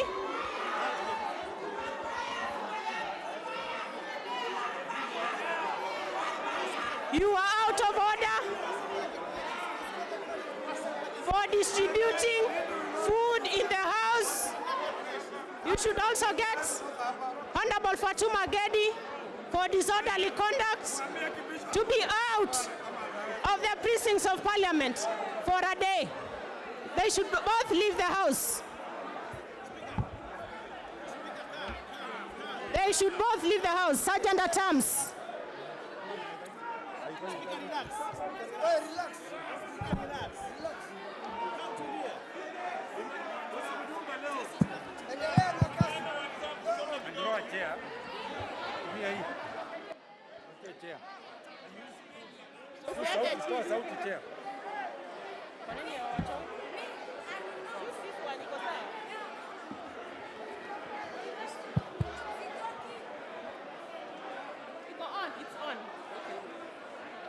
Order, members. Honorable members.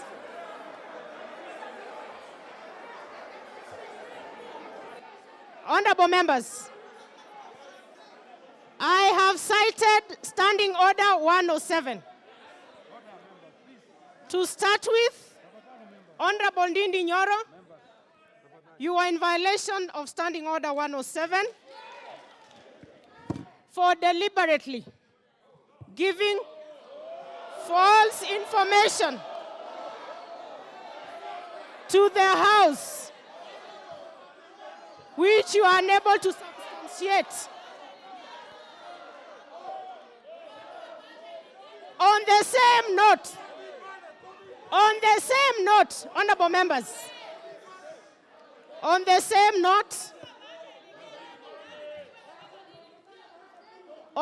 note, the Honorable Fatuma Gedi, you are in violation of the standing orders of this House for distributing food in the chamber. And I caution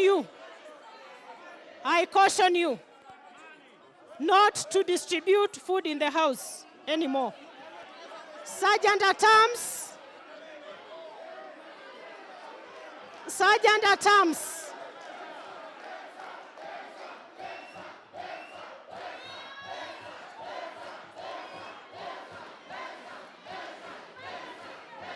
order, members. Order, honorable members. Order, members. Take your seats, members.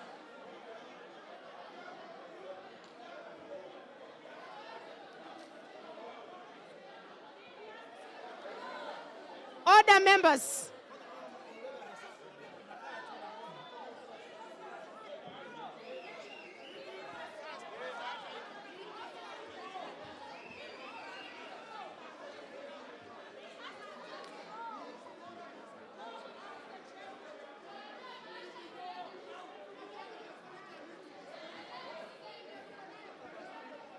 Members, no one will hear what you're saying.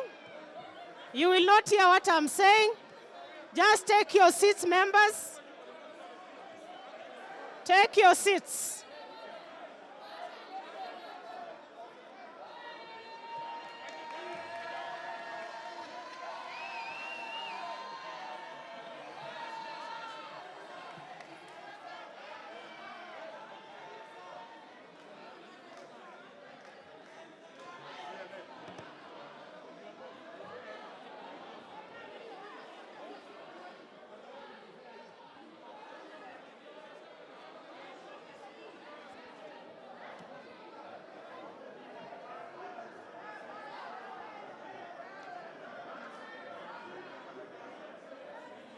Members, take your seats.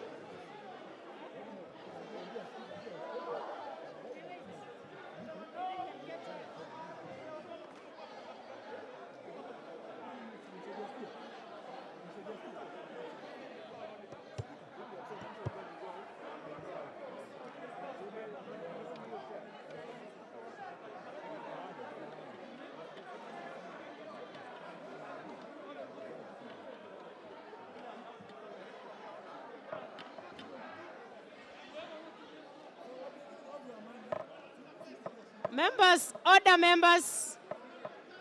Members, take your seats.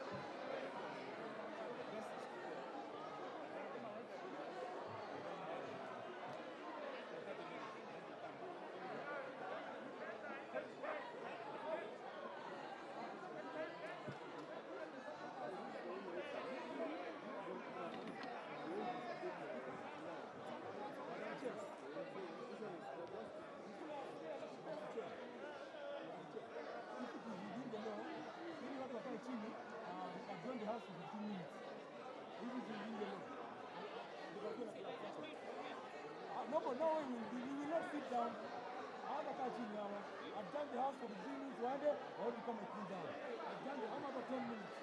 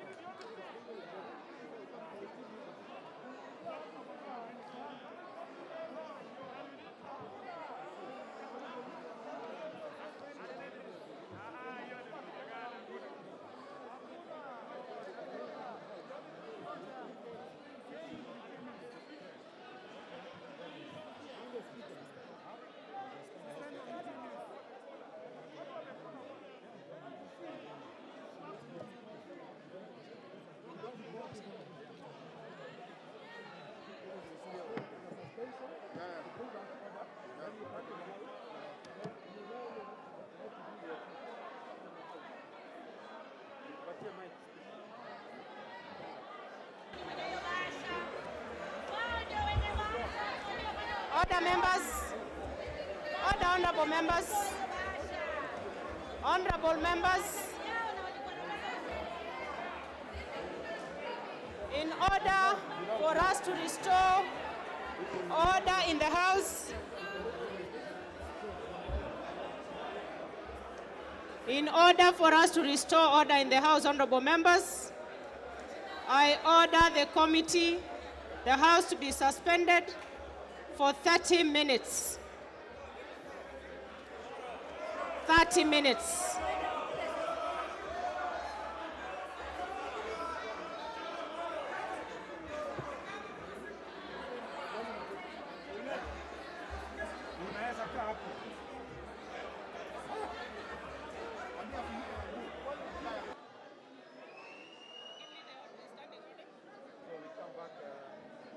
Seven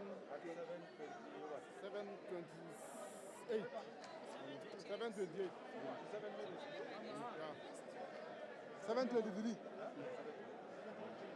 So when we come back, just come here straight and we go to committee. But you pronounce herself to the two cases, isn't it? What do you do? Yeah. You have to pronounce yourself on the two cases. Both of them are disorderly. Yeah. Yes. So you have to go. That is it. Doesn't matter.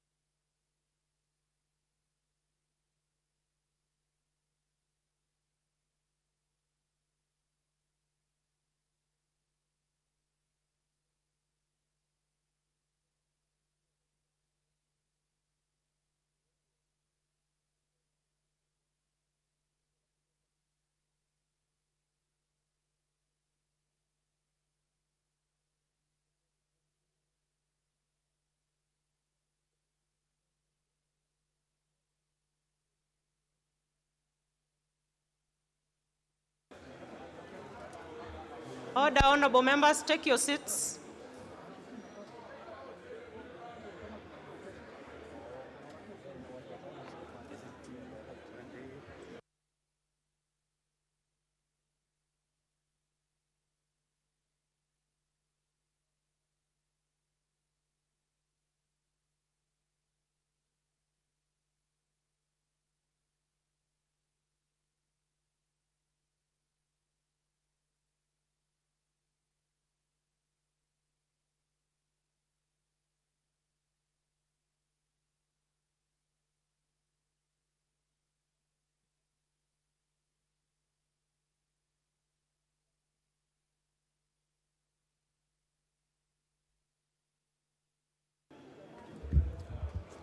Order, members. Order, honorable members. For the members walking in, take your seats. Take your seats.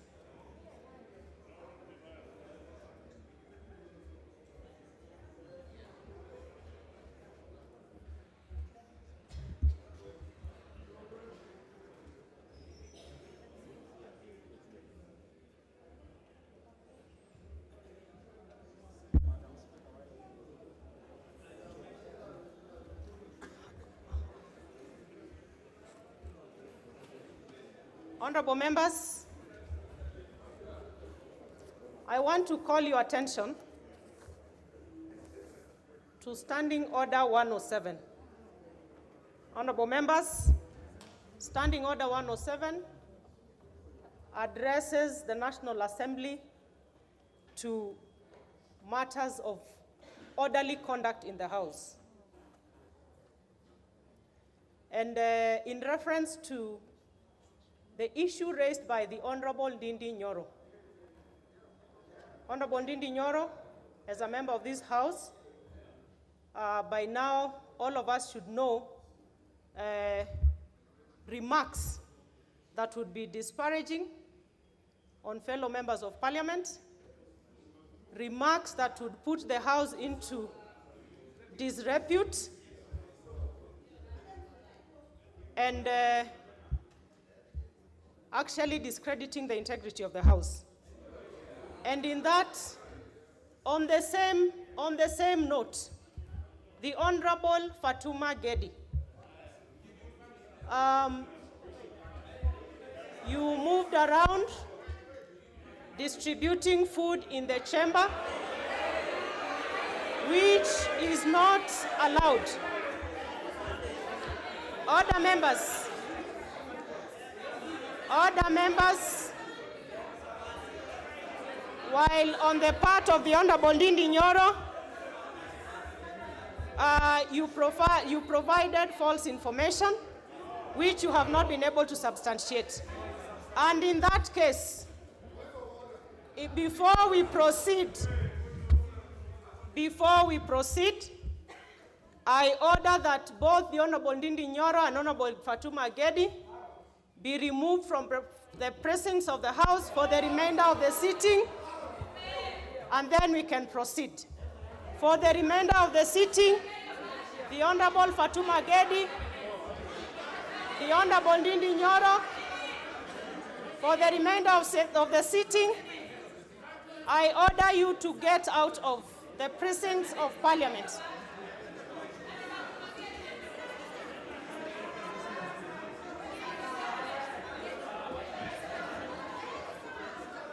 Honorable Fatuma Gedi.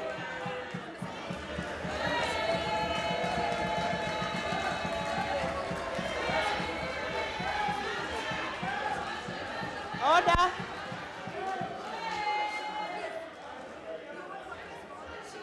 Order. Honorable Fatuma Gedi, get out of the House.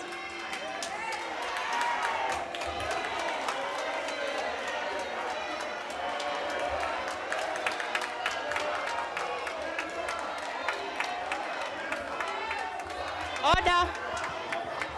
Order, members. Order, members. We can now move on to the next business.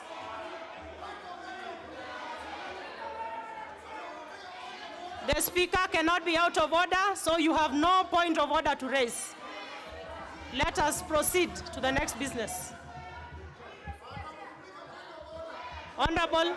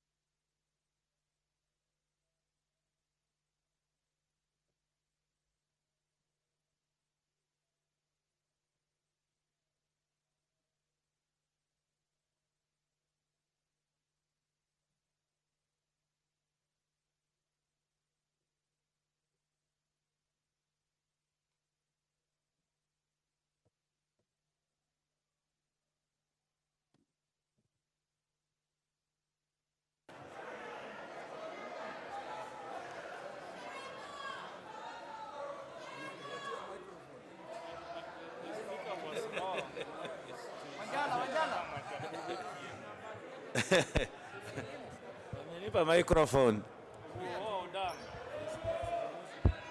Aya.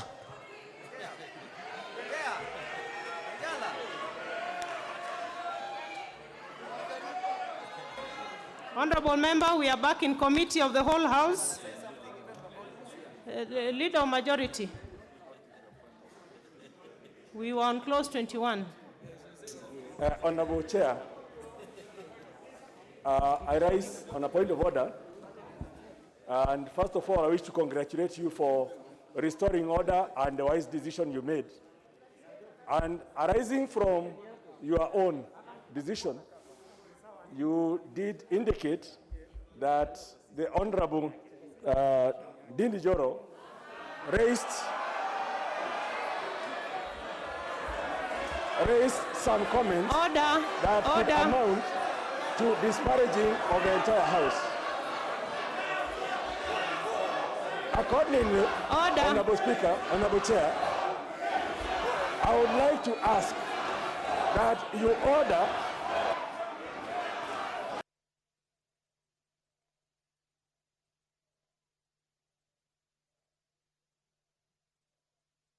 this House must go. Nyoro must into dispute.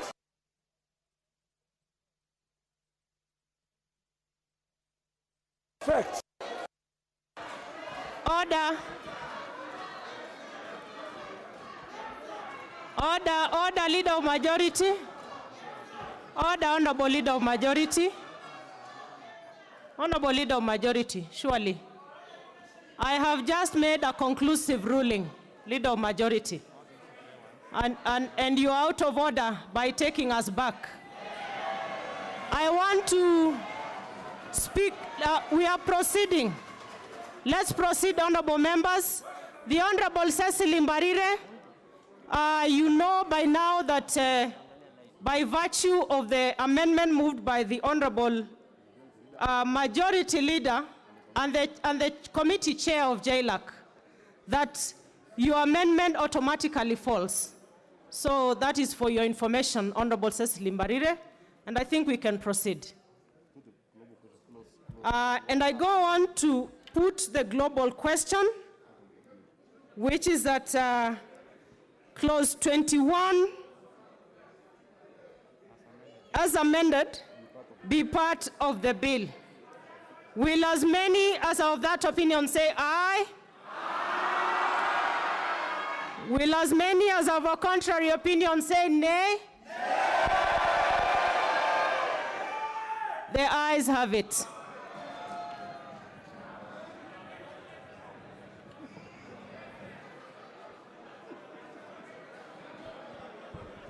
Clause 22.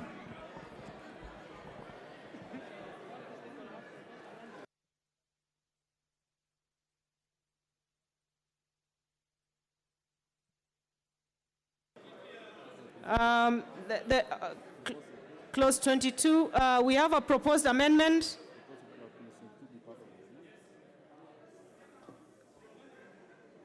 I propose the question that clause 22 be part of the bill. And I call upon the Honorable Twitoek to move his amendment.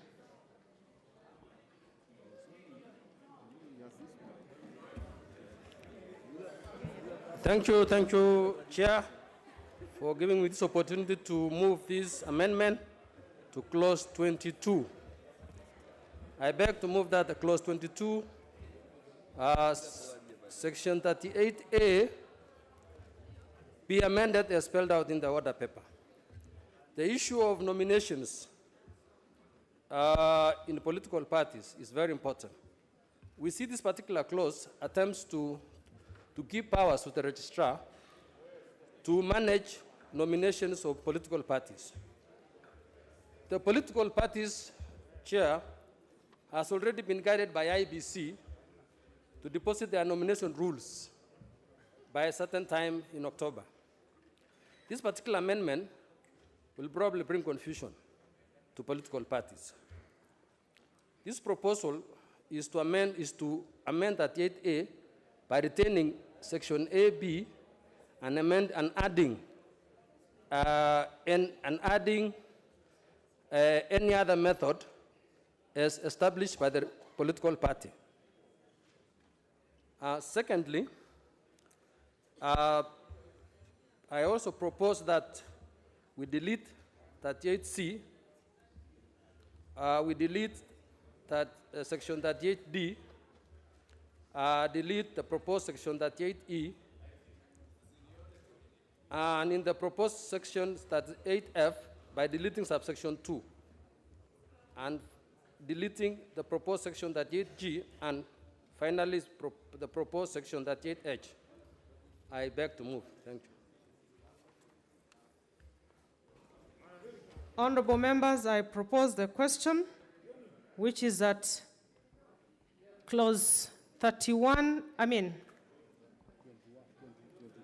22 be amended as proposed by the Honorable Twitoek.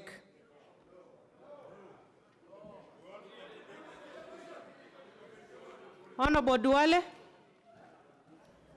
Mr. Speaker, after the many chaos, now that the House can listen to me, is that, Madam Chair, I want to go on record again, because I have a further amendment, that for the first time in the history of our country, that we see serious contradiction in the running of political parties.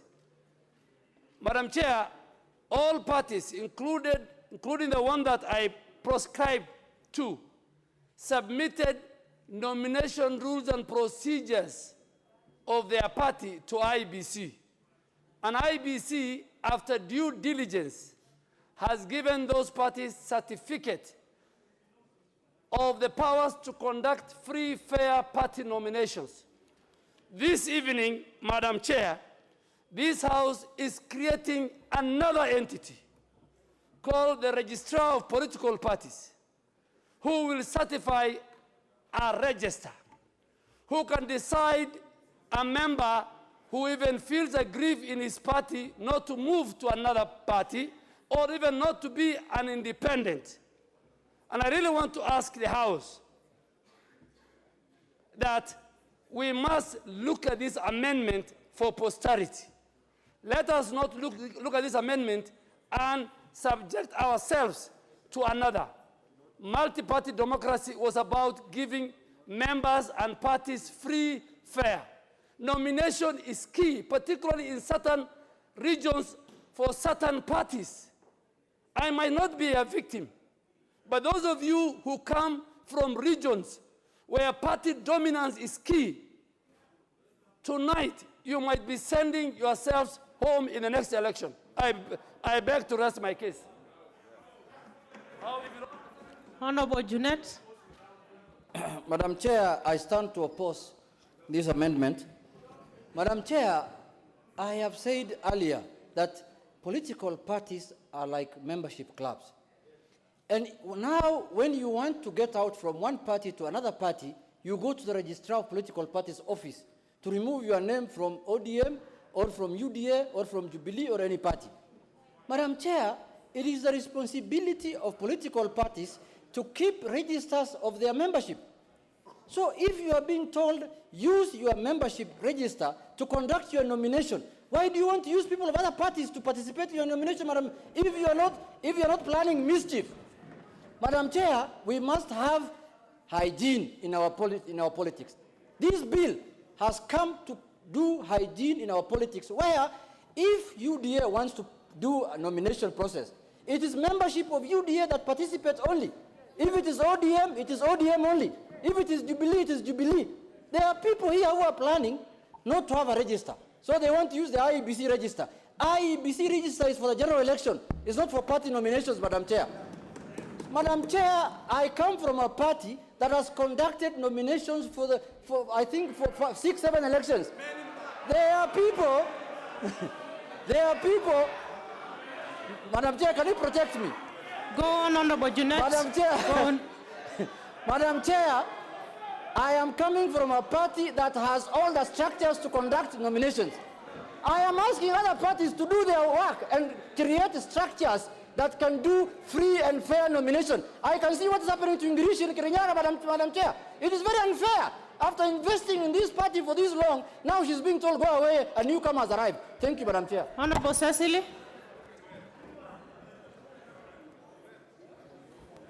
Chair, I just want to add my voice on to that of Honorable Duale and say this. This is the first time I've seen politicians passing a law that is actually preparing the rope that will hang them in the future. I have no doubt, with my 20 years experience, that this law we've passed today will be the biggest impediment for your future going forward. When you listen to Honorable Junet, who knows he has control over the party he belongs to, you are being naive. You look for Junet, he will not be there to help you. Today was a chance for you to make sure you pass a law where even if your worst enemy is in power, you are protected. But you are behaving like people who have not been in any political office. I am a very sad person today. I rest my case. Honorable Savula. Thank you, Madam Chair. Madam Chair, in this country, we have institutions that regulate and institutions that manages. Madam Speaker, we cannot leave politics of this country and political party to operate in a vacuum. We are strengthening the office of the Registrar of Political Parties to regulate political parties. The work of IEBC is to manage election, not to regulate political parties. Look at the IEBC Act. The IEBC Act does not contain the section that we are trying to put in the political parties bill. There is a regulator and there is a manager for election. If you lump up together regulation of political parties under IEBC, they will not focus on the elections. You will bring us problems in this country. Elections have brought problems in this country. We have seen our president going to The Hague. We have seen the deputy president going to The Hague. Let's leave the work of regulation of political parties in this act under the Register of Political Parties and management of the election to IEBC. Thank you, Madam Chair. Honorable members, I will give one more person on this side and another one on this side, and then we proceed to put the question. Honorable Ali, Honorable Mohammed Ali. Shukran sana mwenyekiti.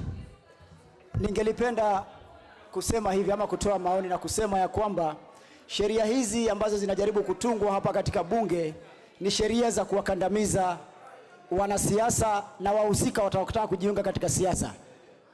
Mwenyekiti, nataka kutoa mfano bora na ushahidi wa kutosha mimi mwenyewe vile ambavyo nilitendwa. Na huyu Junet anazungumza, yeye ndio aliuza tiketi yangu. Kama sio Junet, kama sio Junet, address the speaker. Ngoja. Mwenyekiti, kama hakungekuwa na uwazi, leo singelikuwa mbunge. Kwa sababu nilipewa nafasi. Honorable Ali, you only address the chair. Stop addressing another member. Asante mwenyekiti. Mwenyekiti, nataka kusema hivi. Hii sheria itatumiwa. Naomba mwenyekiti, hii sheria itatumiwa kugandamiza watu. Hii sheria itatumiwa na watu ambao wanatumia vyama vibaya, watu ambao itakuwa ni vigumu kuwapata wakati ambapo watu wanataka msaada. Hii sheria, mwenyekiti, hii sheria, mimi nazungumza nikisema na nikitoa mfano wangu, kwa sababu leo singelikuwa katika hii bunge kama singelifuata njia nyingine ya kutafuta usaidizi. Leo Junet anasema hivyo na kesho yeye ndio atagandamiza watu kwa sababu anasema ndani ya chama. You know, honorable members, you know, when this habit of mentioning other people's names, just address the chair, address the speaker. Now the Honorable Junet has to exonerate himself. Honorable Junet. Chair, thank you so much. Thank you so much, Chair. Chair, you see, this is a house of records. Chair, whatever we say here remains in the records of this house unless it is expunged by the chair or the speaker. Madam Chair, I never participated in the nomination of Nyali. Secondly, Madam Chair, ODM was not interested in Muhammad Ali, Madam Chair. He was very corrupt when he was working for KTL. ODM chased him away. They were not interested in him, Chair. All right, honorable members. Now I'm going on to put the question. I'm putting the question, which is that clause 22 be amended as proposed by the Honorable Tuitoek. Will as many as of that opinion say aye? Will as many as of a contrary opinion say nay? The nays have it. Okay, I see we have sufficient numbers for division. So I order that we go into the division process.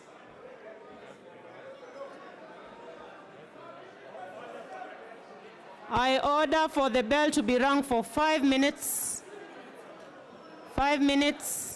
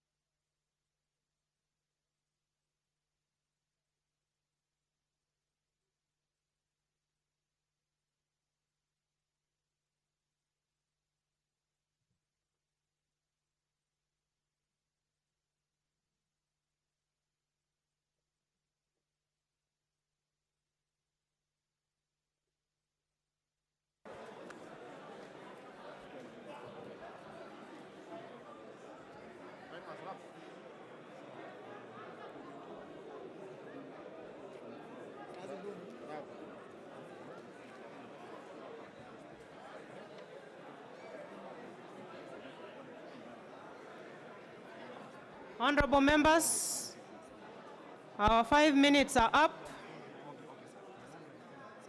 I now order for the doors to be closed and the bars drawn.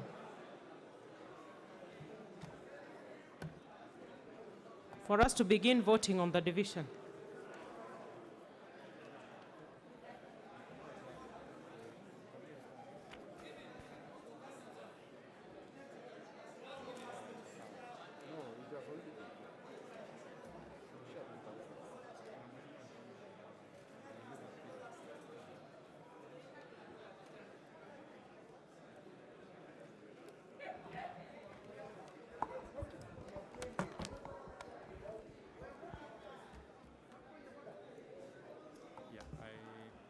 I'm unable to get the screen.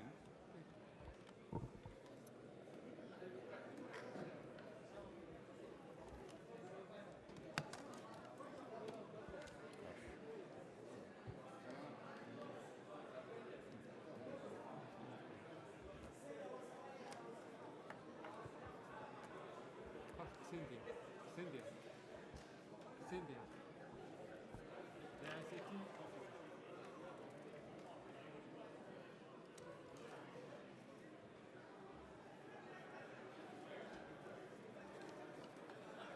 What's the problem?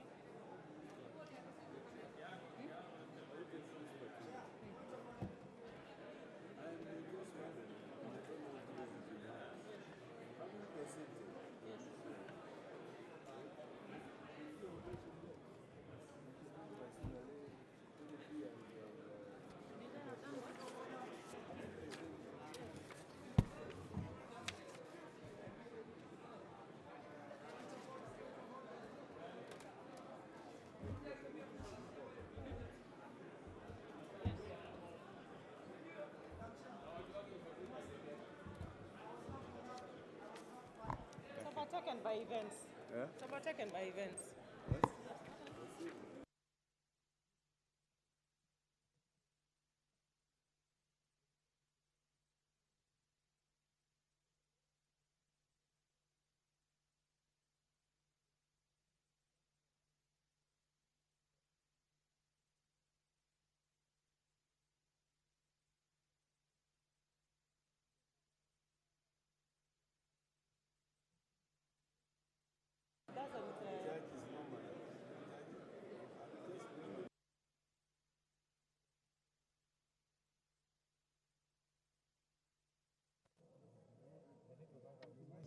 If any member has any objection, say Let's talk about it later. The voting process has begun. Honorable members,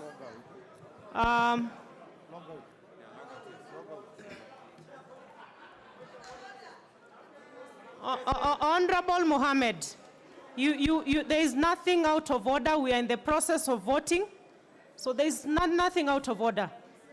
Honorable members, let's proceed to voting. Kindly withdraw your cards. Withdraw your cards from the machines.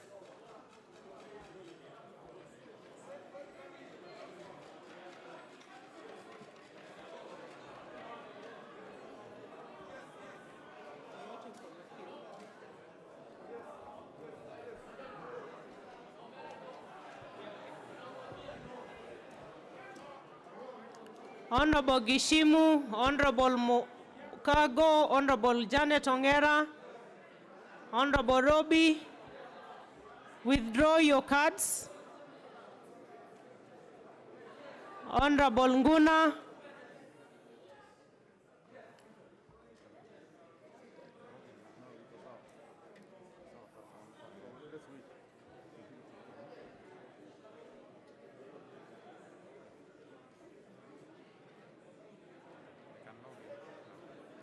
honorable members, you can now log in. Put your PIN. You have 90 seconds to log in, put your PIN, and then press the mic once or twice. You press once. If it doesn't respond, do a second press.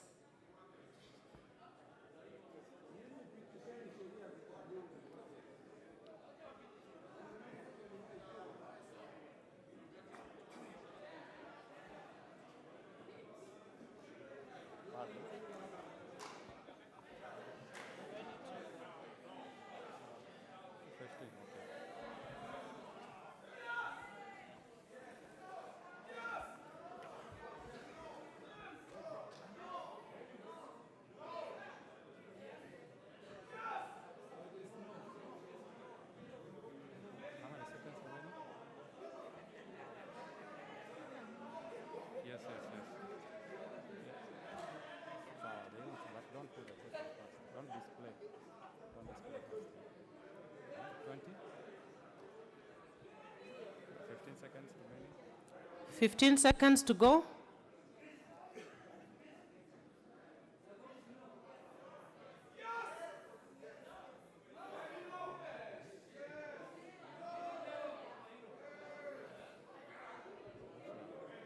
Members, you may vote now.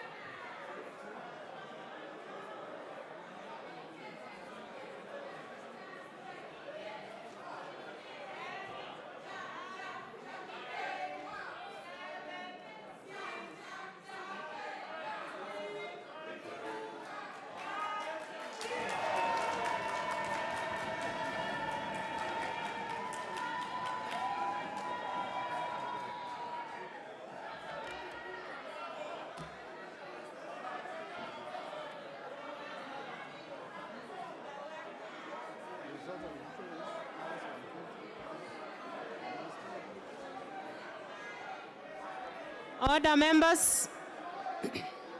Order.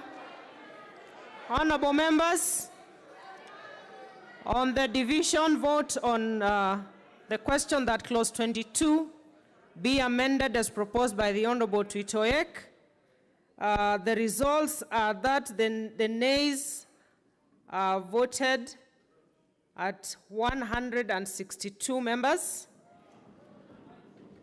and the ayes voted at 120 members, and therefore, honorable members, the nays have it.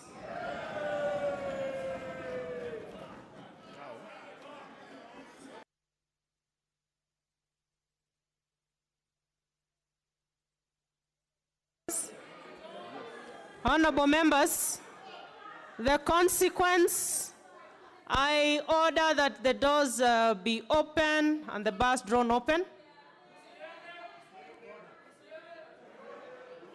Honorable members, just listen to the consequence of the amendment by the Honorable Tuitoek.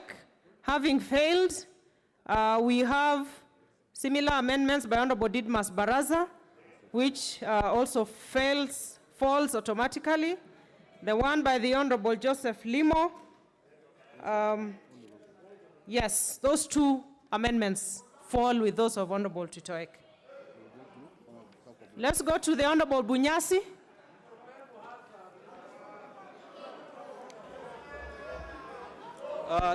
Thank you, Madam Speaker. I wish to propose an amendment to the same clause, but mine has no quibbles with the specifics in the sub-clauses. I think it would be much neater if we put that entire detail on the various modes of nomination into regulations and simply require in the law that the registrar shall make regulations relating to party nominations and the better carrying into effect of the provisions of this part, than that too the regulations matter that this shall be approved by both houses of parliament. That's the essence of what I said. Yet the act will read much more neatly than going into a very detailed narration of each nomination method. I beg to move.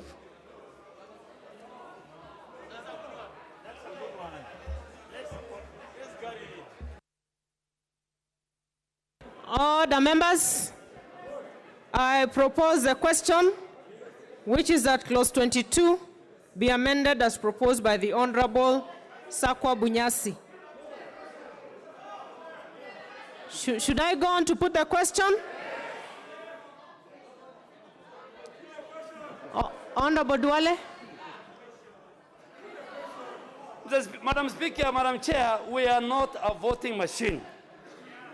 And Madam Chair, we must convince each other whether, whichever way the vote goes, but we must understand the input of Honorable Bunyasi's amendment. What the Honorable Member for Nambale is saying is that every law that this House makes, there must be a regulation that accompanies it. And the regulation, Madam Chair, is anchored in the Instrument Statutory Act. In that, in the event, political parties, in the event, and I want members to listen to me, in the event a political party or parties will have a problem in the implementation of Section 22 of this proposed law, then the registrar of political parties is under obligation to introduce regulations dealing with this law. That is the input of Honorable, Chair, when I am on my feet. Go on, Honorable Duale. Yes, people like Honorable TJ, they must have their time and wait. Address the chair, Honorable Duale. No.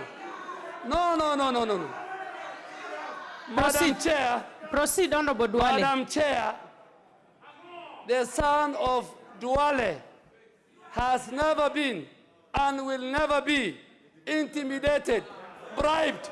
I will never be bribed. I have never been bribed, I will never be intimidated, and I will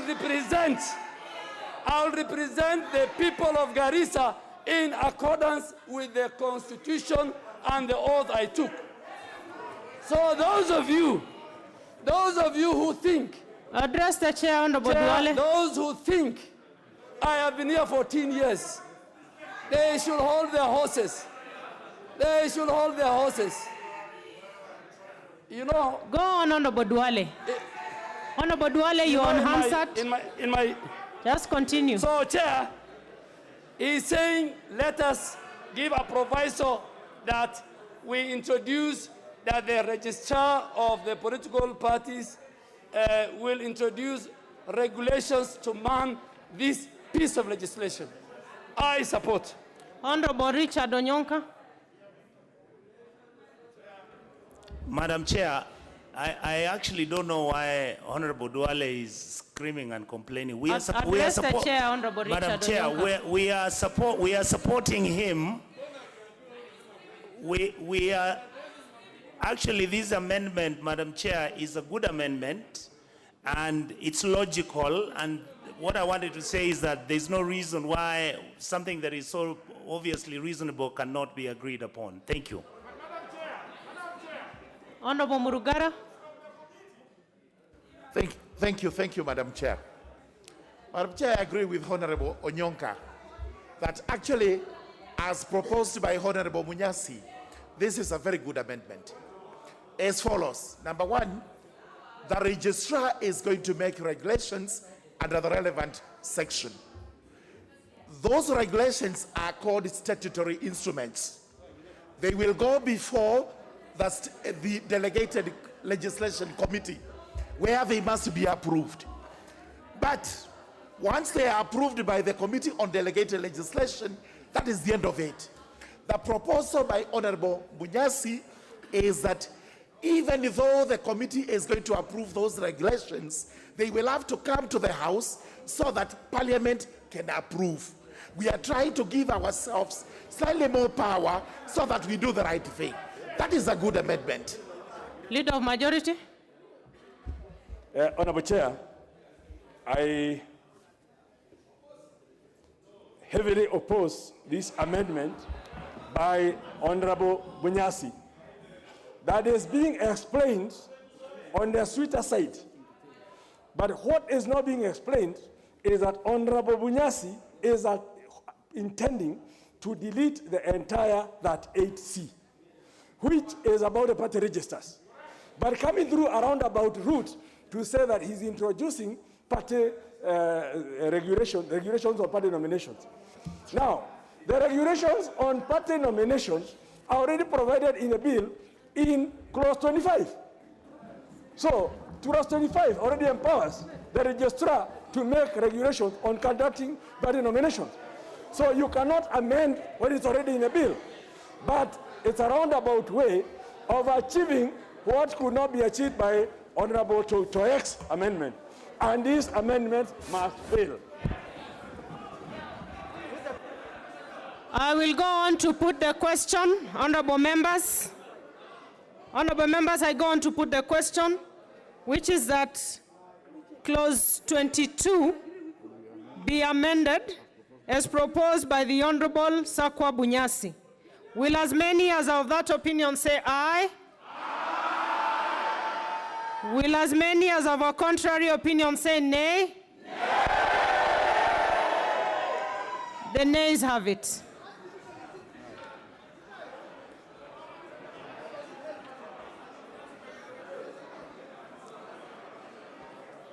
I see we have the requisite number.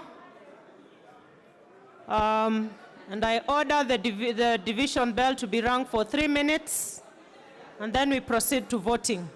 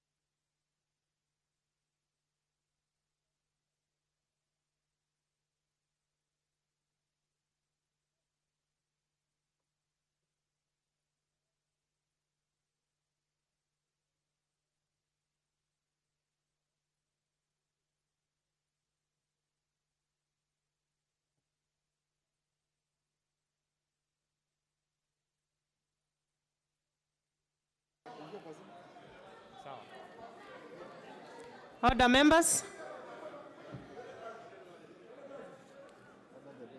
I order for the doors to be closed and the bars drawn together.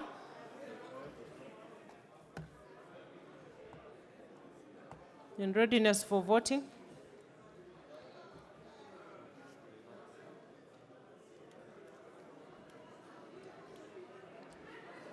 Members, you can now withdraw your cards.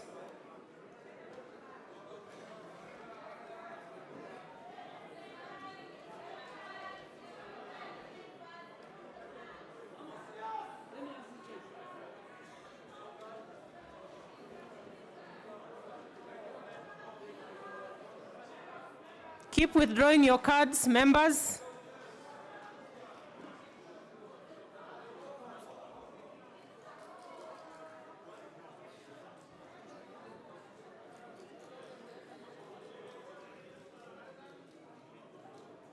Members, withdraw your cards. We still have so many logged in.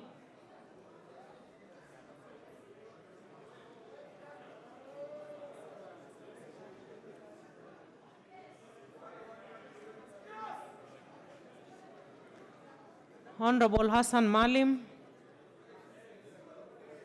Honorable Kimilu Joshua, Honorable Okello,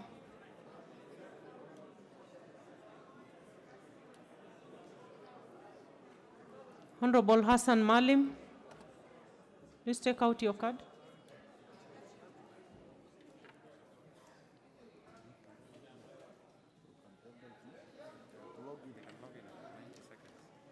You can now log in for a countdown of 90 seconds.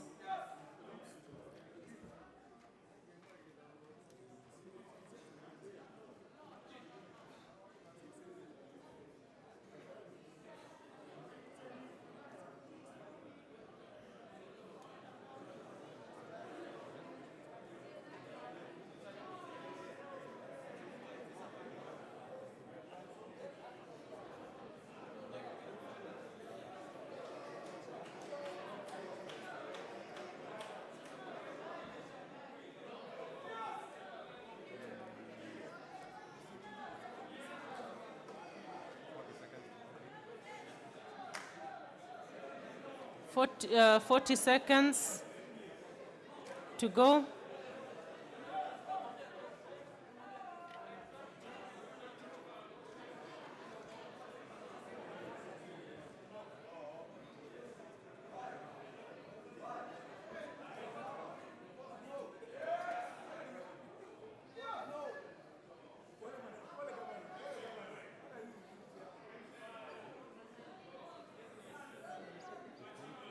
Fifteen seconds.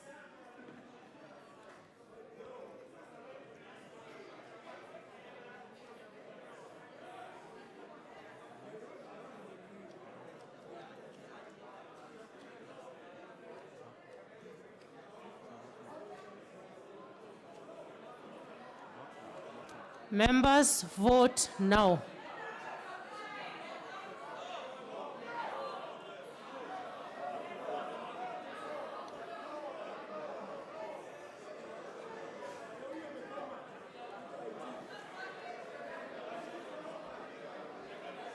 The ICT, please attend to members whose cards are not working.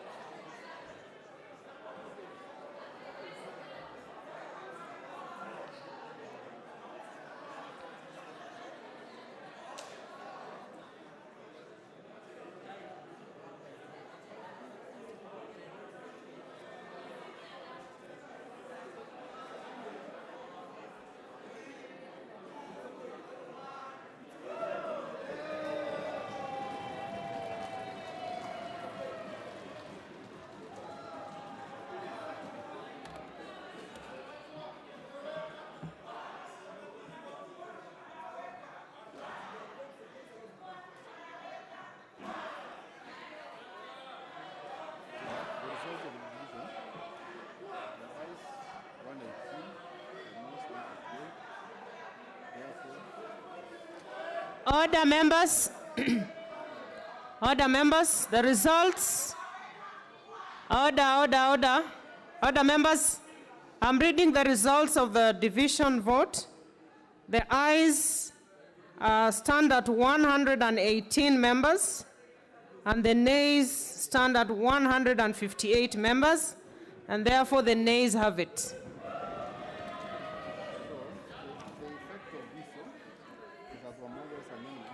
Honorable members, the effect of Honorable Bunyasi's amendment affects Honorable Chris Wamalwa's. They were similar, and therefore Honorable Chris Wamalwa's amendment falls. Next is the Honorable Leader of Majority. Move your proposed amendment. Honorable Chair, I beg to move that clause 22 be amended as per the order paper, and this amendment is in two parts. Order, Honorable Leader, just a minute. I order for the doors to be opened and the bars to be drawn apart. Go on, Honorable Leader of Majority.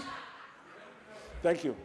Honorable Chair, within clause 22, I'm moving my amendments, A in section 38C, the new section 38C, and B in the new 38(1). Now, my amendment in that 8C is to provide for a similar provision as that applies to political parties to also apply for coalition political parties, which is that honorary members of the constituent parties in a coalition parties will be allowed to participate in the nomination of a coalition party. Because in 5, we have said only members of a political party will be allowed to participate in the nomination of the political party. So similarly, even for the coalition party, only members of the constituent parties will be allowed to participate in the nominations of that coalition party. The second bit is in 38(1). In 38(1), basically, it's a drafting error I'm correcting. In 38(1), just for the records of the House, in the bill, it basically talks of not more than 7 days the information to be given to the registrar for publishing. And then in 2, the registrar said no, with at least 7 days to put it on her website. So those two are diametrically opposite. And what I'm doing is now correcting it so that it makes logical sense that in the first instance, we will be changing what is written as more than 7 to read not less than 10, so that political parties will give to the registrar not less than 10 days, then the registrar will put on her website not less than 7 days. So at least there's time for processing and putting. It's a tidying up, and I want to ask for support from across the two sides. Honorable Chair, I move. I propose the question, which is that clause 22 be amended as proposed by the Leader of Majority.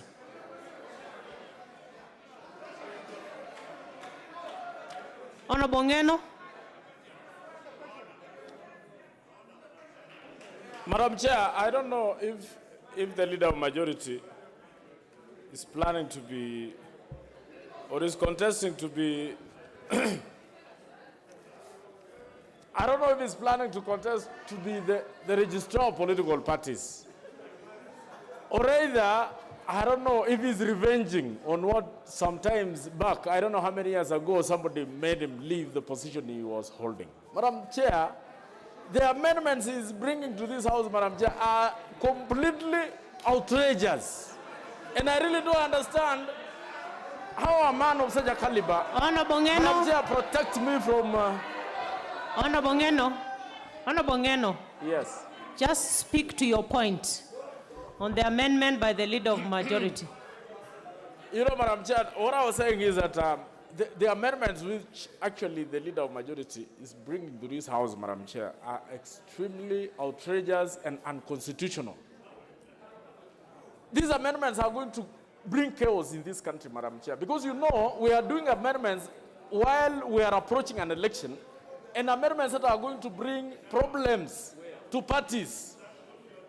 And you know, when problems arise in parties, Madam Chair, the same problems will be transferred to the general election. When parties undergo a chaotic nomination, Madam Chair, obviously we are going to have a chaotic elections. I really think these amendments, Madam Chair, should, I don't know, maybe they will pass because of the numbers, because of the tyranny of numbers. But what I will say, Madam Chair, is that we are doing wrong to the constitution of this country. Honorable Owino. Honorable Owino. I thank you, Honorable Chair. At the top, there will be convergence. You're Honorable Owino, right? Okello. Okello. Yeah. Yes, Honorable Okello. MP for Nyando, for the record. Yep. Honorable Speaker, I'm saying that there will be convergence at the top, at the office of the President and the Deputy. If we do not have such controls where only members aligned to that coalition vote for that leader, there is the danger of intrusion by other parties in order to mess up an electoral process over coalition. And that is why this bill is very critical to us, very important, to avoid any betrayal by intruders from other quarters, and I thank you.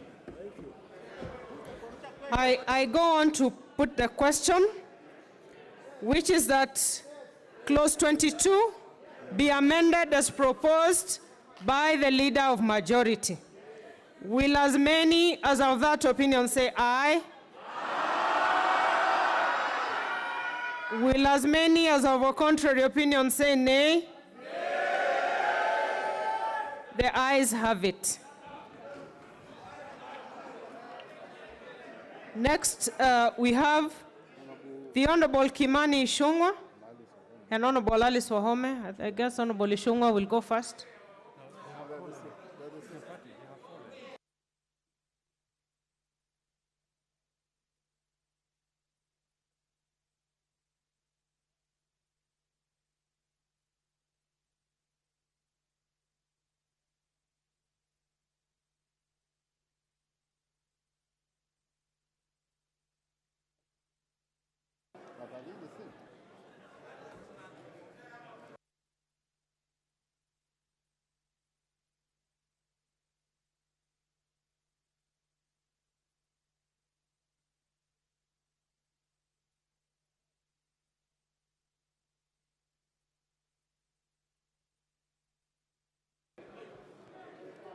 Now, Honorable Ichung'wah, Honorable Alice Wahome, Honorable Eden Duale, Honorable Didmas Barasa, and Honorable Kathuri Murungi, and the chairperson, Justice and Legal Affairs Committee,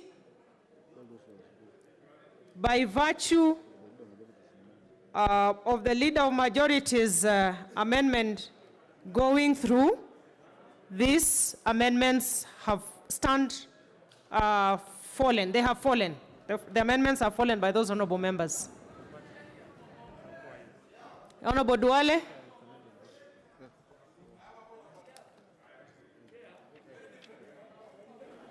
Chair, I just need your guidance because the word have fallen does not make a lot of sense to me, but if you could explain to me, because my amendment to clause 22 was that the proposed new section 38C, what I was doing was I was deleting subsection 5. So if you convince me how that has been affected by the amendment of the Leader of Majority, I will be very happy. But convince me. I don't think my amendment has been affected. So, but if you convince me, I'm fine. You know, this amendment belongs to the people of Garissa Township. It can't just be dropped like that. It doesn't belong to me. Yeah. The people of Garissa Township need to know. Honorable Leader of, Honorable Duale, you could actually be right. Kindly just put across your amendment. and we see how it relates with that of the leader of majority. No, Chair, not how it relates. Is that you ask me to move my amendment. Move your amendment, leader. Absolutely. Honorable And Duale. Chair, that is why I am a ranking member. So it's not that I just hear it has fallen. So, Chair, I beg to move that clause 22 of the bill be amended in the proposed new section 38C by deleting subsection 5. So I'm deleting subsection 5. What does this subsection 5 talks about? It provides for a requirement, Madam Chair, for the conduct of political party nominations, which includes the requirement that outlaws the participation of any other person who is not registered as a member of a political party to participate in the nomination. I had a discussion with Honorable Leader of Majority that the amendment by Honorable Munyasi, which has fallen by the wayside, the House has rejected, had two components, so I didn't know the component of regulations where I was talking about, but I think it had something else, which I agree with the Leader of Majority. Here is about the capacity of the office of the registrar in managing party registers, uploading party members. But Chair, I am diligent to the provision of the Constitution. Article 38 of this Constitution, which with all the records available in this House, we will use it to go to another independent institution, talks about the political rights of every citizen, be it a member of parliament. That every citizen is free to make political choices, which include the right to form and participate in forming a political party, participate, blah, blah, until it says even to participate in a free, fair, and regular elections. And these regular elections can be party elections. So, Chair, I really ask that we must relook at this, that we cannot deny members of a political party just because of the capacity, the technical capacity of the office of the registrar of political parties, that they will not participate. And based on Article 38 of the Constitution, Chair, the choice of candidates, the choice to choose a member of parliament, the choice to choose a woman rep, a senator, a governor, and an MCA, who is subject to nomination. Who is that one hiding there talking to me? Can you protect me?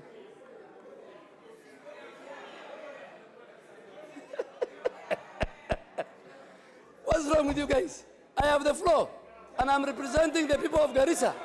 What's wrong with you? Order, Honorable Duale. Yeah, if they don't want to represent their people, so be it. Focus, Honorable Duale, and address the chair. In my community, women respect men like me. Order. Order, Honorable Duale. Order. I said in my community. I said in my community. Order.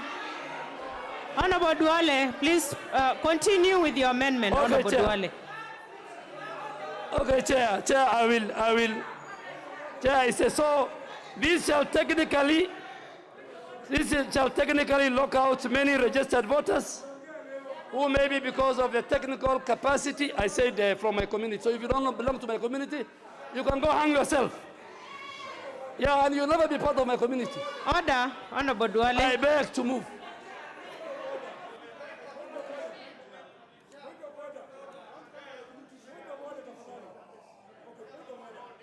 What is out of order?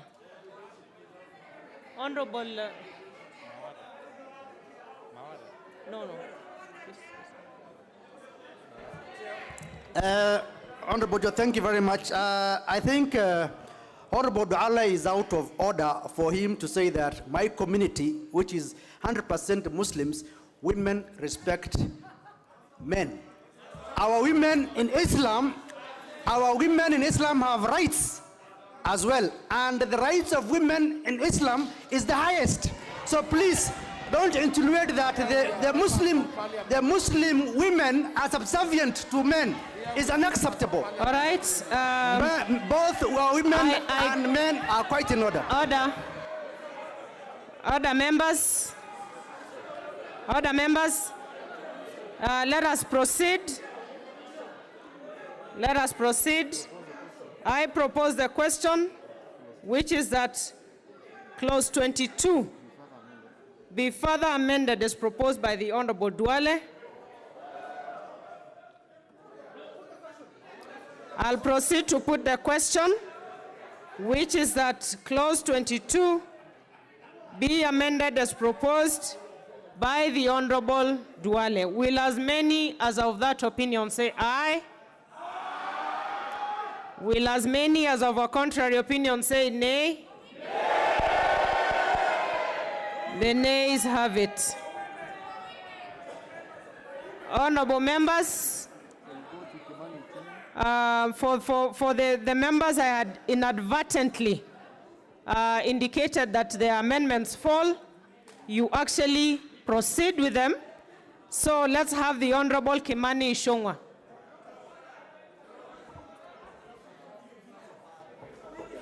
Thank you, Honorable Chair. And it is indeed true the amendment by the Leader of Majority had no relation with ours. And my amendment, Honorable Chair, on clause 22, rather I beg to move the amendment as laid out on the order paper. And the import of that amendment, Honorable Chair, I am simply seeking to delete the words as certified. Order.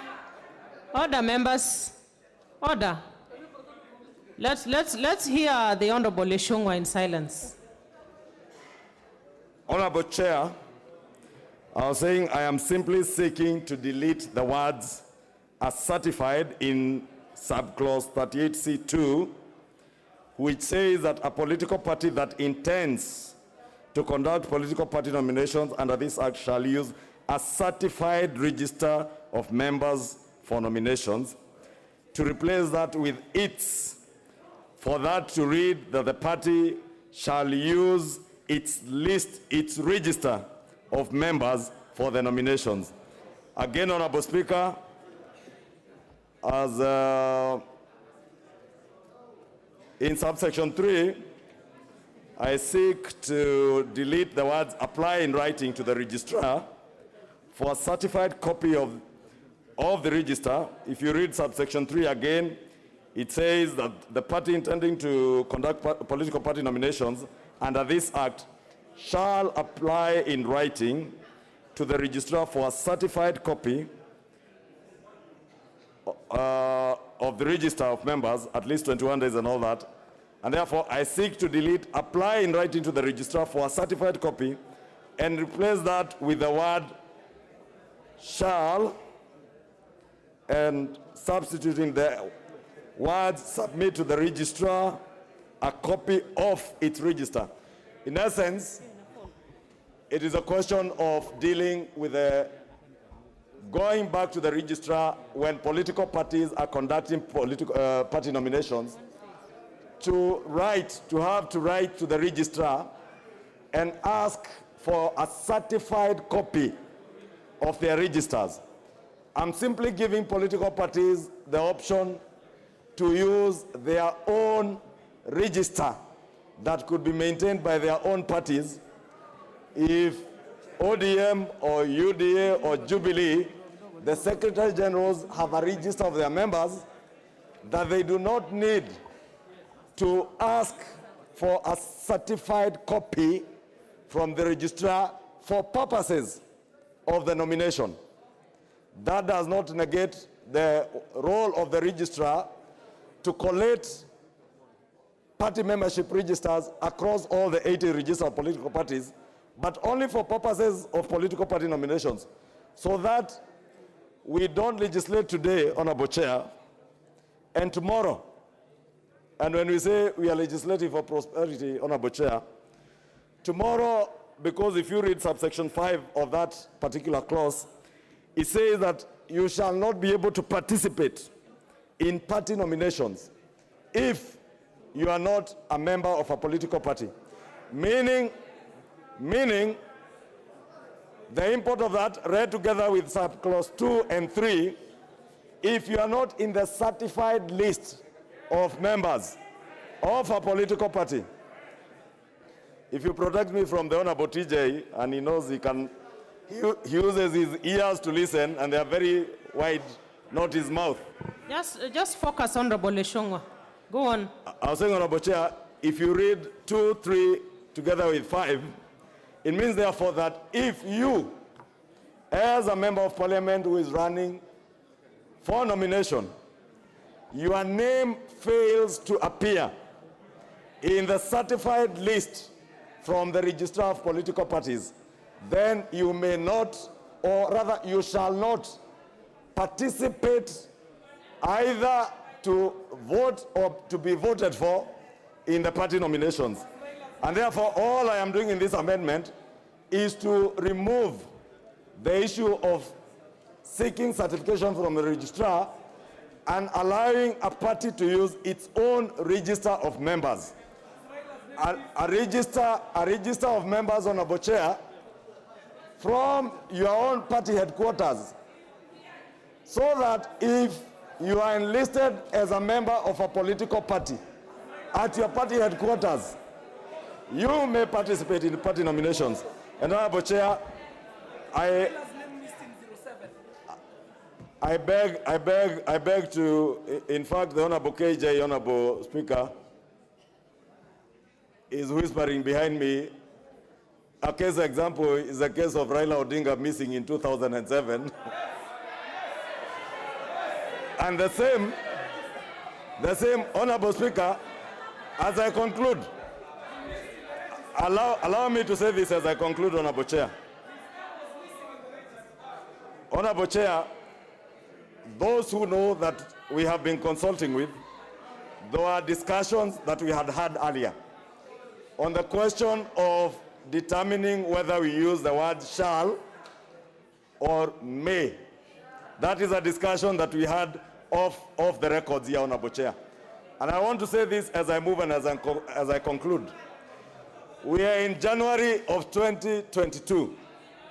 Honorable Chair, I want these members to look at me in the eyes. And I promise you, by May of this year, some of you seated here, you will remember this day and how you have hanged yourselves. I beg to move. I propose the question, which is that clause 22 be further amended as proposed by the Honorable Kimani Ichung'wah. Can I proceed to put the question?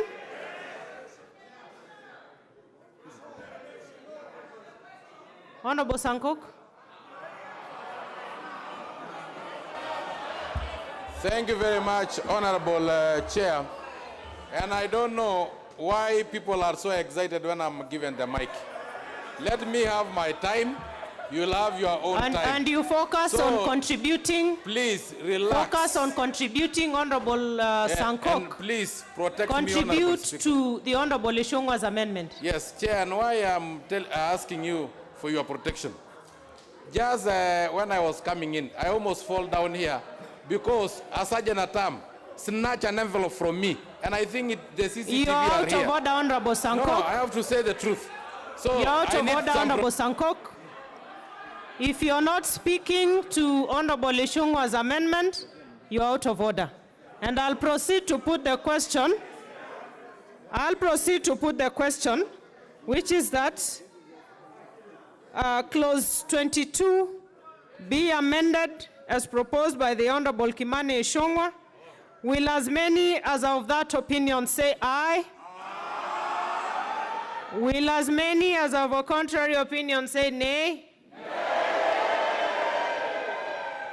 The nays have it. Honorable Alice Wahome, you know that your amendment and that of Honorable Ichung'wah were tied in the hip, so yours will fall. Honorable Alice. Chair, it would only have been fair for you to ask me to contribute to Ichongwa, but I know you have put the question and I put my hand.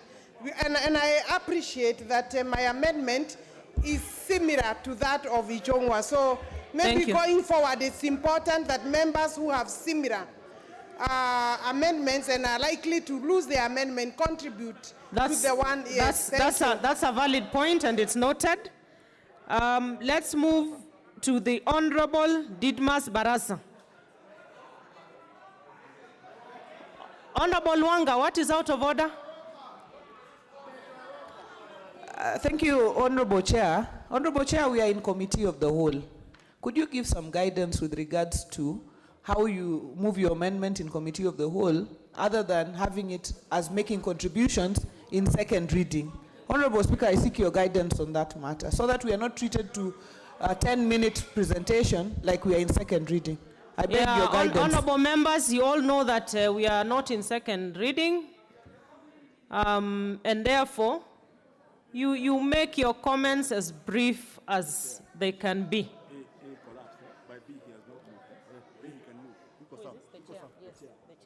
So let's have the Honorable Didmas Barasa.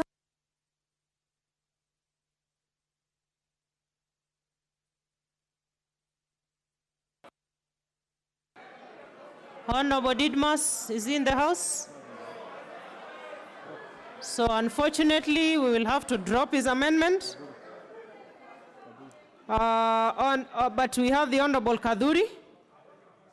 Honorable Kadhuri, Murungi.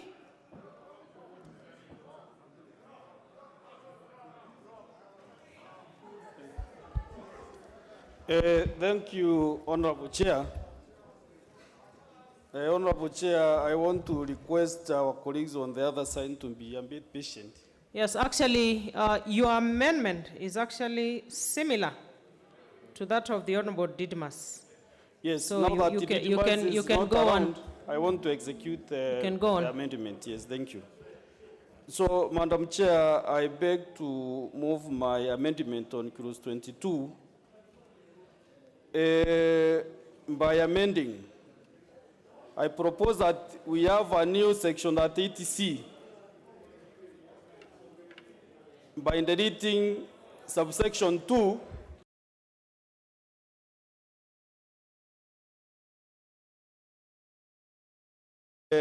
actually to expand or now to do the nominations, the party nominations. And I have 3 options that we can have the nomination through a certified register of the members of the political party. Then we can also have political parties official register.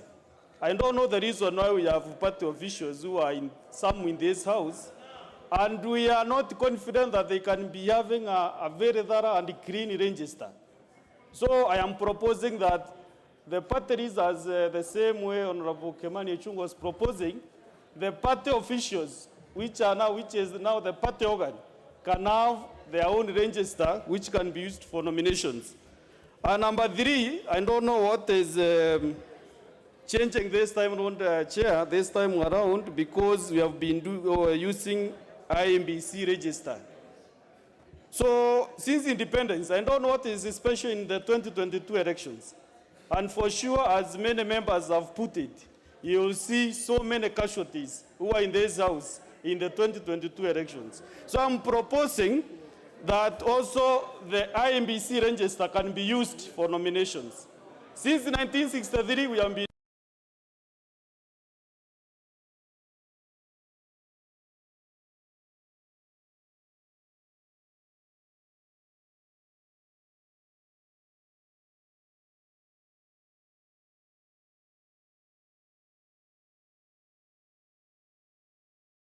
amendments, and the other one, the last one is inserting the following new subsections immediately after subsection 4. So I'm intending to have a 4A, which says that a political party that intends to conduct political party nominations using its official register under subsection 2B shall submit a copy of its official register to the registrar at least 14 days before the date of the nominations. This is simply to mean that if maybe UDA or ODM intends to do a nomination in, let's say, May 9th, they can be able to submit their register 14 days to the nomination date. So, Madam Chair, those are my amendments, and I want to get support from both this side and Azimio. They are happy today, but I'm telling you, in 2022, people will weep and gnash their teeth in 2022 August. And I want even to see these faces because some of them are already former members as we speak. Honorable members, I propose the question, which is that clause 22 be amended as proposed by the Honorable Kathuri Murungi. I go on to put the question. I put the question, which is that clause 22 be amended as proposed by the Honorable Kathuri Murungi. Will as many as of that opinion say aye? Aye. Will as many as of a contrary opinion say nay? Nay. The nays have it.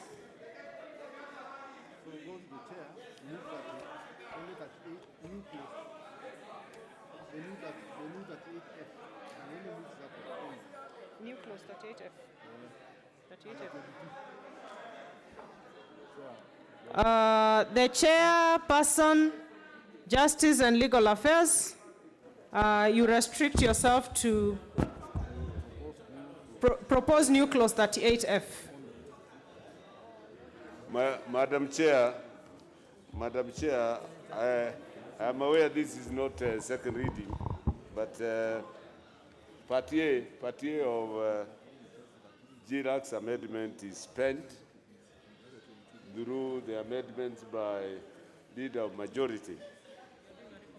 But B remains. Our amendment part B remains, and it remains solely because, and it is justified because the timelines provided, the timelines provided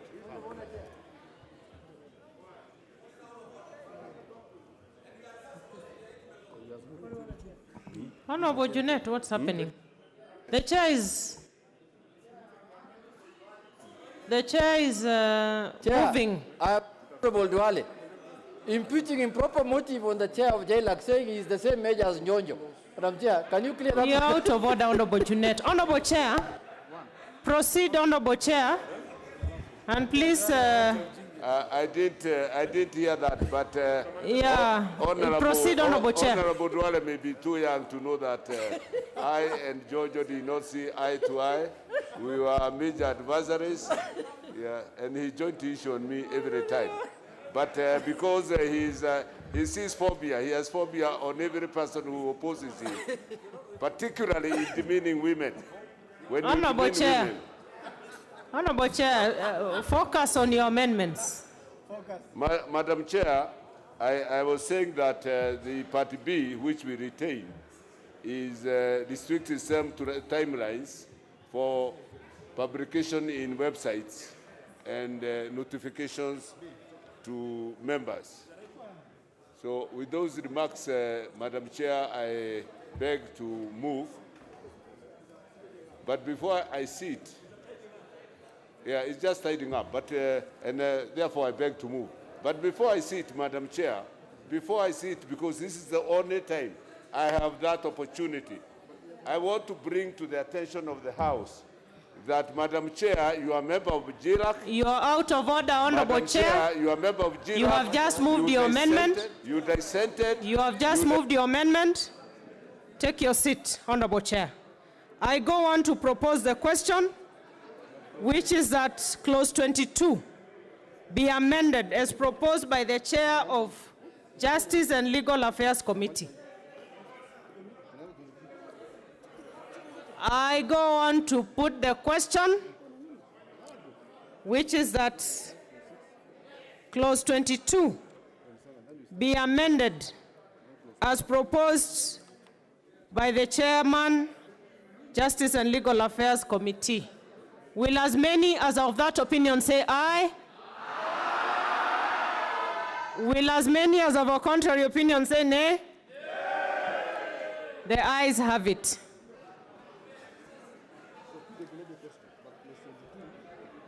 I go on to put the global question, which is that clause 22, as amended, be part of the bill. Will as many as of that opinion say aye? Will as many as of a contrary opinion say nay? The ayes have it.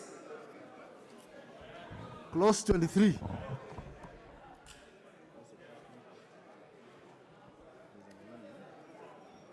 I propose the question, which is that clause 23 be part of the bill. Honorable Silvana Sosoro.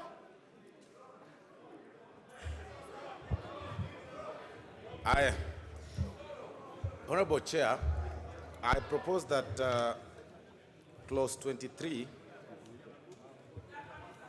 that seeks to amend section 40 of the Principal Act be deleted. Honorable Chair, we have in this particular proposal, the bill proposes to limit the chains of litigation as far as the coalition parties' dispute is concerned, that in the event there arises a dispute between the members of a coalition party, that the tribunal shall not hear and determine disputes between them. That what will take effect will be the coalition agreement between the parties. What that means is that the dominant party will dominate in its decision making against the smaller parties. But worse still is that even as in the event that they do not agree, then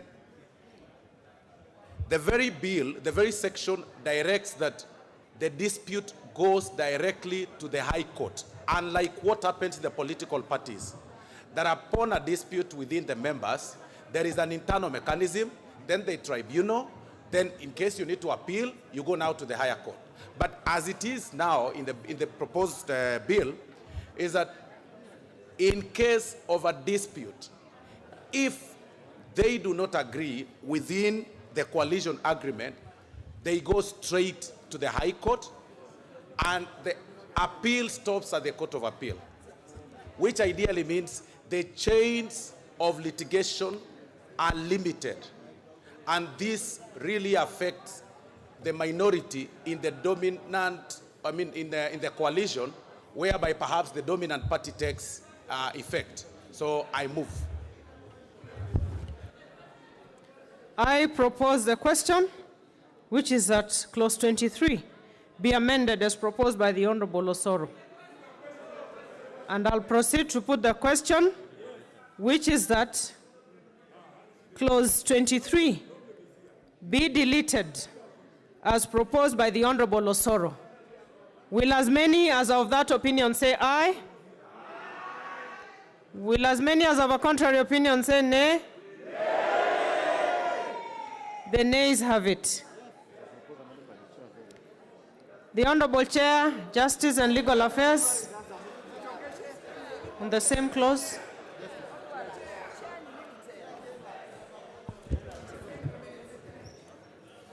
Madam Chair, I beg to move that amendments to clause 23 as provided for in the order paper, the effect, Madam Chair, the effect of the proposed amendments is to create ad hoc members, extra members of the tribunal, because normally there is an upsurge, there is influx of cases before the tribunal, and because we want to swift and expeditious disposal, so we want to create ad hoc just for that period. Yeah? I move. So with that, with those few remarks, and then we also want to limit to limit the appellate jurisdictions to remain within the High Court. I beg to move. So with that, with those remarks, Madam Chair, I beg to move. I propose the question, which is that clause 23 be amended as proposed by the Honorable Chair, Justice and Legal Affairs Committee. I will proceed to put the question, which is that clause 23 be amended as proposed by the Chair, Justice and Legal Affairs Committee. Will as many as of that opinion say aye? Aye. Will as many as of a contrary opinion say nay? The ayes have it. I go on to put the question, the global question, which is that clause 23, as amended, be part of the bill. Will as many as of that opinion say aye? Aye. Will as many as of a contrary opinion say nay? The ayes have it. Clause 24. There's a proposed amendment. I propose the question that clause 24 be part of the bill. Honorable John Kiarie.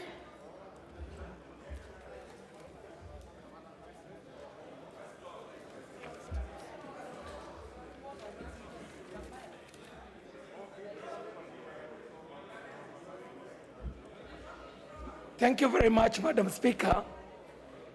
And I do stand to propose that the bill be amended by deleting clause 24 and substituting, therefore, the following new clause.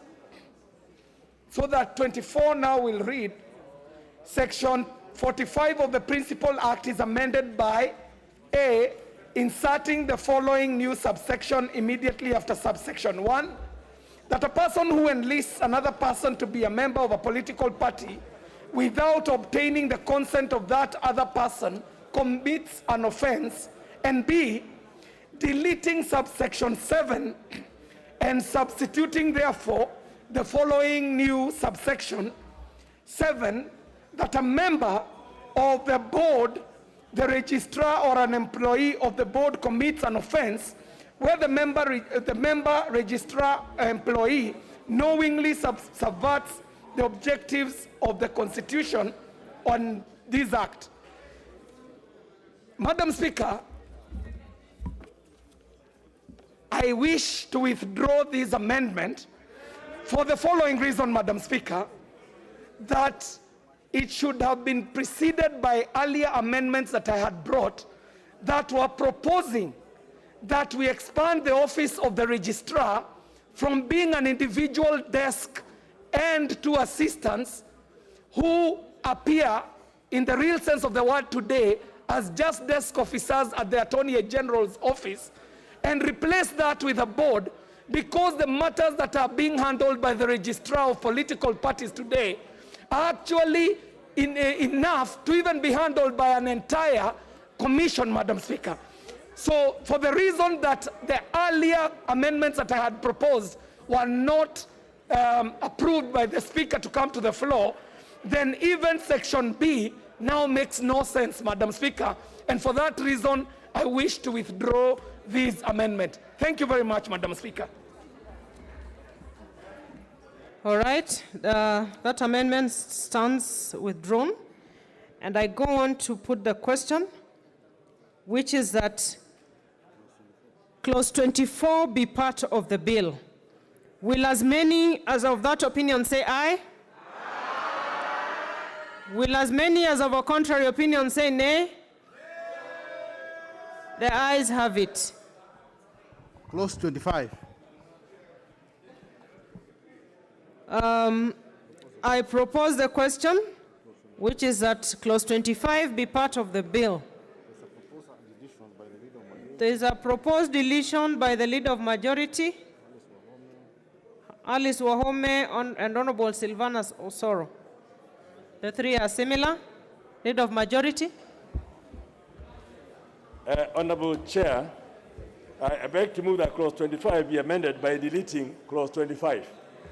And Honorable Chair, the rationale for this deletion is that we have provided within clause 22 very elaborate electoral processes for nomination purposes. Hence, we do not need to then go and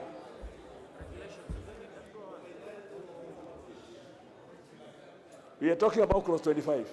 Order, Honorable Leader. I think we are getting distracted. Proceed. In clause 25, 25, it's basically saying that the registrar will prescribe the manner of conducting political party nominations. We have prescribed a very elaborate procedure in terms of how political parties will carry out their nominations. And hence, we do not need a registrar to come and give contradictory nomination processes. So instead of leaving it out to a registrar to bring regulations, which then come to the delegated committee, which then go to Senate, we have decided that it's in the best interest and predictability of the political parties that this be captured within the law and should not be left to be at the whims of the registrar for the day to conduct party primaries in regulations. Besides that, Honorable Chair, the Article 88.4 of our Constitution is very clear that the mandate of conducting and regulating the elections is with IEBC. And hence, we don't want overlapping mandates between the two, giving different regulation. So, we are recommending that we delete Article Clause 25 from the bill. I move. I propose the question, which is that Clause 25 be amended as proposed by the Leader of Majority. And I will give a priority opportunity to both Alice Wahome, Honorable Alice Wahome, and Honorable Silvana Sosoro, being that they have similar thoughts. Honorable Alice. Yeah, thank you. Thank you, Chair. I want to support the Leader of Majority on this particular provision, that Clause 25 be deleted.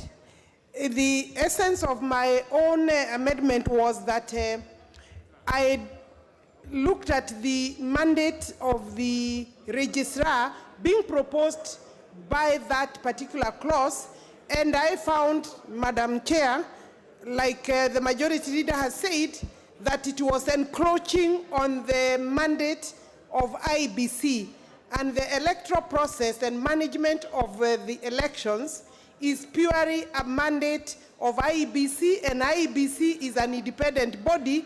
Therefore, we cannot purport through a registration. It's not only an independent body, but that the mandate is constitutional, and therefore we cannot purport to give the registrar through a registration mandate in respect of managing nominations. Nominations, Madam Chair, is part of the elections, and therefore I do concur with the Leader of Majority, and once his goes through, then automatically mine drops. Thank you. That's right. Let's have the Honorable Osoro. Honorable Chair, for the very first time, I want to associate myself with the sentiments made by the Honorable Majority Leader. And I really think that this is a very good, positive afterthought, because the provision of this particular proposal provided that the registrar prescribe the manner of conducting political party nominations. Honorable Chair, that is more or less like a duplication of roles of two particular offices and government entities. It is the mandate that is done by the IEBC that has been transferred, that was proposed to be transferred to the Register of Political Parties. And therefore, I want to support the Honorable Majority Leader on this one. And I ask that our side of the political divide support the proposal to have it withdrawn in its entirety. Thank you. I'll go on to put the question. Honorable members, I put the question, which is that clause 25 be deleted, as proposed by the Leader of Majority. Will as many as of that opinion say aye? Aye. Will as many as of a contrary opinion say nay? The ayes have it. Clause 26. No, it's deleted. It's not there anymore.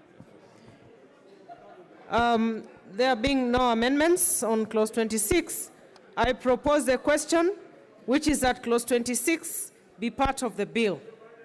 And I go on to put the question that clause 26 be part of the bill.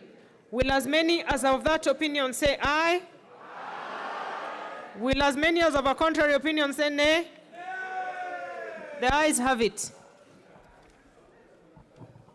Clause 27. I propose the question, which is that clause 27 be part of the bill. There is a proposed deletion by the Honorable Kimani Ichung'wah.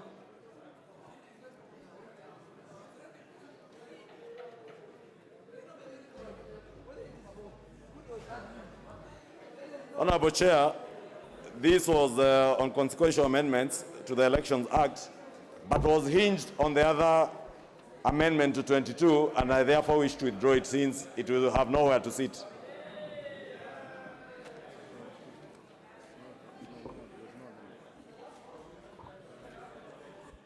So I go on to put the question, which is that clause 27 be part of the bill. Will as many as of that opinion say aye? Aye. Will as many as of a contrary opinion say nay? The ayes have it. New clauses. New clause 2A.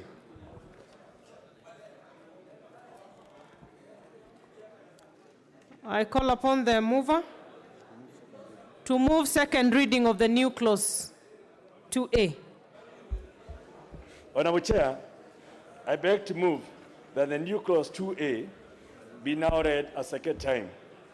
And Honorable Chair, the essence of this amendment is to provide for an eligible Kenyan to join a political party.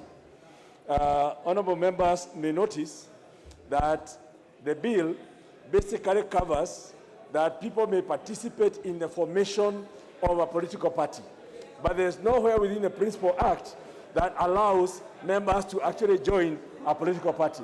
So now that we are cleaning the Act, this amendment is basically to provide for a person who has reached the age of 18, subject to certain provisions, and on meeting the requirements of a political party, may now join a political party. This is a very good amendment, and I ask for support from both sides. I beg to move. I propose the question that new clause 2A be now read a second time. I'll go on to put the question, which is that new clause 2A be now read a second time. Will as many as are of that opinion say aye? Aye. Will as many as of a contrary opinion say nay? The ayes have it.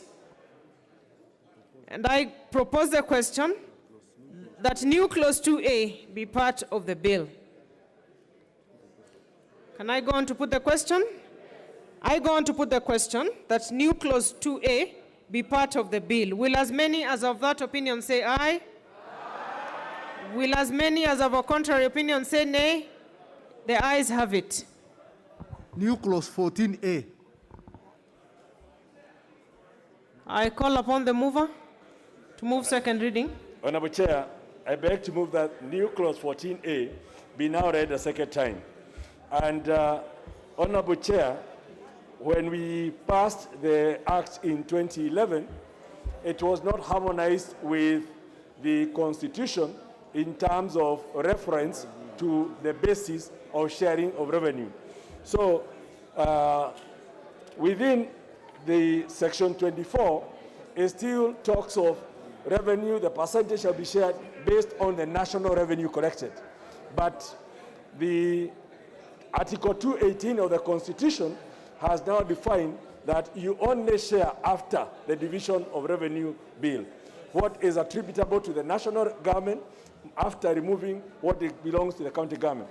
So this is a cleanup to now ensure that the reference to the shareable revenue is after taking into account the Division of Revenue Bill Act and removing the portion that goes to the counties to make sure that the Act, this is in accord with Article 218 of our Constitution. I beg to move. I propose the question that new clause 14A be now read a second time. I go on to put the question that new clause 14A be now read a second time. Will as many as of that opinion say aye? Will as many as of a contrary opinion say nay? The ayes have it. And I propose the question that new clause 14A be part of the bill.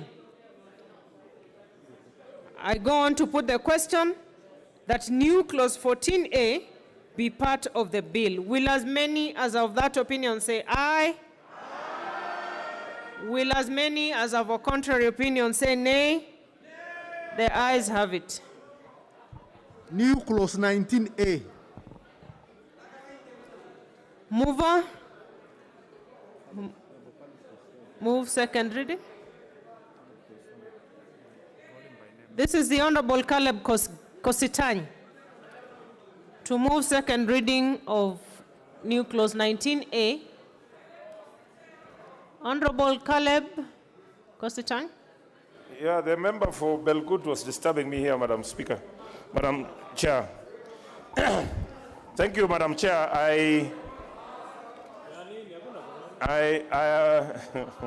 We have just taken the booster, so relax, gentlemen.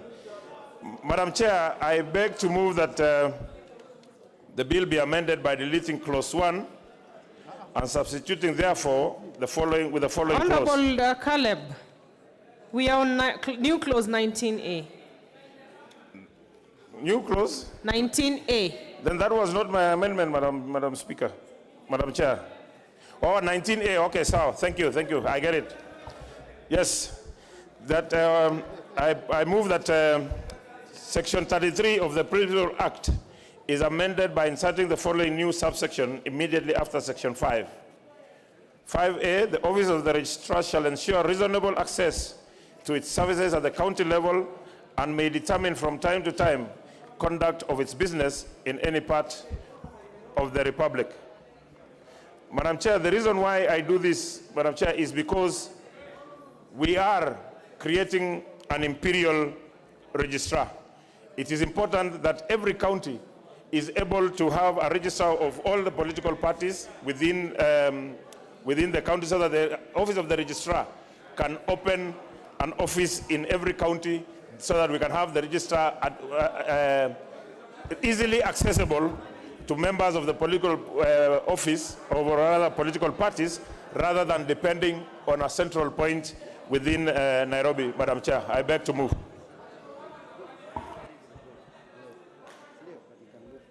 I propose a question, which is that new clause 19A be now read a second time. I go on to put the question that new clause 19A be now read a second time. Will as many as of that opinion say aye? Will as many as of a contrary opinion say nay? The nays have it. I go on to propose the question that new clause 19A be part of the bill. And I go on to put the question that new clause 19A be part of the bill. Will as many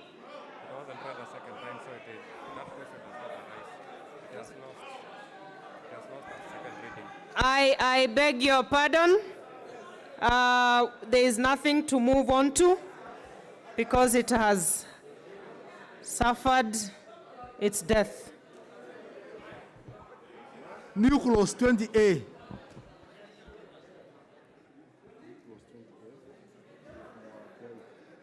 I call upon the mover. to move second reading of new clause 20A. Honorable Kiari.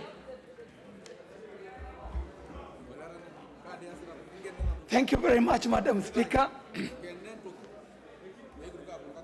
The proposal here was to introduce a new clause that the bill be amended by inserting the following new clause immediately after clause 20. And this was to be the new 20A, that the principal act is amended by repealing section 34A. Madam Speaker, as you realize, today the office of the Registrar of Political Parties is actually manned by one individual and two deputies, Madam Speaker. And the job that is on the desk of the Registrar of Political Parties is work enough and tantamount to that can be carried out by an independent commission, fully fledged with a board and a secretariat. Madam Speaker, this had been my earlier proposal and amendments that I sought to move. But since the earlier amendments have not been approved by the Speaker, I do withdraw this new clause, the proposal to make this new clause. Thank you very much, Madam Speaker. I propose the question. No, he has withdrawn. Oh, you have withdrawn, Honorable Kiari. That's in order. New clause 21A and 21B. I call upon the mover to move the second reading for new clauses 21A and 21B.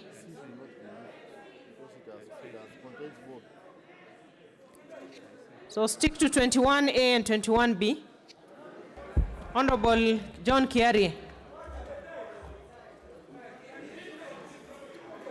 Madam Speaker, I do propose new clauses, that the bill be amended by inserting the following new clauses immediately after clause 21, and this is clause 21A, that the principal act be amended by repealing section 36. Madam Speaker, this is just actually a tidying up process because it speaks to many amendments that have been brought to this floor today by many members, most of which have even been passed.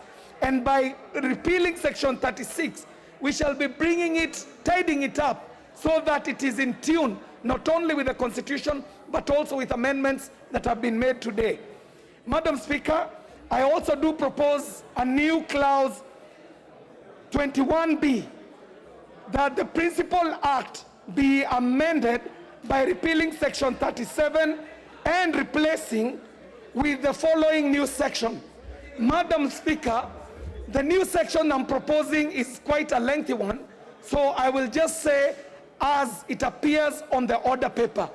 The import of this, Madam Speaker, is the fact that we have to tidy up the process of the removal of the registrar of political parties or their assistants, Madam Speaker.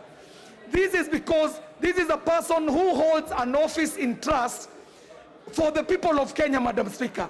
And so even as we are protecting the security of the tenure of the registrar of political parties, we should give any aggrieved Kenyan an opportunity and the guidelines on how the registrar or assistant registrars can be removed from office, which will include, as I have said on the order paper, it being brought to this house, attended to by the relevant committee, in this case, the Justice and Legal Affairs Committee, and so that we do not end up punishing a Kenyan, but at the same time, we give opportunity to Kenyans so that if they are aggrieved, they have a tidy process of the removal of the registrar.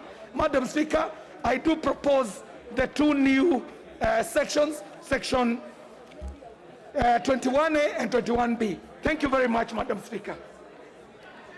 I propose the question that new clauses 21A and 21B be now read a second time. Madam Speaker, and section and 21C too. No, Honorable Kiari, we will get to 21C. Actually, when we get there, we are removing 21C and we will address it because it talks about the board. So you have only done 21A and 21B. The leader of majority. Honorable Chair, I stand to oppose this amendment by the Honorable Kerry. First of all, he's not exactly being, he's being economical with the truth to this House. Because the 6th schedule that he's wanting to delete and is giving a different reason for, the 6th schedule deals with the appointment of the registrar. So once we delete the 6th schedule, then we have no basis of appointment of the registrar. On 37, the act is very elaborate, and what it's trying to do is to shift the issue of resolving the issues of the tribunal to report to Parliament instead of reporting to a tribunal. So this amendment must fail.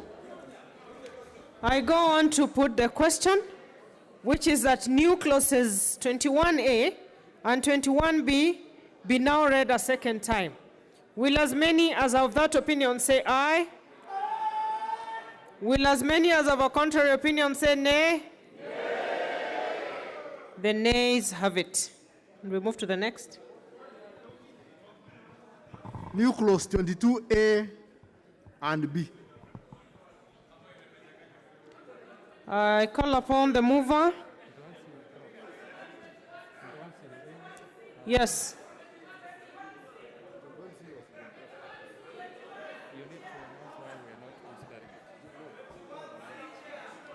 I had already stated that new clause 21C is dropped. So we are moving to 22A and 22B. And I call upon the mover, who is the chairperson, Justice and Legal Affairs Committee. As per the order, Pep. Chair. Madam Chair, I move that 22A and 22B be part of the bill, new clauses, and be read the second time. And the facts are as stated in the order paper. 22A is for the provision of a vice chair, and 22B is provide for extra ad hoc members of the tribunal to serve for at least 1 year. And you beg to move. I beg to move. And the qualifications thereof. So with those remarks, I beg to move, Madam Chair. I propose a question that new clauses 22A and 22B be now read a second time. I'll go on to put the question that new clauses 22A and 22B be now read a second time. Will as many as of that opinion say aye? Aye. Will as many as of a contrary opinion say nay? The ayes have it. I go on to propose a question that new clauses 22A and 22B be part of the bill. And I go on to put the question that new clauses 22A and 22B be part of the bill. Will as many as of that opinion say aye? Aye. Will as many as of a contrary opinion say nay? The ayes have it. New clause 23A. I call upon the mover, who is the chairperson, Justice and Legal Affairs Committee. Madam Chair, I beg to move that new clauses 23A be part of the bill as provided for in the order paper. The effect. We are doing a second reading. Yes, the reasoning behind this. Be read for second time. So, Honorable Chair, just for the record, you need to state that the new clause you're proposing to be read a second time. Yes, be read a second time. Now The reasoning behind Go ahead, Honorable Chair. these provisions is to provide Court of Appeal as a final court and no, without going to the Supreme Court. And the last portion of it is That is enough. the last portion of that is to give the tribunal, to give the tribunal the powers to punish for contempt. With those remarks, I beg to move. I propose a question, which is that new clause 23A be now read a second time. And I go on to put the question that new clause 23A be now read a second time. Will as many as of that opinion say aye? Will as many as of a contrary opinion say nay? The ayes have it. And I go on to propose a question that new clause 23A be part of the bill. And I go on to put the question that new clause 23A be part of the bill. Will as many as of that opinion say aye? Will as many as of a contrary opinion say nay? The ayes have it. New clause 26A. Mover, the Honorable John Kiarie. Madam Speaker, I do wish to get the attention of the House because this is a critical clause, Madam Speaker. I am proposing a new clause that the bill be amended by inserting the following new clauses after clause 26. And so that 26A reads that the principal act is amended in the third schedule in paragraph 3E by inserting the words including any entitlements to positions in the cabinet, eligible state offices, and leadership positions in parliament and its committees immediately after the words within the coalition. Madam Speaker, the import of this new clause is to protect smaller parties within a coalition. In our short history of coalitions, Madam Speaker, we have seen dominant parties within a coalition bullying their siblings. Cases are rife, Madam Speaker, where a dominant party denies its coalition members their rightful dues in terms of monies given to political parties. Dominant parties have been bullying smaller parties when it comes to positions in cabinet, to positions of leadership in this House, Madam Speaker, where a coalition negates coalition agreements whenever they get to the House and cut short their coalition members. Madam Speaker, with the new 26A, a party like Wiper is protected. A party like Fort Kenya is protected. A party like ANC is protected. Parties that have been conned in the arrangement called COD or an arrangement called NASA have an opportunity to redeem themselves with a new section 26A, where we have dominant big parties in a coalition bullying their junior siblings. Madam Speaker, I do move that we bring up a new section clause 26A. Thank you very much, Madam Speaker. I propose the question that new clause 26A be now read a second time. And I put the question that new clause 26A be now read a second time. Will as many as of that opinion say aye? Will as many as of a contrary opinion say nay? The nays have it. So we move. Clause 2.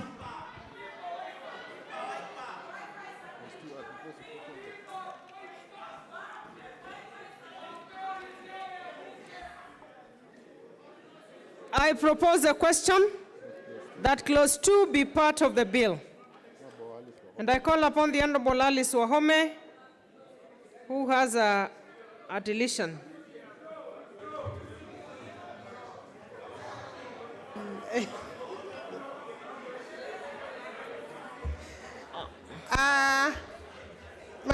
Madam Chair, I hear words like withdraw. Madam Chair, the purport of this. What is out of order, Honorable Kiari?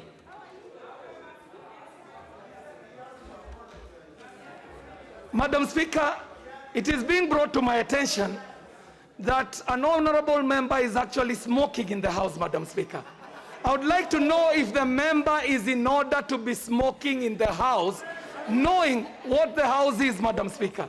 Who is smoking in the House? Who is smoking in the House? Honorable Kiari. Who? Honorable Kiari. Honorable Kiari. Honorable Kiari. I'm addressing you, Honorable Kiari. That is a point of disorderly conduct in the House. So who is smoking in the House? Can you say who is?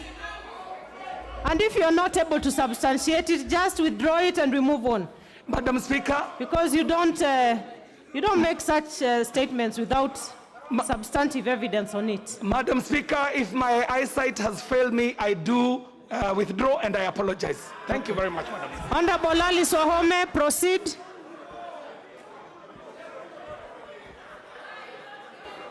Let me have the mic. Madam Chair, the purport of my amendment. Honorable Junet. Honorable Alice, just a minute. What is out of order, Honorable Junet? Madam Chair, first I want to thank you for the ruling you've made on Honorable Chair, but more importantly, Chair, we can disagree on issues of the bill here, on clauses and anything, on amendment. But here we cannot put disrepute on this House, Madam Chair. A member initially said here, members are being bribed. Now another one here is saying members are smoking here. Madam Chair, there is something wrong with these Tangatanga MPs.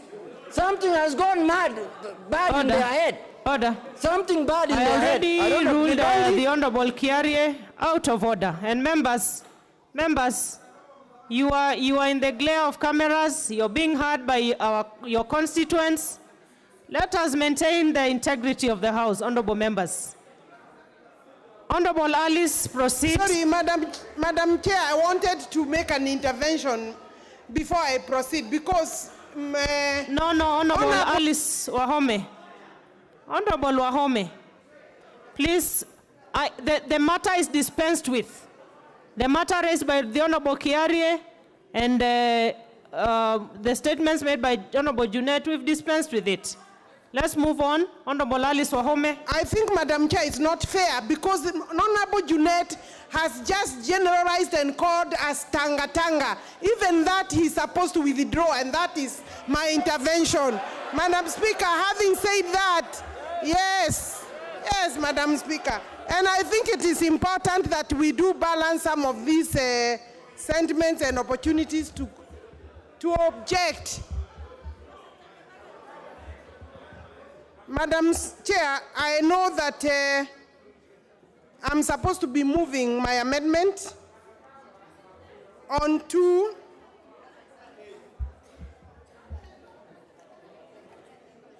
that the bill be amended by deleting clause 2, the whole clause 2, Madam Chair.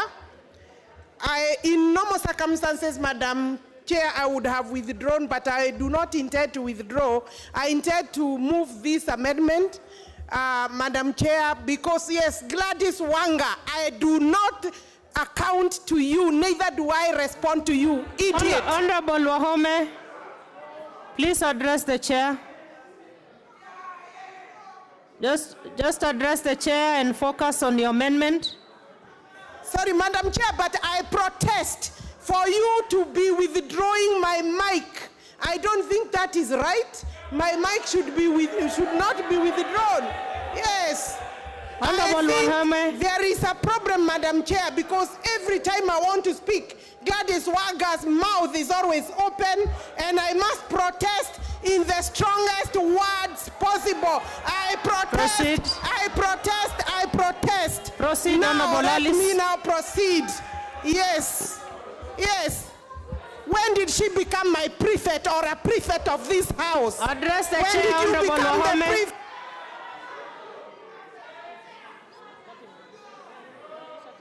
Oh, I am saying no, no, no. Honorable Wahome, proceed. No, enough Proceed. is enough. Enough is enough. Yes, Madam Chair, this particular amendment, Madam Speaker, is informed by the fact that I strongly believe that the creation of coalition political parties, I will repeat by this submission that it is unconstitutional.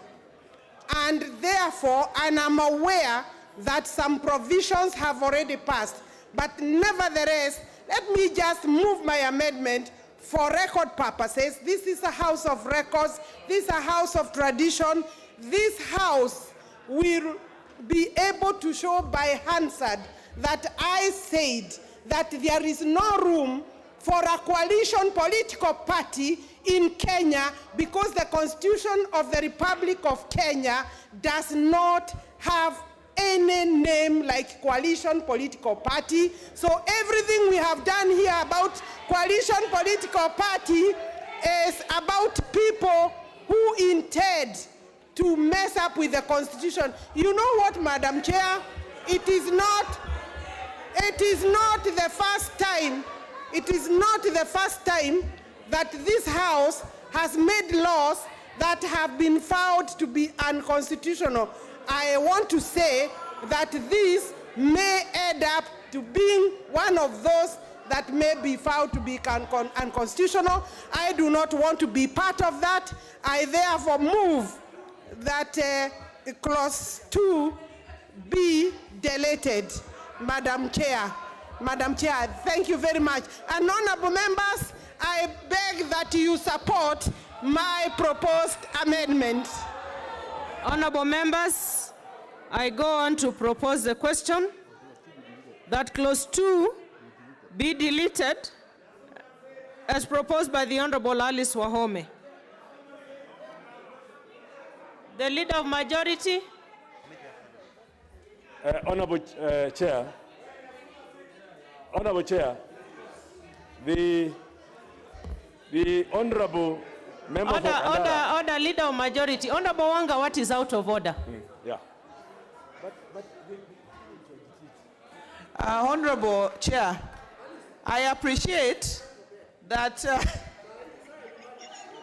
Go on, Honorable Wanga. I appreciate that Honorable Alice Wahome and the entire brigade of UDA MPs have had a very rough day. But to take it out on me is really out of order. Because she cannot carry all the frustrations of losing all the amendments and put them on me. These are the numbers here. These are the people who have defeated those amendments. There is nothing to do with Gladys Wanga. It is only because Tanga have been walking everywhere, we have numbers, we have numbers. Now when finally the numbers are not there, she says Gladys Wanga, Gladys Wanga, Gladys Wanga. Honorable Leader of Majority, proceed. Honorable Chair, I beg to oppose the proposed amendment, which basically is a very mischievous amendment intended to dilute all the work we have done this afternoon by denying the law the definitions we require.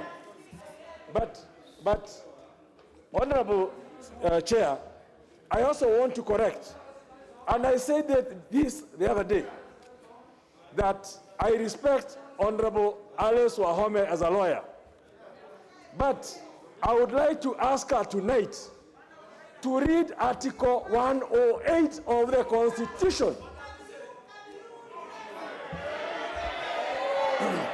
Order. I want to invite her. Order, Honorable Wahome. Proceed, Honorable Leader of Majority. I want to invite... And address the chair. Yes. Honorable Majority, address the chair. I want to invite Honorable Alice Wahome to read the Constitution of Kenya, Article 108, which says very clearly that, which includes the word coalition, that the leader of majority shall be the member from the largest party or coalition of parties. Order, members. Order. Conclude, Honorable Leader of Majority. The point is that the honorable member has put it on record that the Kenyan Constitution does not include the word coalition. And I'm alerting her to go and read Article 108, and you'll find it there. Because I thought you were a lawyer, but now I doubt. Thank you, Honorable Speaker. Kia. Honorable Junet. Chair, I stand to oppose. Chair, I stand to oppose the amendment of Honorable Alice Wahome. Chair, Honorable Alice has just said here that this bill is unconstitutional. And she's proposing amendments to an unconstitutional bill herself, Chair. What kind of lawyer is this? This is Muranga. No, Honorable Junet. College, university lawyer. You're Chair. out of order, Honorable Junet. You're out of order. Honorable Pukose. Honorable Pukose. Thank you, Chair. Order, members. Order, Honorable Wahome. Chair, Honorable Pukose. Chair, thank you, Chair. I want to support this amendment by Honorable Alice Wahome. I know the coalition on KEMSA are waiting to be paid for the evening, as you know. Honorable Pukose, yes. confine yourself to your amendment or to your support. Honorable you Chair, support, please confine yourself. Honorable Chair, Pukose. this is a good amendment, but it's a fact, Honorable Chair, that the coalition on KEMSA are waiting to be paid for the day. Order, This you're is a out of fact. order, Honorable Pukose. Just shut him out. Close him out. I am proceeding to put the question. I'm proceeding to put the question, which is that clause 2 be deleted as proposed by the Honorable Alice Wahome. Will as many as of that opinion say aye? Will as many as of a contrary opinion say nay? The nays have it.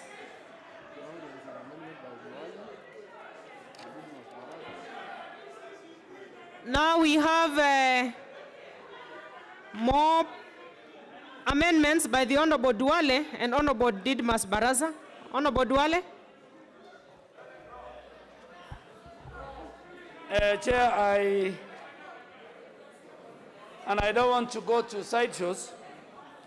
Chair, I beg to move that clause 2 of the bill be amended, A, by deleting paragraph A, and B, by deleting paragraph C.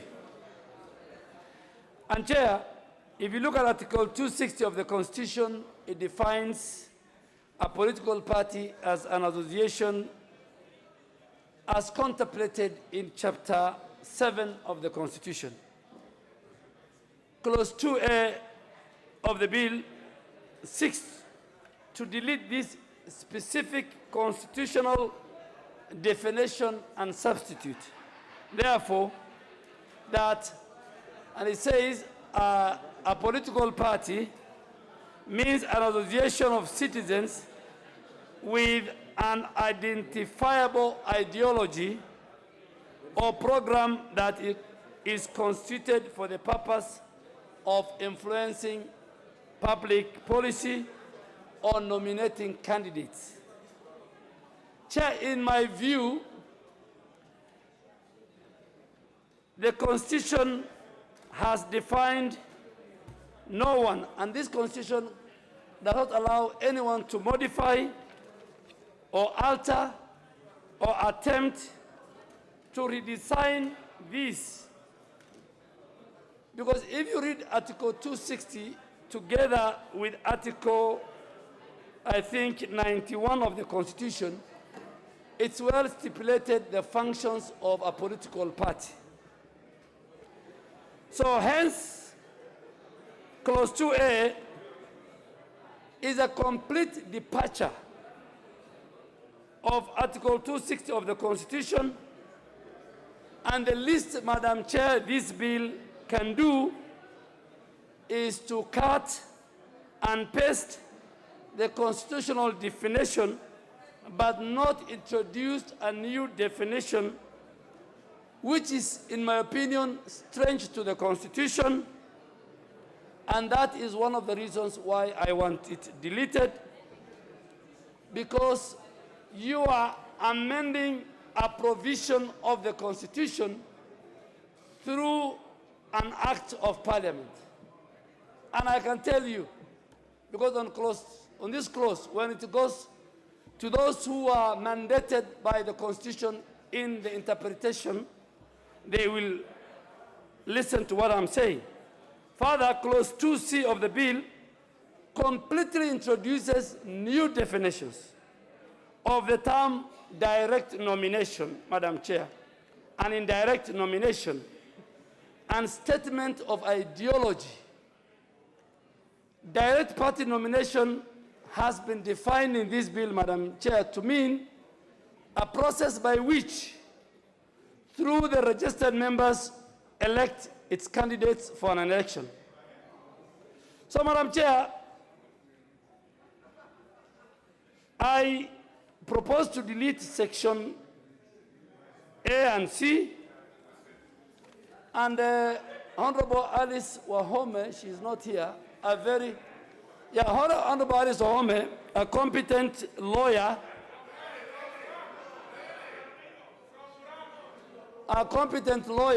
I have just checked as people were bashing her. She is an active member of LSK, and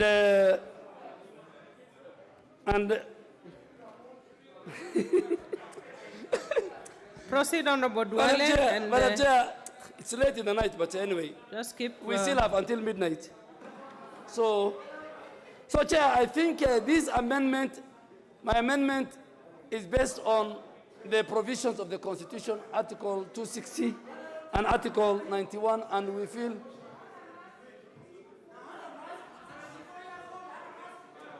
proceed, Honorable Duale. Chair, you need to protect proceed, Honorable Duale. Junet and his type.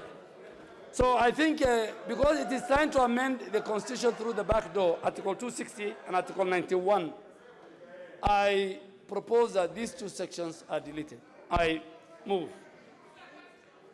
I propose the question that clause 2 be amended as proposed by the Honorable Duale. I go on to, I see members who want to contribute. Honorable Cheptumo. Thank you, Madam Chair. Order, members. Order, members. Madam Chair. The members have not lost their right to contribute. Madam Chair, the Constitution is the supreme law of the land. And Madam Speaker, we cannot attempt to use our legislation to give a different meaning in which is defined in our Constitution. Mr. Speaker, if there was any intention to give a different meaning, Madam Speaker, it was only fair to amend the Constitution, but not, Madam Speaker, to use a statute to give a different meaning to what is already defined in the Constitution, Madam Speaker. And Madam Speaker, I would like to say this to my colleagues, that, Madam Speaker, we are all leaders. And this Constitution that we all swore to defend here, Madam Speaker, we cannot go behind. And because of political expedience, Madam Speaker, we just pass a law that, Mr. Speaker, is giving a different meaning to what is already provided in the Constitution. So, Madam Speaker, I want to support the proposal by Honorable Duale and appeal members that we really give away to this. Thank you, Madam Speaker. Honorable Kaluma. Yes, I thank you, Chair. Honorable members, in the last election, we had the NASA coalition. I'm using this as an example, where parties came together and agreed on a candidate. But by law, you have that candidate because the party, the coalition cannot field him as a candidate despite bringing together many parties. You have him going under ODM. That was the case for Jubilee in 2013, where you had TNA and URP. Ultimately, President Kenyatta was on the ballot papers as TNA, yet there is the convergence of mind with URP. What we are doing here is to give the coalition where parties agree to form a coalition to field a candidate without subduing that candidate under the mother political party. And that is what we are talking about. There is no reason to change. Lastly, Madam Speaker, Madam Chair, we are being blackmailed, unnecessarily for far too long about the High Court will do this. The High Court does not exercise supervisory jurisdiction over Parliament. This High Court only checks at constitutional provisions or whether the provisions or legislations are constitutional or otherwise. Otherwise, this Parliament is equal to the High Court. So this threat that we should be looking at what court is doing, I think we should not suffer that blackmail. Madam Speaker, I therefore oppose the amendment. I go on to put the question, which is that clause 2 be amended as proposed by the Honorable Duale. Will as many as of that opinion say aye? Will as many as of a contrary opinion say nay? The nays have it.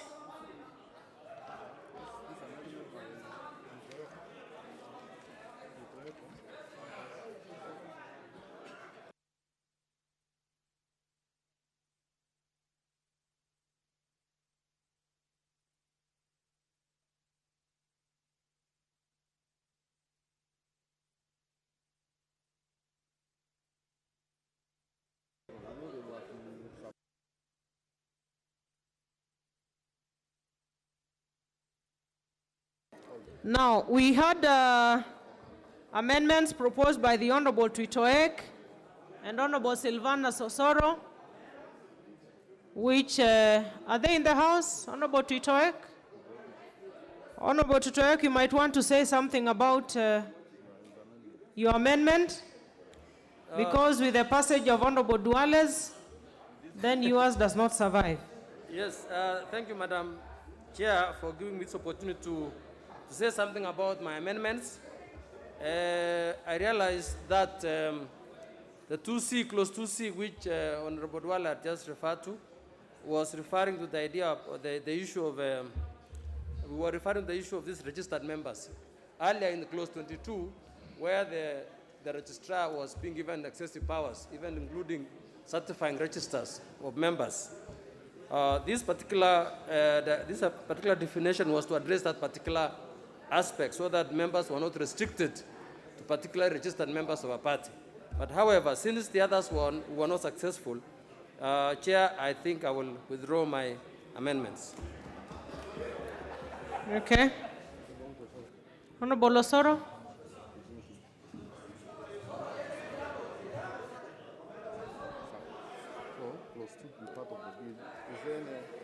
So I go on to put the question, which is that clause 2 be part of the bill.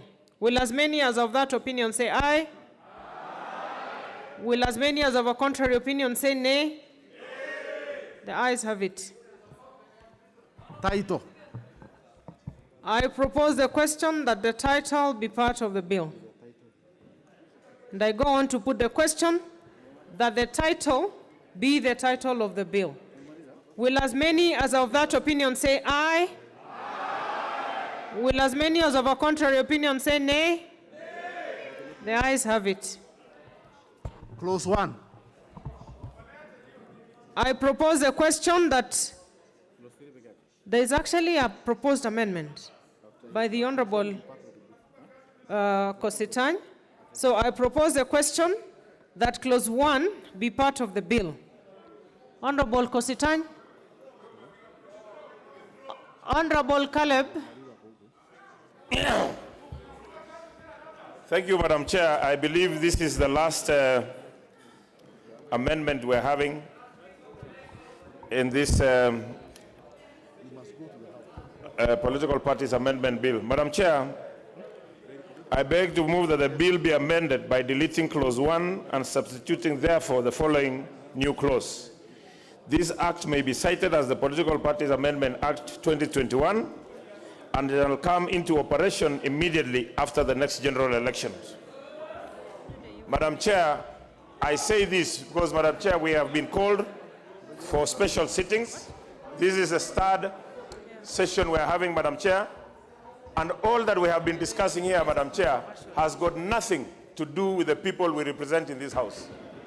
Madam Chair, this is a House of Representatives. We are meant to represent the people. We don't come here to legislate for individuals so that they may not con each other or go back on their word. Madam Chair, the issue of coalitions is with us, and I want members to listen to me. The issue of coalitions is with us. We had a coalition called NASA. We had one between URP and TNA. And there was also CORD. There was no dishonesty. There was no dishonesty in the TNA URP coalitions because the leaders were people of their word. They were people who kept their word. We had an issue. NASA had an issue in their coalition because of not keeping their word. Madam Chair, the reason we are here is we have been called for this special sitting in such a hurry, with so much urgency, that Kenyans are wondering, who is this who is so desperate to have this issue passed? We saw what happened. We saw what happened, Madam Chair, at the first special sitting when the Speaker gave a ruling that we could not proceed in the afternoon. And Honorable Junet was among those whose tempers were... What? Because Honorable Kositani... Chair, Madam Chair, I wanted to bring to your attention that the standing orders recommend relevance to what you are speaking on. Madam Honorable Chair, Kositani. Kositani is talking about Confine yourself to the relevance of the amendment. Madam Chair, you know this is the man who killed Jubilee. Honorable This man you are seeing Kositani. here killed Jubilee. Confine yourself, Honorable Kositani. Be relevant. You know, Madam Chair, Honorable Junet should add that I killed Jubilee with his help, with the help of ODM, and we want to thank you because Jubilee is no more. Madam Chair, some of the bills that we have passed here, Madam Chair, we are creating, and I say this, Madam Chair, with a lot of authority, that we are bringing back BBI, which sought to give us imperialism in the presidency. We are bringing it back through the back door. Madam Chair, we are creating imperialism in political parties. What we have actually done today is that when you are a member of a political party, you are not different from gas in a gas tank. Without somebody turning the button on, you are stuck in that tank and your rights are infringed on, Madam Chair. It is important, yes, you have the numbers, 6 versus 1, yes, it will pass the way BBI passed. But Madam Chair, these laws that we are passing are not for the people of Kenya, it is for individuals. And Madam Chair, going forward, we need to amend the standing orders of this House so that there should be a threshold. So for calling for special sittings, I have the floor and I have the mic. Madam Chair, this has been the worst Christmas, the worst New Year for members of Parliament since the history of the Republic of Kenya, Madam Chair. Young members of Parliament, I pity those. I have no problem because my youngest is about 23, my last born. Madam Chair, we have members here who have young families. We have denied them to enjoy and cross the New Year with their families. So, Madam Chair, I propose that all this takes effect after the next general election. I propose a question that clause 1 be amended as proposed by the Honorable Kositani.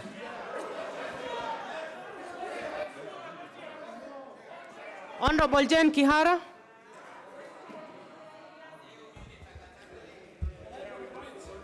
Madam Chair, Madam Chair, I am of the opinion, like my brother, Mheshimiwa Kostani, coming from holiday not to discuss the issues affecting our people. Madam Speaker, what we need in this country is political hygiene. We don't need to take care of those who are conned. It's political hygiene is what we need. Madam Chair, we know people are dying in Lamu, and instead of talking about insecurity in Lamu, we are here protecting. Honorable Kiara, support the amendment by the Honorable Kositany. I support. You confine yourself to it. The Honorable Otiende Amolo.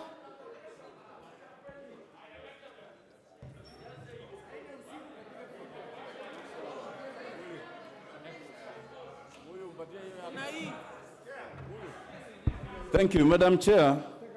I oppose that proposal for a very direct reason. At clause 1 is merely restricted to describing the legislation that we are dealing with. The question of commencement, if it was to be considered, is a substantive question. It would not come under the title. It would come under a substantive part that now seeks to basically vary what's in the Constitution and what's in the law. You But cannot we are on make it clause in this 1, way. Honorable Otiende. Now, as proposed by Kositany. But Madam Chair, there are statements that have been made by 5 members on constitutionality. Madam Chair, we should not let this go, because it might be supposed that we accept on an Honorable Bayer, I'm talking about the Constitution now. The Honorable Alice Wahome has spoken about this. Madam Chair, Article 260 is very clear. And the definition in Article 260 does not exclude the possibility of a definition of a coalition political party. So the relevant article to consider is Article 91 and Article 92. Nobody pointed out anything. Are you on in clause Article 1, 91 Honorable and Otiende? 92 that is unconstitutional. And Honorable therefore, Otiende? Madam Chair, let us agree that there is no question of constitutionality. It is just a question of either, carrying the amendment or not. And now that it has been carried, let it rest there, Madam Chair. Thank you. I go on to put the question. Honorable members, I go on to put the question,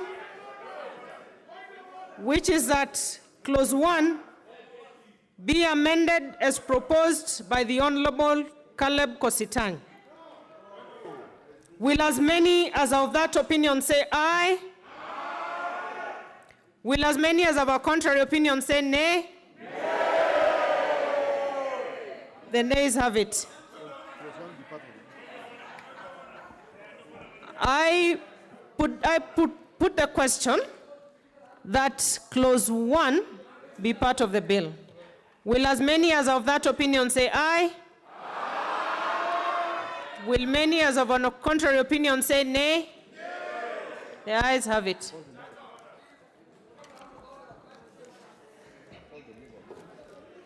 Now I call upon the mover to move reporting. Honorable Chairperson, I beg to move that the committee do report to the House its consideration of the Political Parties Amendment Bill, National Assembly Bill number 56 of 2021, and its approval thereof with amendments. I proceed to put the question for reporting, which is that the committee do report to the House its consideration of the Political Parties Amendment Bill, National Assembly Bill number 56 of 2021, and its approval thereof with amendments. Will as many as of that opinion say aye? Will as many as of a contrary opinion say nay? The ayes have it.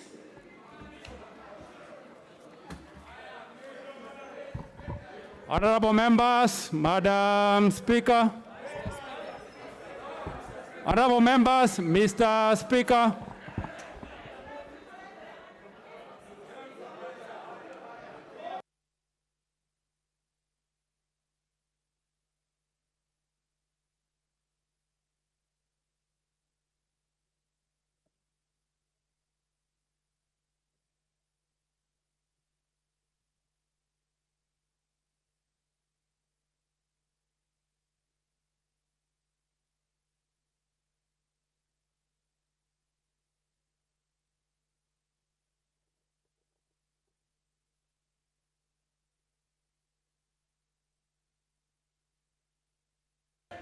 Chairperson.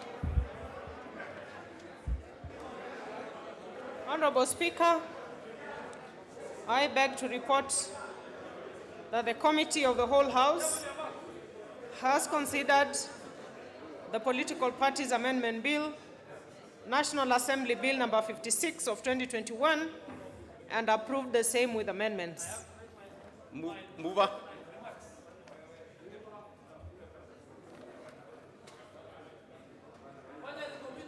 Give him the give him the mic.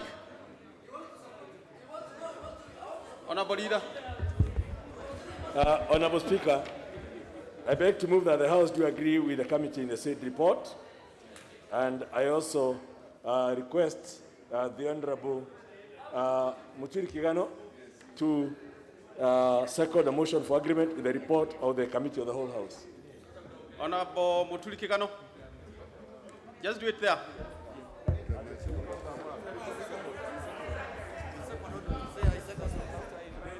Mr. Speaker, I beg to second. Other members, I propose a question, which is that the House do agree with the committee in the said report.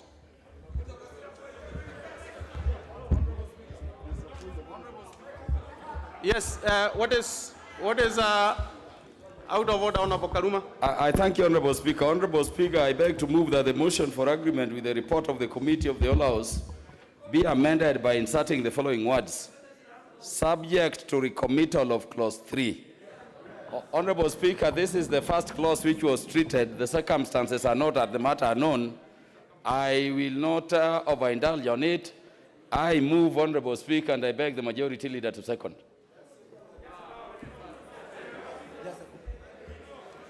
Honorable Speaker, I beg to second for the purpose of cleaning up the record. Honorable members, I propose a question that the motion for agreement with the report of the Committee of the Whole House be amended by inserting the following words: subject to recommittal of clause 3.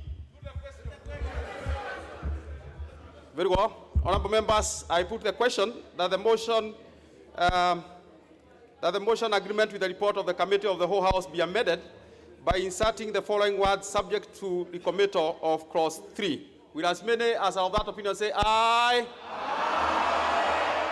Will as many as are of the contrary opinion say nay? Nay. The ayes obviously have it.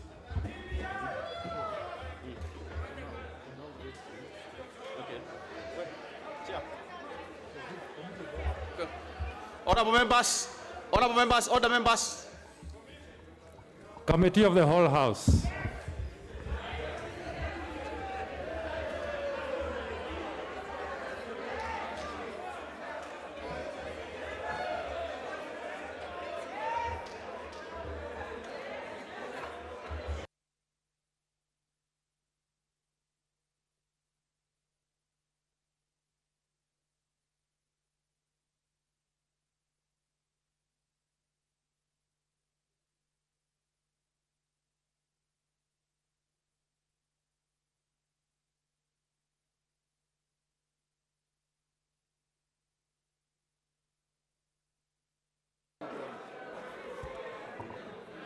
Clause 3.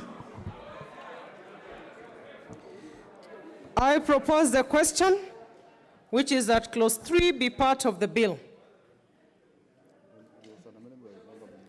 There were amendments, one by Honorable John Mutunga, the next by the Honorable Alice Wahome. Honorable Mutunga, we are on recommittal.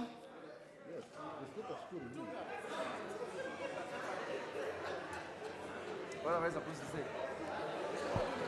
What am I supposed to say? Honorable Speaker, Honorable Chairman. Order members, we are on recommittal. So it takes us back to the status quo of clause 3. Honorable Chair, I think everyone sitting in this house today and the whole of today and last week is clearly aware of what is happening. Honorable Speaker, we have our friends and foes passing a law that is going to affect them. That particular clause was to assist political parties to become better in terms of visibility. But we have members here who believe that they must deliver what their masters want.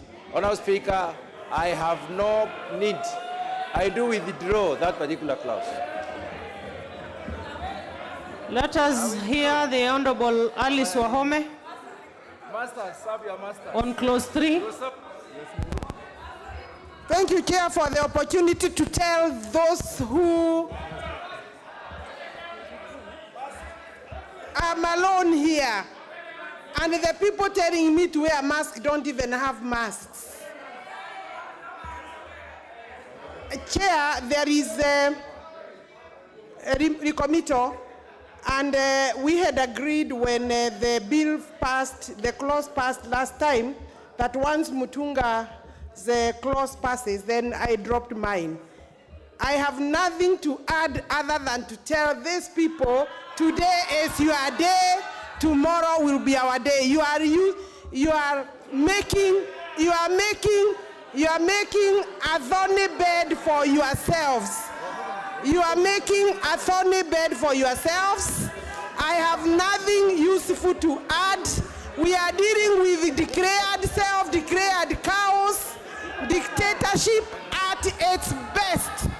Order. This house, Madam Chair, this house is under capture of the handshake. This house is under Honorable capture members, of the handshake. And I'm in fact, proceeding to put the question. Honorable Alice Wahome, have you dropped your amendment? No, I haven't. You haven't dropped. I did say. I said I have nothing useful to add other than what I had said before, Madam Chair. All right, Yeah? I proceed to put the question that clause 3 be amended as proposed by the Honorable Alice Wahome. Will as many as of that opinion say aye? Will as many as of a contrary opinion say nay? The nays have it. I proceed to put the global question, which is that clause 3 be part of the bill. Will as many as of that opinion say aye? Will as many as of a contrary opinion say nay? The ayes have it. Now I call upon the mover to move reporting. Honorable Chairperson, I beg to move that the committee do report to the House its consideration of the Political Parties Amendment Bill, National Assembly Bill number 56 of 2021, and its approval thereof with amendments. Members, I put the question, which is that the committee do report to the House its consideration of the Political Parties Amendment Bill, National Assembly Bill number 56 of 2021, and its approval thereof with amendments. Will as many as of that opinion say aye? Will as many as of a contrary opinion say nay? The ayes have it.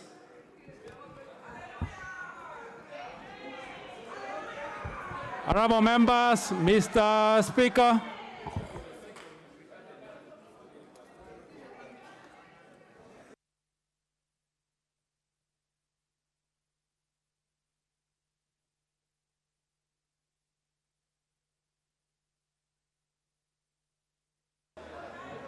Chairperson. Chairperson. Honorable Speaker, I beg to move that the House do agree. To report. Beg your pardon. Honorable Speaker, I beg to report that the Committee of the Whole House has considered the Political Parties Amendment Bill, National Assembly Bill number 56 of 2021, and approved the same with amendments. Mover. Honorable Speaker, I beg to move that the House do agree with the committee in the said report. I also request the Honorable Junet Mohammed to second the motion for agreement with the report of the committee of the whole House. Honorable Junet.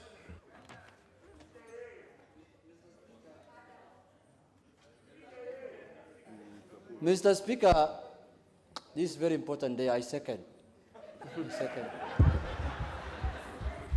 Honorable members, I propose a question which is that the House do agree with the committee in the said report.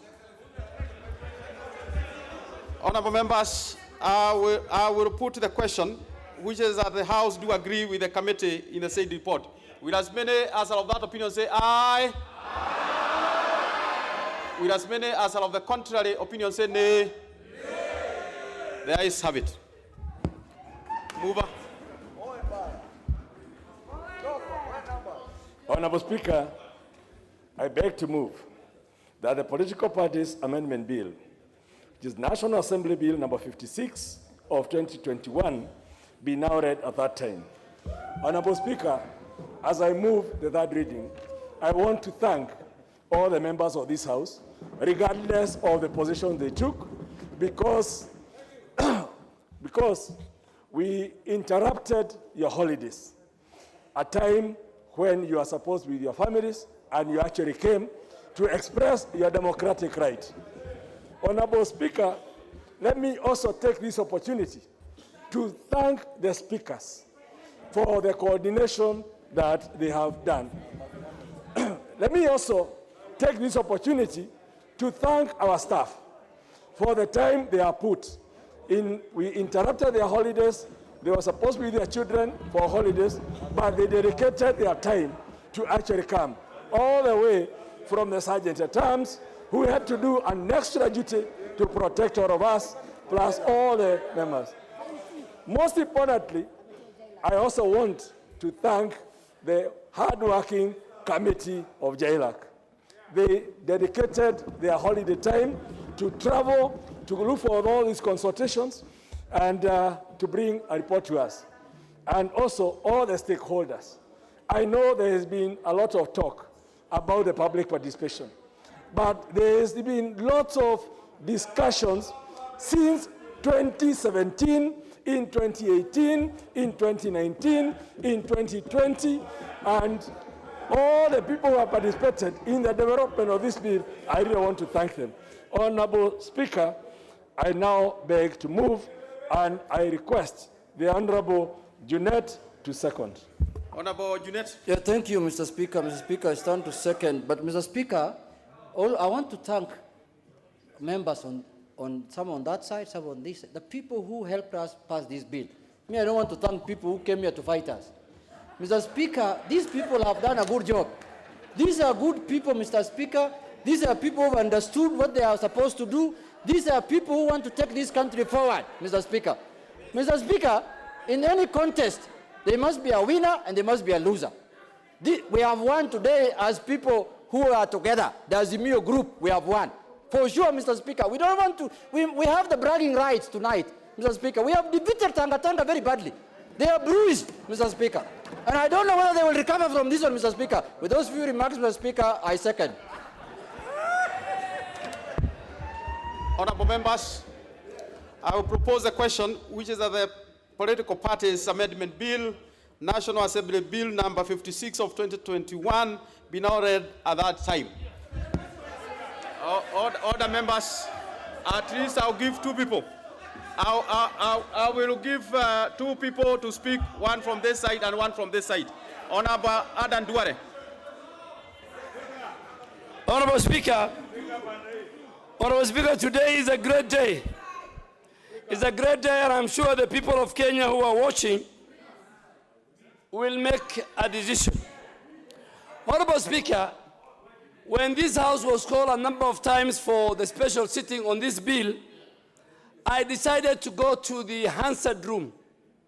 And I decided to listen to all the 11th Parliament and look for specific. And I picked on one afternoon when the late Charles Njonjo decided to introduce legislation that made Kenya one-party system. Mr. Speaker, on the onset, I want to thank our worthy competitors in this House. And we have shown them for the first time that the largest political caucus in this House, with 137 members, is none other than UDA.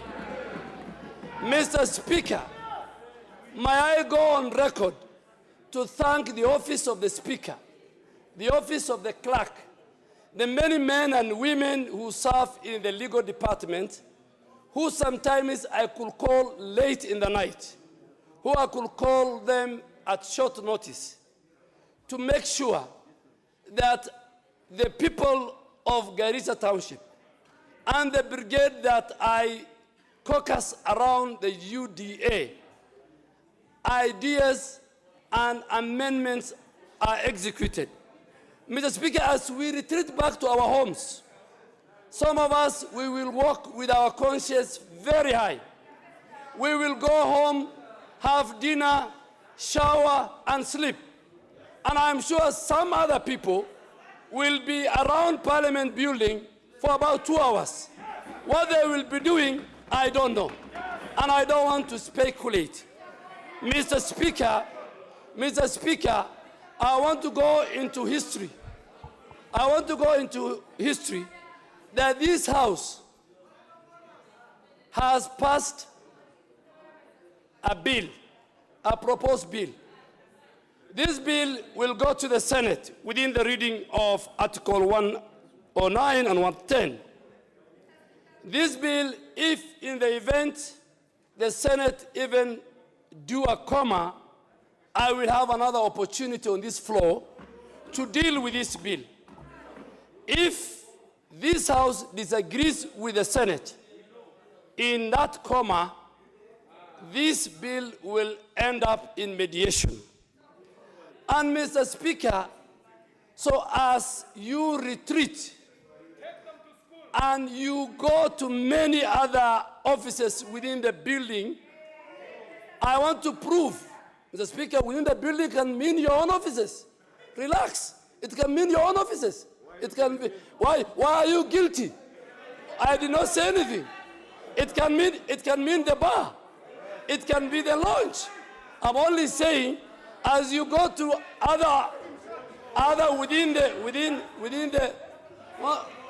Honorable Jude Jomo, we are neighbors. I can, after you finish your business, I can give you a lift. Honorable Adan Duale. Let me finish. I'm sure Chair, you're concluding so that... Now, Chair. Yep. Chair, we waited, and we must speak to the people of Kenya. And Mr. Speaker, I saw one of the speakers' panel saying, don't turn the House into politics. This is a house of high voltage politics. This is a house of debate. This is a house that has shown in the 12th Parliament. Mr. Speaker, I served in ODM in the 10th Parliament with 106 members. I served with URP and TNA with 133 members. Today, I want to confirm that the largest political caucus is none other than UDA, led by the chief hustler, by the deputy president. Okay. And those who don't subscribe to that, you look for the nearest transformer, go hang yourself. Very well. Honorable Miri Odhiambo.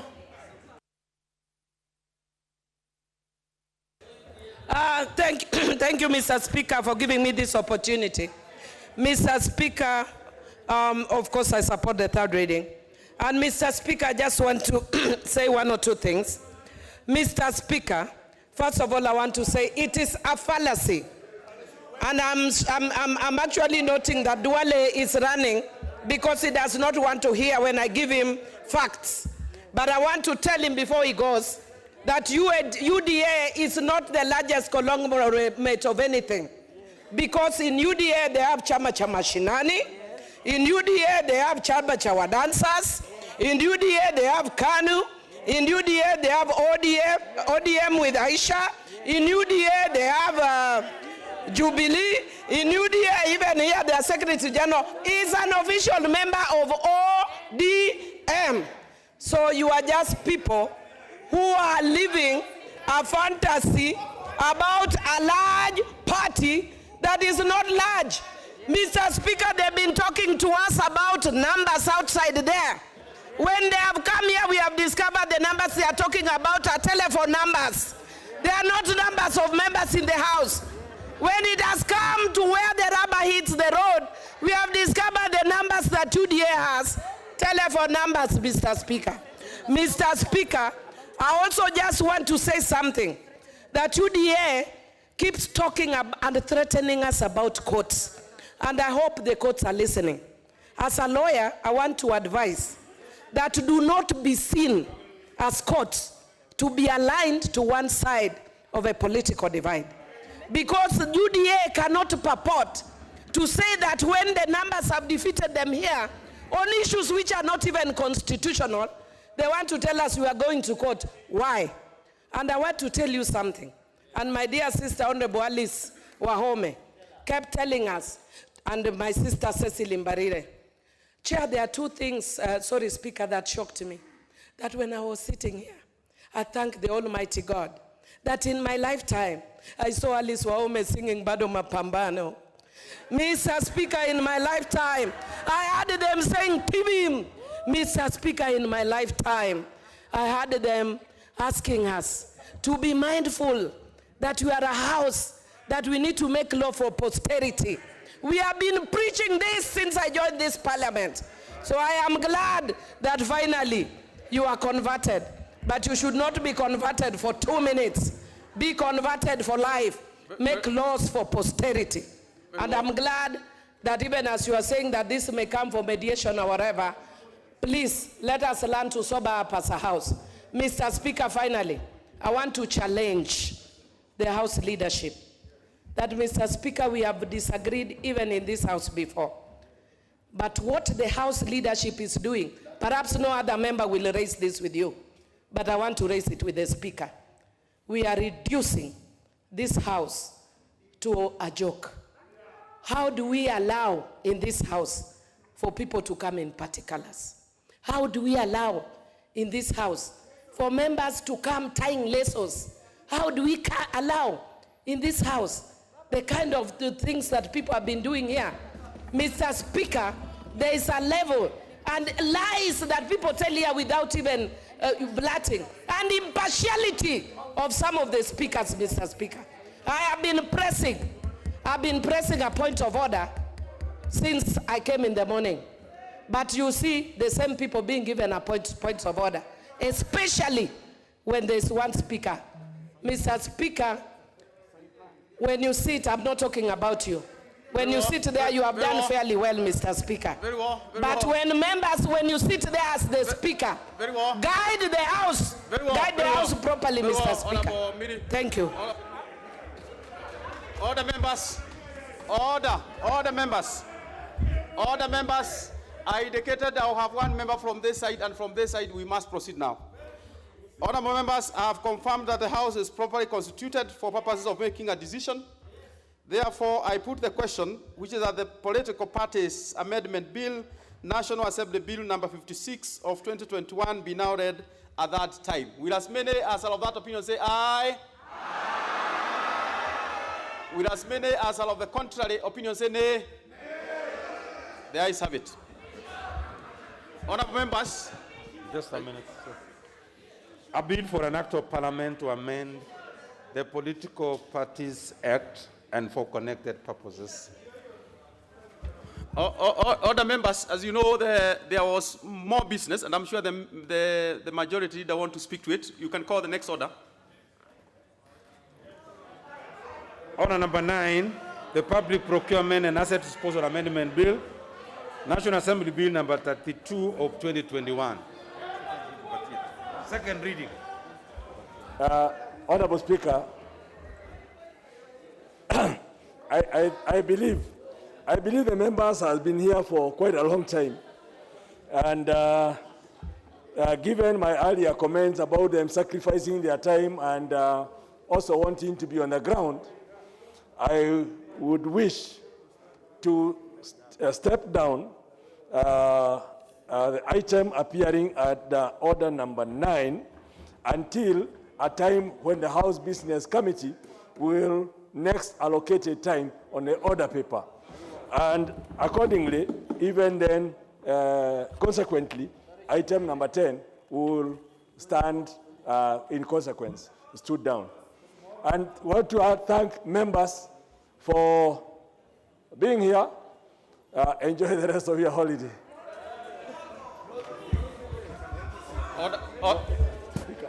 Order members.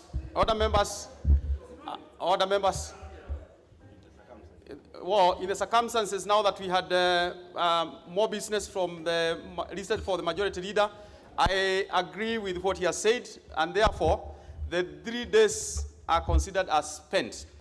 Honorable members, I also want to take this opportunity to thank all the members, the few days that we have engaged on this, sometimes with a bit of passion, but that is it. And I want to thank you for that business and for that time. Honorable members, the time being 10:06 p.m., this House started adjourned until Tuesday, 25th January 2022 at 2:30 p.m.